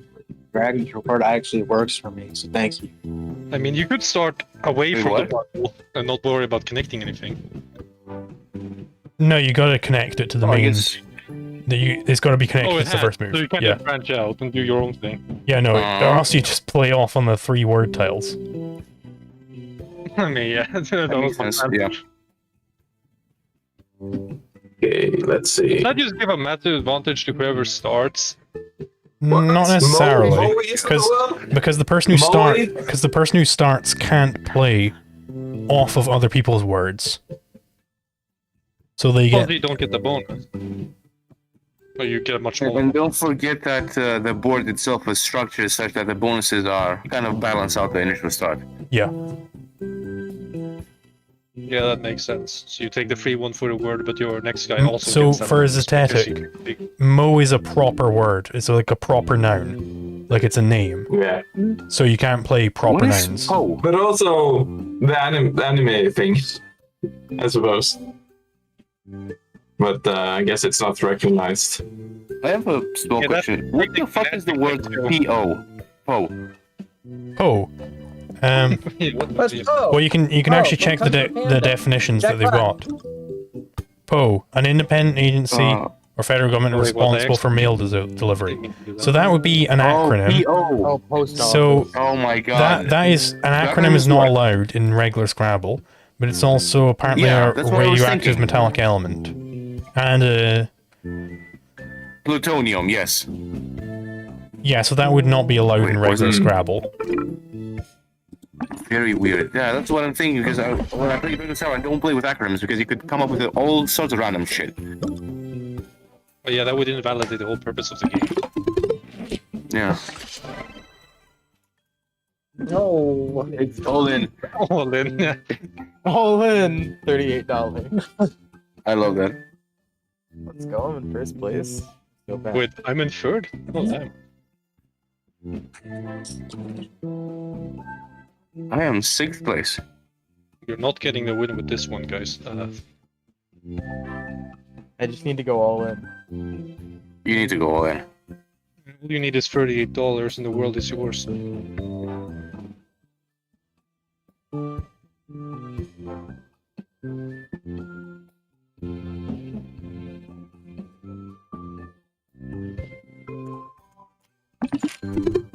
Yeah, I have very little. Right, it's air and air. It's kind of neat. Air squared. Oh, we keep going until we run out of. Wait, what do you get if you put air with air? Water. No. More air. Yeah. Yeah, I guess that makes sense. Is it cheating if you know all of these words a priori? They are a priori.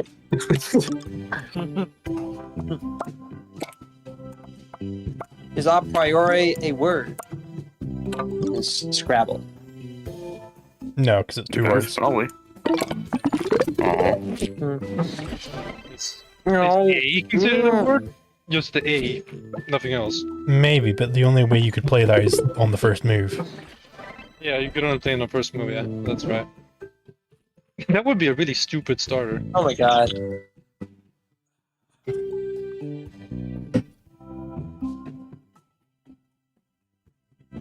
Oh, yes. Oh, wow. Good job. I'm not coming back from this one.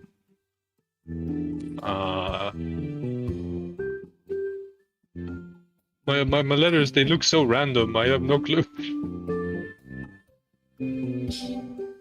Man, if I've had a K, that would have been awesome. Oh, I don't have a Actually, no, I can use this. Can I not do better? That's 7 points? That's not good.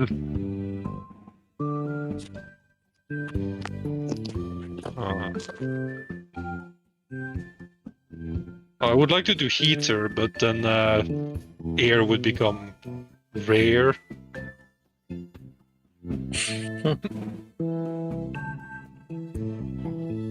I guess I'm doing grog then.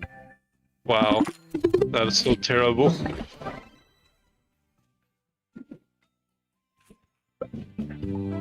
All right. I mean, there is some RNG in this game, though, isn't it? Yeah, of course. You can't just rely on skill alone. Just. You can? No, I'm just commenting on your Norwegian English. I mean, I'm sure I probably had some better ones, I just didn't think of them. It's not that I don't know the words. I mean, just, that's what I'm meaning. Not just, whatever. I'm not good at English either. I mean, my mother tongue is Norwegian, but I actually speak better English than Norwegian somehow. I don't even know how that works. That's true for me too, but I'm not good at English either. Like, how are you supposed to argue, like, anarchism to other Norwegians? Yeah, exactly. Speaking. All of the argument words translate so horribly to Norwegian. Oh, yes. You understand. It's glad to know that somebody understands. Like, I'm trying to make this elegant argument, but I'm doing it in Norwegian, and I don't have any elegant words to use. Oh, yeah, exactly. Yeah, English is more elegant. Like, it's just so awkward. Wait, what English words do you not have for Norwegian? What? Like, No, I mean, not very elegant words for just various, like, argument words we use often when arguing. Non-aggression principle, I guess. That's one of them. I mean, that one could be done as icke-aggressionsprinsippel, but it sounds Okay, in Norwegian. Yeah, that's... Yeah, like, everything like so stupid in Norwegian when you try and anglicize it. Exactly. It's just alright, it's my turn. Debates. True. Like, you probably could listen to like some French people. They sound like the smartest people ever into having debates. Mm-hmm. German's gonna sound angry. Norwegians just sound stupid. Yeah. Ooga booga. But it's because we have fewer words in the language. Mm-hmm.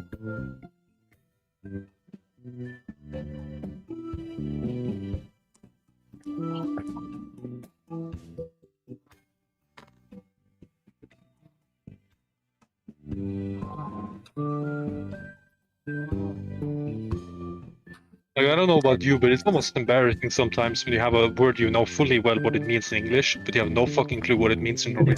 Yes, I know exactly what you mean. Like, I spend like minutes like looking like, what the fuck is an actual translation I can use for this? Yeah. I agree.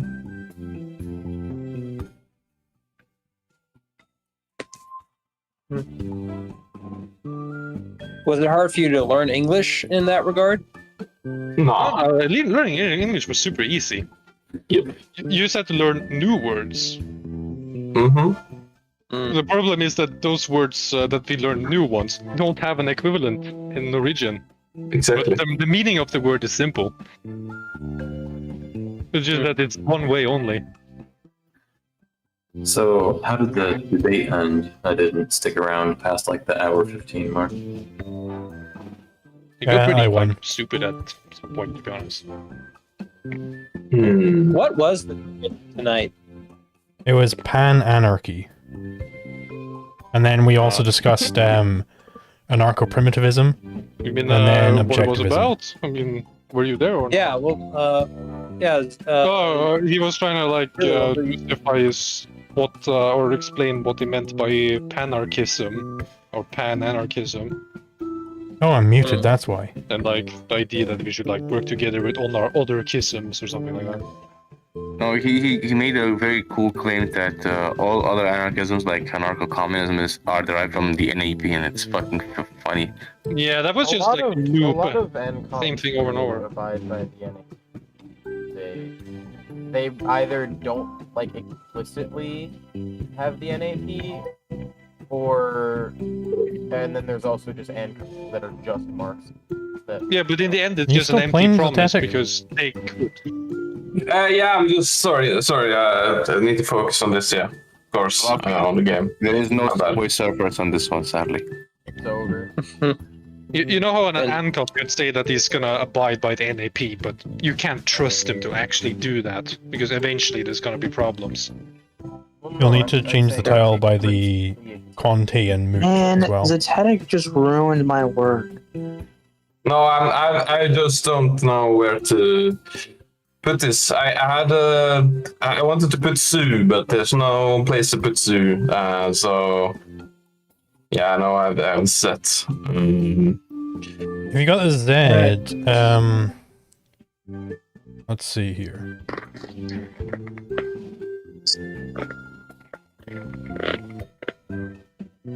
Does the game end when you? Does the game know like you have no legal words left? That's when it ends. So Yeah, probably. because I assume if you left with like 2 letters that make nonsense words, it wouldn't let you play at all. Yeah.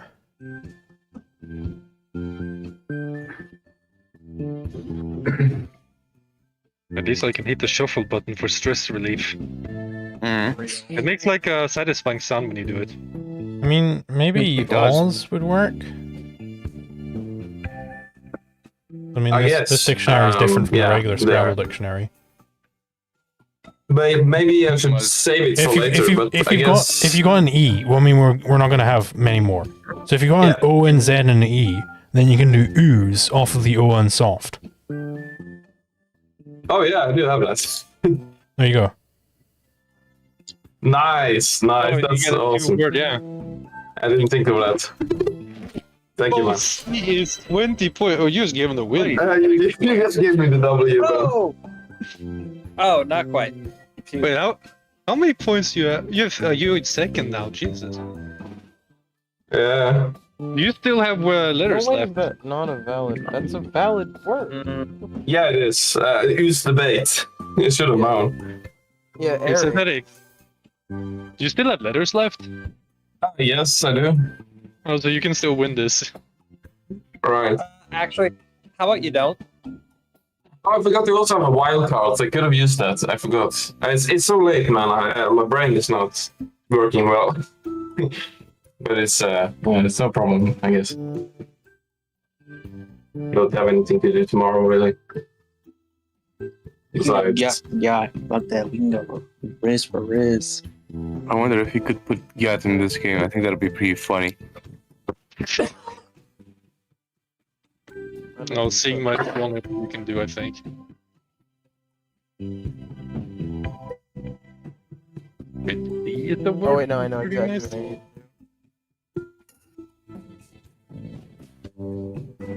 Well, hold on. Wait, why is he accepted? That's a big number. yeah, that's a big number already. I don't like that many numbers.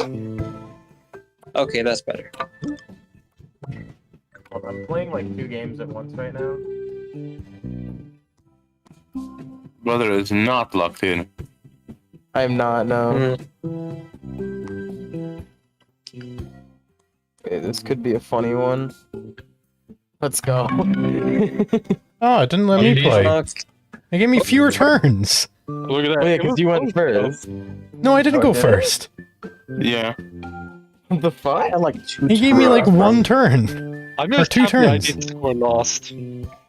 Yo, Fuck, I'm gonna increase the bag It's size. I mean, do you guys want to play again? Well, yeah, not really. Alright, hold on. I'm gonna increase the bag so funny. size. Give me the first turn. You guys have tried the Death by AI game, right? Wait, it's Stu it's just really joined. fun. Hold on. try that one. We Stop could try that after this starting the game. game. Stop starting the game. He's editing the bag size, guys. Chill out. What's the game, bro? Make it 5 times bigger. I'm gonna make that's a the bag lot. size the biggest. No dig. Hey. It's funny. Yes. He's gonna play like a really hilariously long word. Alright, is everyone in? I wonder whether you can. I think we're all in. Yeah. I think that's everyone. Right. We are all in. All in. Oh, I didn't get a C. I mean, there's very few. I wonder if this has slang in it. Some. If the slang is in the dictionary, you'd probably have it. Not sure though. It doesn't go by the same Scrabble. Well, how do you play this game? I've never done this before. You gotta make a word. You gotta spell a word with the letters given, and the word you spell must connect to a previous word on the board. Okay. But what's the point of the 2L, 2W, 3L? What's all that? Those are the points you get for each letter played. So if you have a letter if you have a letter put in 3L, for instance, the points equivalent for that letter will be multiplied by 3. If you have a word that goes through a 2W thing, right? So the word's points is doubled. Yeah. Okay. Breaking news: Polo G's new album sold 24K in the first week, being a flop.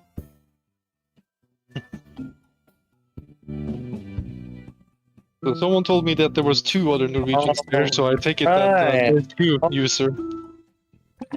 Ja, det är possible. There we go. Men bara muligvis, altså. Jeg vet ikke helt, personlig.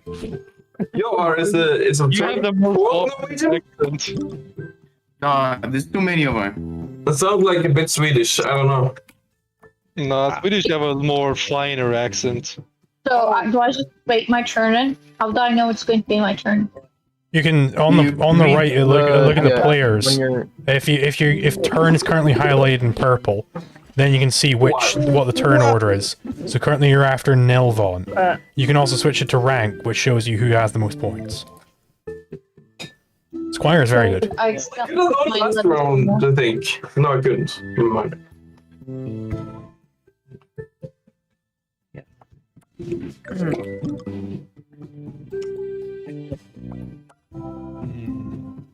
What's squire? What's that meaning? So a squire is like a knight's assistant. A knight. Wait, this is a word? It's like a proto-knight. Proto-knight, okay. Lesser rank than a knight. Cool. A knight.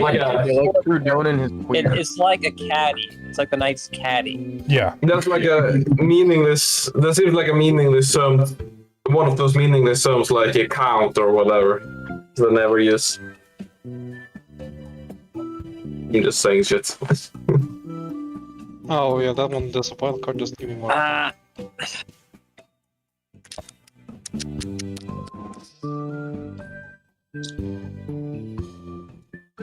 I'll take it. 20 points, I'm happy with that.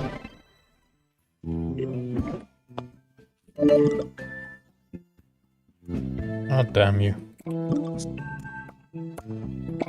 Where can I see like the order of turns? On the right hand side. You can click players. You can see rank and you can see turn and you can click on them. I'm playing on the application like on my phone, but there's no such option. Bro. Yeah, so if you look top right on the bar there, and if you look at the person icons, person icon, and then you can select between turn order and score. Okay. Thank you. Bitte. What does 2W like on those like 2L, 2W? Like big points? The numbers are the points associated with each word. No. Zulu. Second-hander. That's how you play this game, bro.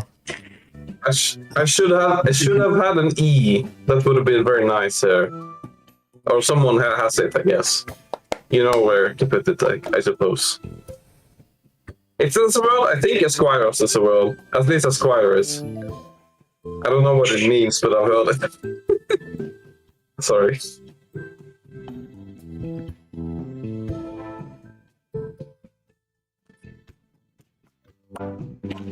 Vita? What the hell is Vita? Yes, Vita. Yeah. Yeah. I guess you could say it that way. Oh, that one was 2 W's. Big mother.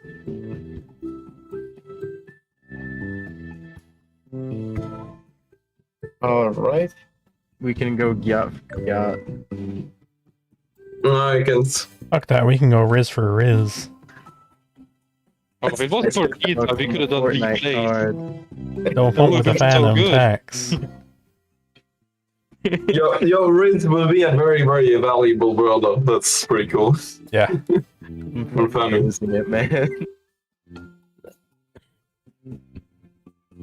Alright. Yeah, you can't do. That's good, but I'm thinking of whether I can do more. You can only spell in a straight line. Yes. So you have 2 lines currently going, so you gotta recall one of your lines. Oh man, Hey, so don't take I A. can only do that. That sucks. I mean, I guess the game would be a little bit too insane if you could. Wait, which one is better, 2W or 2L?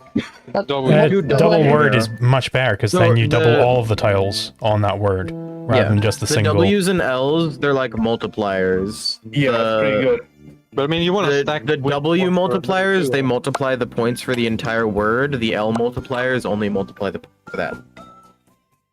Okay. Dude, come on. You're taking forever. I know. I'm a bit slow. But if you get a 2-word and a 2L, Say it like it is. Just call you yourself got a retarded. in there, that's gonna be. That is good. What's F? What's F? Fuck. You can check the definitions on the thing. F. So F apparently means the letter F. Wait, really? Okay, that's pretty good. Agents? Dude, Sue went Oh nuts. my Holy God. shit. Nice. That's where I was Zoo- gonna play. There's so much Z the first turn. play now. And then I was happy with 20 points. I'm taking it. Nice. That is insane. Oh, it's my turn. Okay, now we have so much space to continue playing.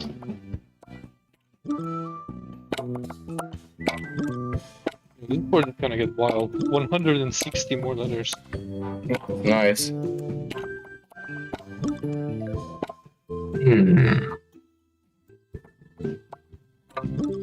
I can do that. I can do that. Let's see.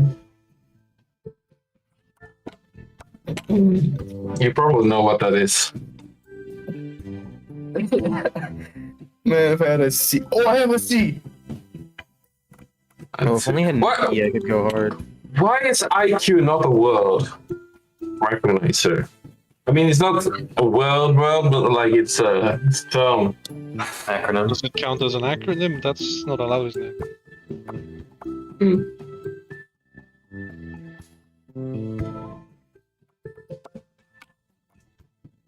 Wait, what does actually IQ stand for? Nobody ever says it in full. Intelligence quotient. Oh, yeah, that makes sense. I don't know what quotient means. I suppose it's It's some sort of data science buzzword.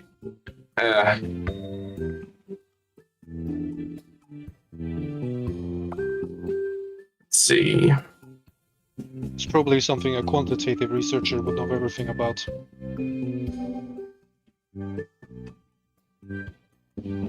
I think Why is it so. taking forever? No. No. It's over. Okay. Do you really have nothing?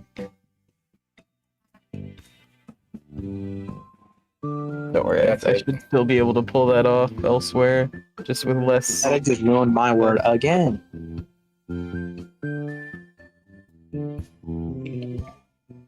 gonna have to find somewhere else. Oh no! That's fine. Doesn't work. You're gonna find Plan B. Nothing. No, it does not work like that. Okay.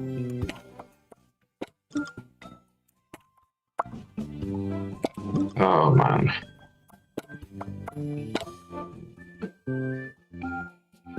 Oh, I can just do that. So.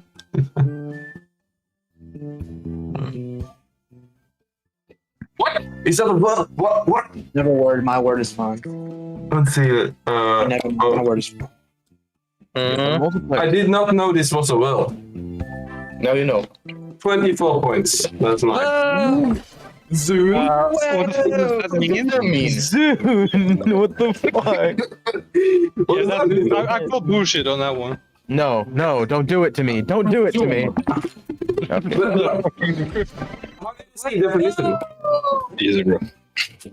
Easy, bro. Just maybe use a word there. Fuck. So, what does soon actually mean?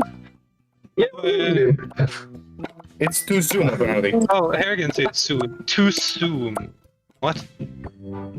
So replace the N with There is no way Zoom is there's no way Zoom is a word. But that's just Zoom, but misspelled. I don't know why. I don't get it. Does this game include other languages or something? What? What? For some reason, I couldn't place it. It's a nerd. Okay, there is no way this is an English world. Does this game include Latin? Tell me this works. Esquire. Esquire. It worked. Nice! I was right. I was right. Yeah, big money. Yeah. No definition for what word means. That's anyone's guess. Yeah, I was waiting That's for the one someone to I do was it. wanting. I was wanting that so bad. I knew someone was doing. Oh my god, I got another E! Should be able to wait with, but Oh my god. What?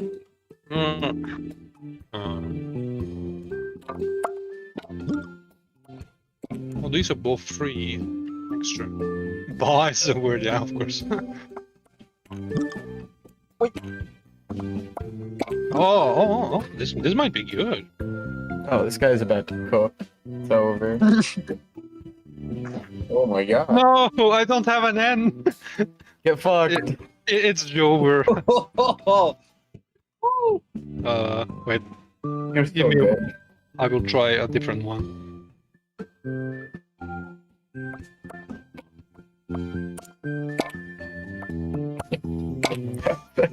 If this is a word, I'm gonna. It's gonna be too funny.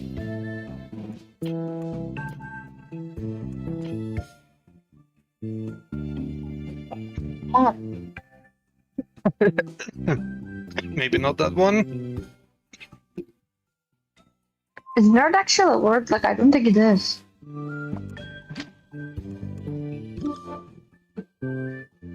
Missing definition for nerd.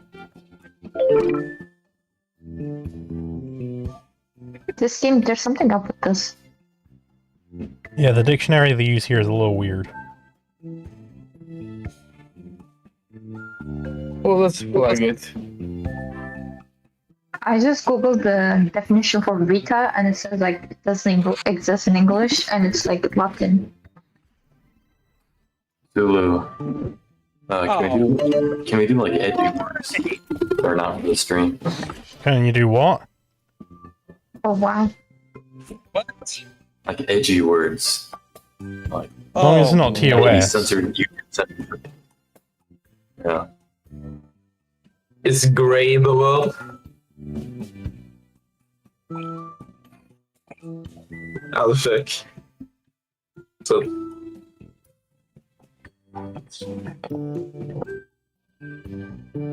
Oh, it is a world. We'll do that later.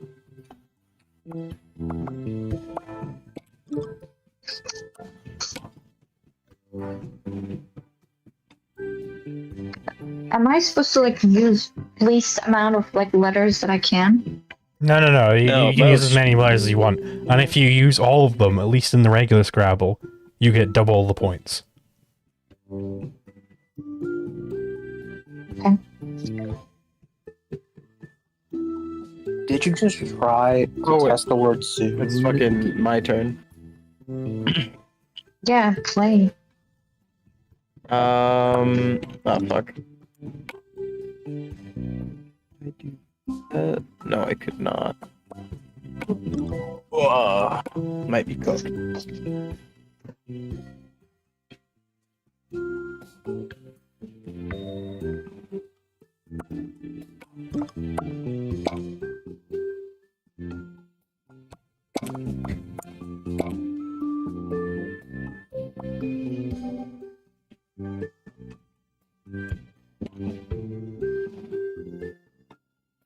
Dude, come on, you had like a whole tour to like. I am actively playing.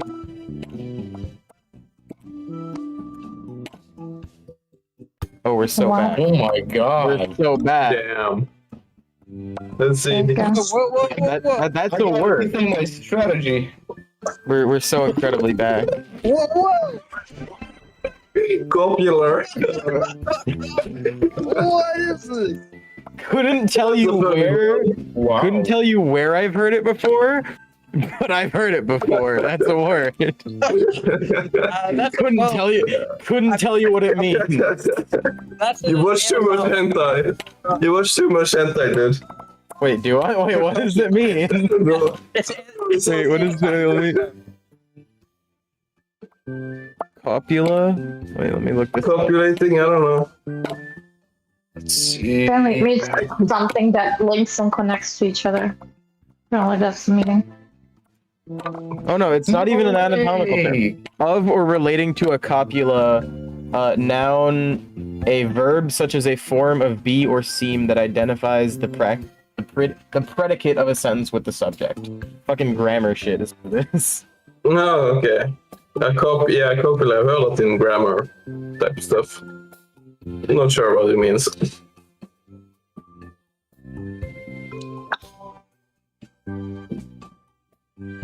Alright.